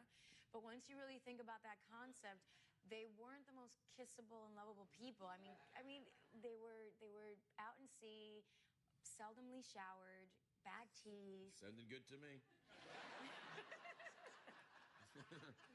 Yeah, no, they were probably a bit kind of smelly. Yeah, and I'm sort of like a hygiene freak, so. Yeah, where are you from? I'm from New York, from Queens. Right. Okay. Yeah. Very nice. Very nice. I know you have the family background that's quite weird. Did you grow up in Queens and in the Dominican Republic? Yes, I have my I know mom. nothing about the Dominican Republic. What's well, that like? The things that you need to know about Dominican Republic is that it's wonderful. Right. The weather is absolutely gorgeous. You are no more than 15 minutes away from the beach wherever you go. Small country then. Great beer, great women, and great music. Do you work Pretty for much the like Dominican Scotland, Republic? right? Yeah. Scotland, yes, in many ways. It's Except very for the weather, right? Yeah, right. And some other stuff. So, did you spend half of your time there and then came here when you were a teenager, or what? No. I was born in New York, and I lived there till I was 10. Right. And then my mother sent my sisters and I to boarding school for 7 years. And that was pretty wonderful because usually, like, when you do something mischievous here in the States, nobody really cares, especially in New York City. They have so many kids in a classroom that you can't even remember, but when you do something mischievous in Dominican Republic, they just tell you to go home, and then you end up at the beach surfing. Really? So it's not that bad. What would you call mischievous? Things like, oh dear, it depends. No, depends what grade. Well, okay, so you were there from you were 10 to you were 17? Yeah. 17. Oh God. Shut up. More like leaving school, maybe having a mini skirt underneath the uniform. That's all working. What about when you go to the beach there, are you a surfer? Are you a beach bum? No, I was more of the cheerleader that watched the guys that surf and just like praised them and kind of, kind of what? Yeah. Kind of did that. Look at me. Yeah, exactly. Yeah. I kept the beer cold. I don't know. And you're a dancer as well, is that right? Yes, I was a classical dancer for 10, 11 years. What is classical? Ballet? Yeah. Oh, right. Can you do that thing on your toes? Yes, I did all that on the point shoes. Does that and make your everything. toes curl under when you get older? Actually, your toes shrink. Really? The bones, or maybe they just don't grow. But when you see dancers, and they actually praise it, the uglier your feet, the better dancer you are. That's I must be a fantastic dancer, and I just don't know about it. My feet are horrendous. Yeah, but unfortunately, my feet are very large. Really? Yes.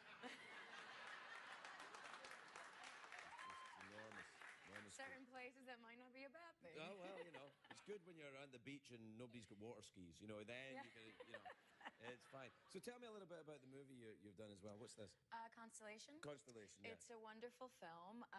It's basically, I think it's just the concept, the principle of keeping a family together even after a crisis. And families that grow apart through trauma can also come together through another one. And it's a feel-good movie. And what I love about it, it's the representation of an African-American family in the South. Right. And really classy and really beautiful. Good. Well, I look forward to seeing it. It's very nice to meet you. A lovely woman. Zoe Saldana, everybody. We'll be right back. Jet. Jet, and we come back.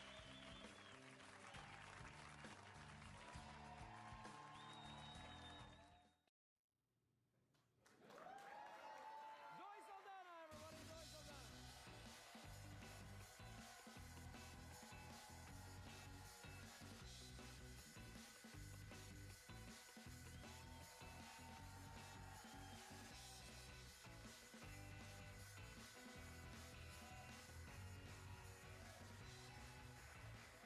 You don't need that.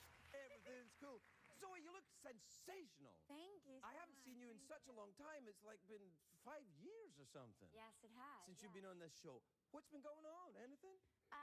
Has your career worked out at all? No, not My much. goodness, I've you became Uhuru. Yes. I know. And I was blue. Yeah, and the Avatar thing. Yes. Yeah, I crapped my pants when I saw that. You did? It was like for a good. Yeah, no, in a beautiful way. No. Wait a minute. That's the fire. Yeah, Where you were warming your testicle. Yeah. We used the same technology for that fire as you used in Avatar, actually.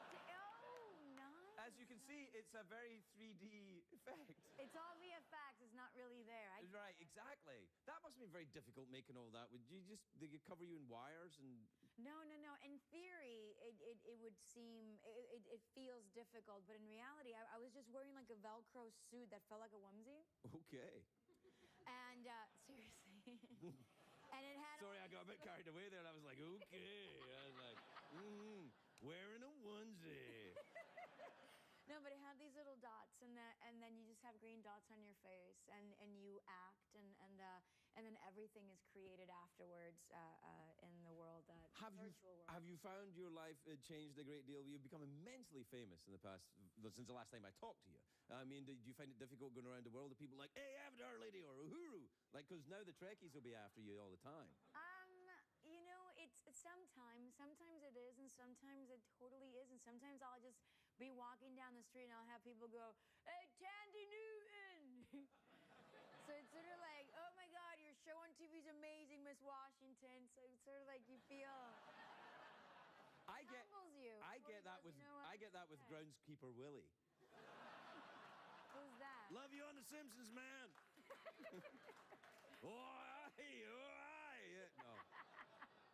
So, what have you been up to then? You've been making films. Have you been around anywhere? Did you go anywhere for your vacations? Or make movies even? No, I've been working... Finland, for example? No, I wasn't. Sorry, I went to laugh and my button just popped out, but... Wow.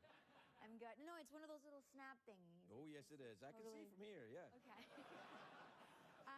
No. I'm very, very creepy.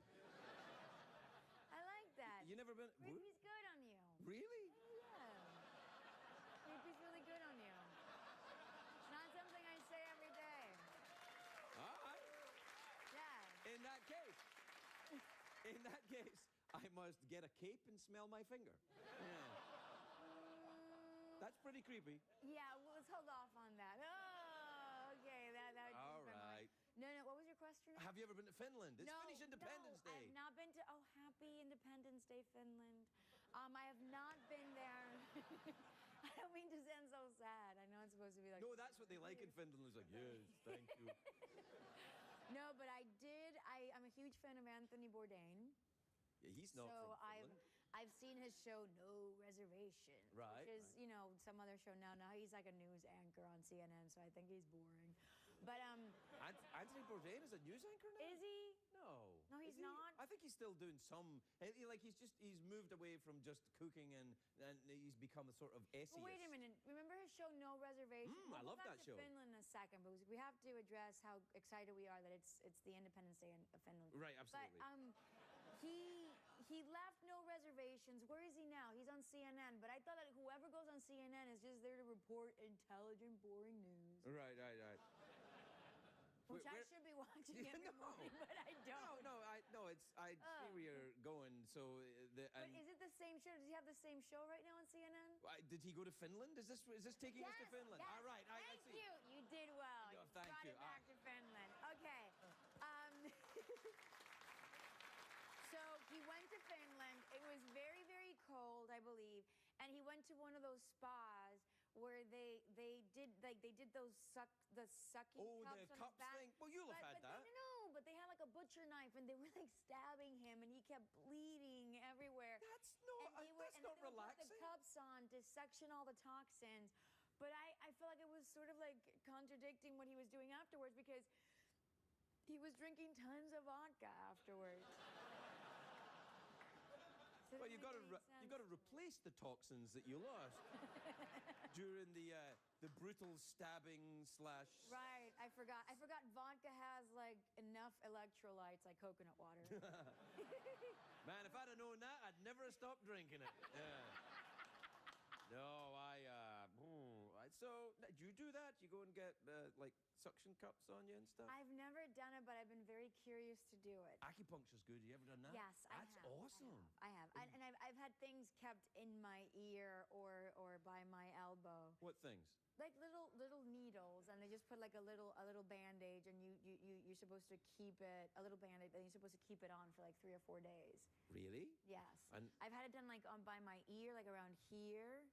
And it does nothing because all I kept doing, I was doing a movie in New York, and I remember just walking and waiting for the traffic light to change, and I just kept pressing on it really hard, and I got infected. Well, and then you pour vodka on it, and it cleans right up. I think so. There's enough electrolytes to hydrate that wound. So you've never been to Finland, eh? No, but I would want to go. Yeah, I'm telling you, it's calling me with its icy beauty. Have you been to Europe? Actually, you must have been to I was just in England for 5 months shooting a movie there, and I love Europe, but I've never been to Scotland. And those are one of the countries that I've been wanting to go to. What part of England were you? London. I was in London, and I was working in. I had been to Somerset, to Bath. Oh, Bath, lovely. It's lovely. It's very nice. Stonehenge. Oh, Stonehenge. Stonehenge. It was really nice. Stonehenge, tiny little big. Yeah. I've eaten enough fish and chips to I'm fish and chipped out for the next 5 years. What fish and chips were you eating? I'll eat them. Every single joint. I was on a quest to You find had the joints best too? So, what happens is, let me get this straight. You spark up a big one, you get a big fatty going, and then you go for fish and chips. That's like being in love. All right, it's time for fish and chips. No, I'm a foodie, and I'm very curious about food. So to me, like even small things like French fries, I've never really had French fries with like malt vinegar. So those are things that I'm curious to have. So well, there you my have that. brother-in-law is a Brummie. Right. He's from the button again. All right. Snapping. Hold on a second. A Brummie is someone from Birmingham. Oh, Birmingham. England. Yes. So sorry. So he cooks, whenever he makes fish and chips or steak and chips, he puts malt vinegar, and that was something that was very different for me. So which is why I like Anthony Bourdain. I used to like watching No Reservations, which is why I heard about Finland. I see, yes, as we come full circle. See, I'm here. I'm right here. Very quickly, because we're out of time, but... No, we have to talk about Glass. I know, that's what I'm going to say. We're out of time, but wow, that movie seems very interesting, the one you're in. It is. Yes. It is. What movie? The one you're in with Christian Bale. Out of the Furnace. Amazing. Yes. It's beautiful. Yes. Well, I'm, for one, looking forward to seeing it again. Yeah. Oh, you saw it? Yeah. I haven't seen it. I saw it on Thursday. When? What Thursday? Thanksgiving? Thursday of this week. You're going to see it this Thursday? I'm about to grab your tie and like really... As long as I'm not everybody.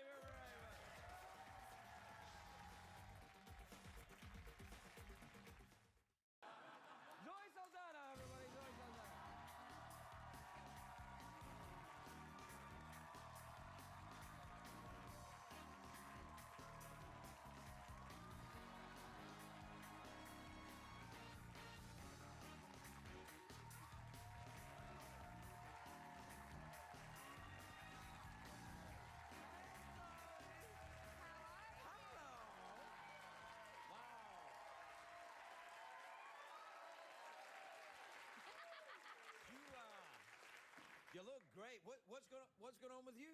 I don't know. Yeah, wow. It's not long now. No, I mean, I still have a ways to go. We have like maybe, I don't know, like 8 more weeks or something. All right. Or 10 How more you weeks. feeling? You all right? Yeah. I feel great. You look so beautiful. It I'm really. hungry all the time. Really? Yeah. I really am. Oh my God. Yeah, no, help yourself. This is like really good. Yeah, they're ribs. Yeah, you can have them if you want. You want a little? Yeah. You need a napkin? Oh my God, they're warm.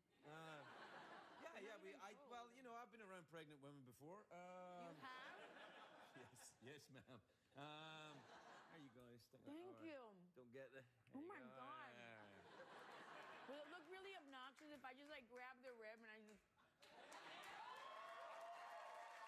Oh, you're fine. I have to say, nothing makes me happier than to see like a pregnant woman eat. Well, especially in LA. It makes me happy. Seeing a woman eat in LA is quite a thing to say. But that's true. Yeah, you know, it's like, I'm just having juice. I know. Yeah. Now, I'm not the salad. I was never the salad type. And you mustn't do that right now. I mean, you look at gotta... me. I'm like, why am I wearing this here? Well, you know, it's for your hands, and in case you get snacky it's again. It's really good. Yeah. You know, I've started being a vegetarian in like 3 weeks now. So I'm looking at this and I'm like, oh man, that looks so good. Are you still having like those cravings? Nah, no, actually, no. The first couple of weeks though, I did. Have you ever done it? I have. For one period, like for one season, I lost the taste of meat. Yeah. So I was just having like lentils and quinoa. That's kind of what I'm doing. Yeah, but then it's like there was a bad night where I had a little too much to drink and I ended up at In-N-Out.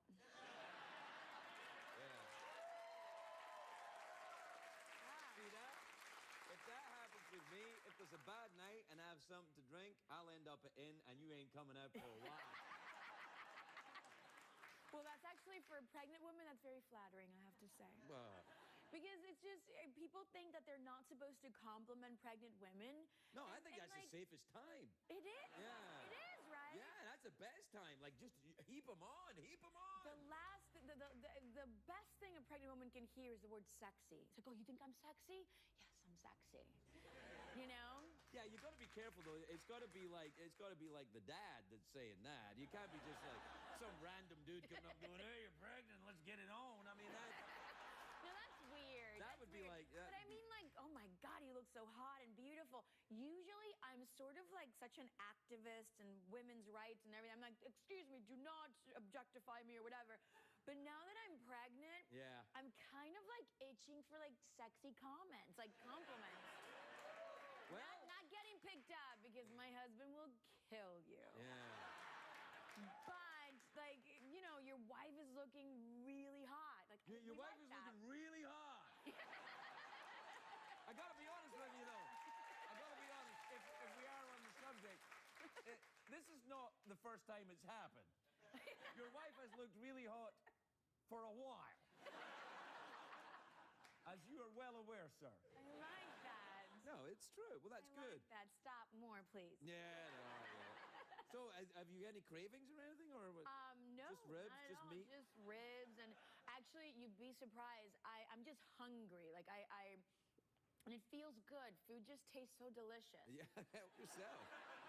It really does. It's really good. Because you trick yourself. Working in Hollywood, you trick yourself going, that burger's disgusting. That burger's awful. But now that you're pregnant, you're like, I can eat all this together at the same time. Yeah, many people in the world... I can have the pickle with the donut. Yeah.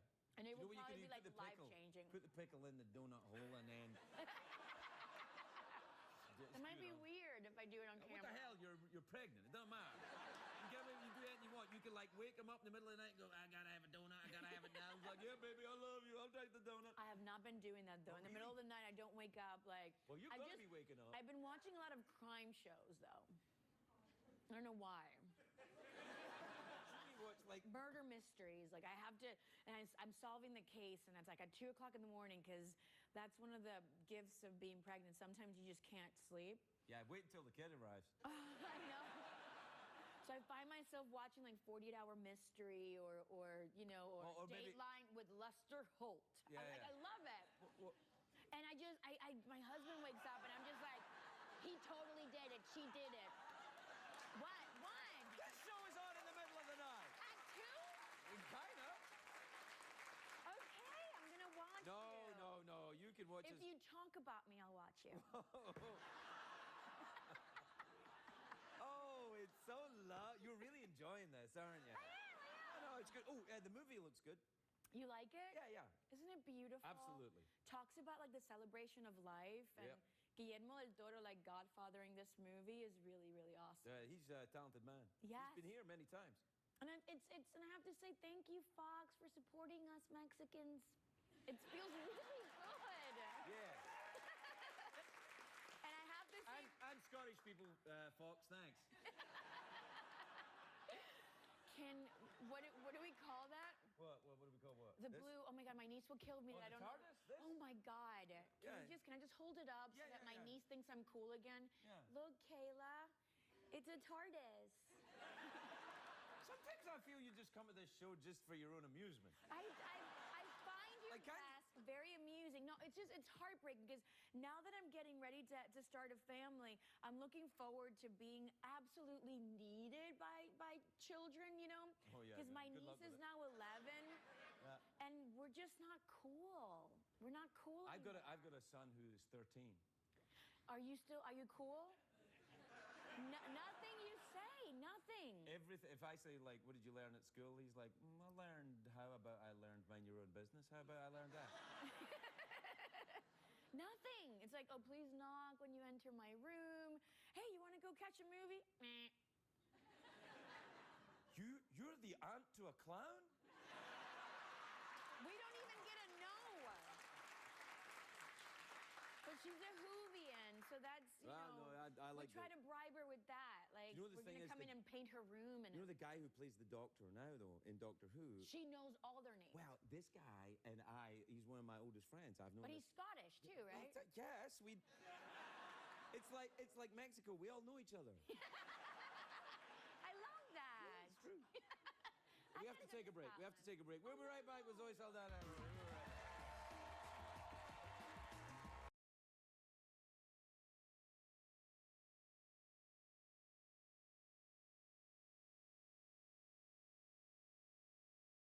You're watching The Legal Breakdown. Glenn, you and I have spoken extensively about this ongoing effort by the DOJ to dismiss the charges against Eric Adams. Obviously, he had bribery charges levied against him. The DOJ is now seeing that he is useful in New York City to carry out these ICE operations, these deportation operations. So the court, not willing to just dismiss the charges outright, decided to bring in a court-appointed lawyer to argue the adversarial position against whether or not they should actually dismiss these charges as the DOJ wants to. We now have an announcement from this court-appointed lawyer. Can you explain what just happened? Yeah, Brian, a really interesting and I think largely misunderstood development, but a big development today in the Eric Adams prosecution and DOJ's efforts to not just dismiss the case against Eric Adams, but to dismiss it only temporarily so they could hang it over his head to, make sure Eric Adams is a good little mayor and does exactly what Donald Trump wants him to do. So here's what just happened. There was an outside lawyer, Paul Clement is his name, a former Solicitor General, very highly regarded, argued 100 cases before the Supreme Court when he was the Solicitor General in the George W. Bush administration. And Judge Ho, the presiding judge, said, listen, right now, the Trump DOJ wants to dismiss this case temporarily. Eric Adams, the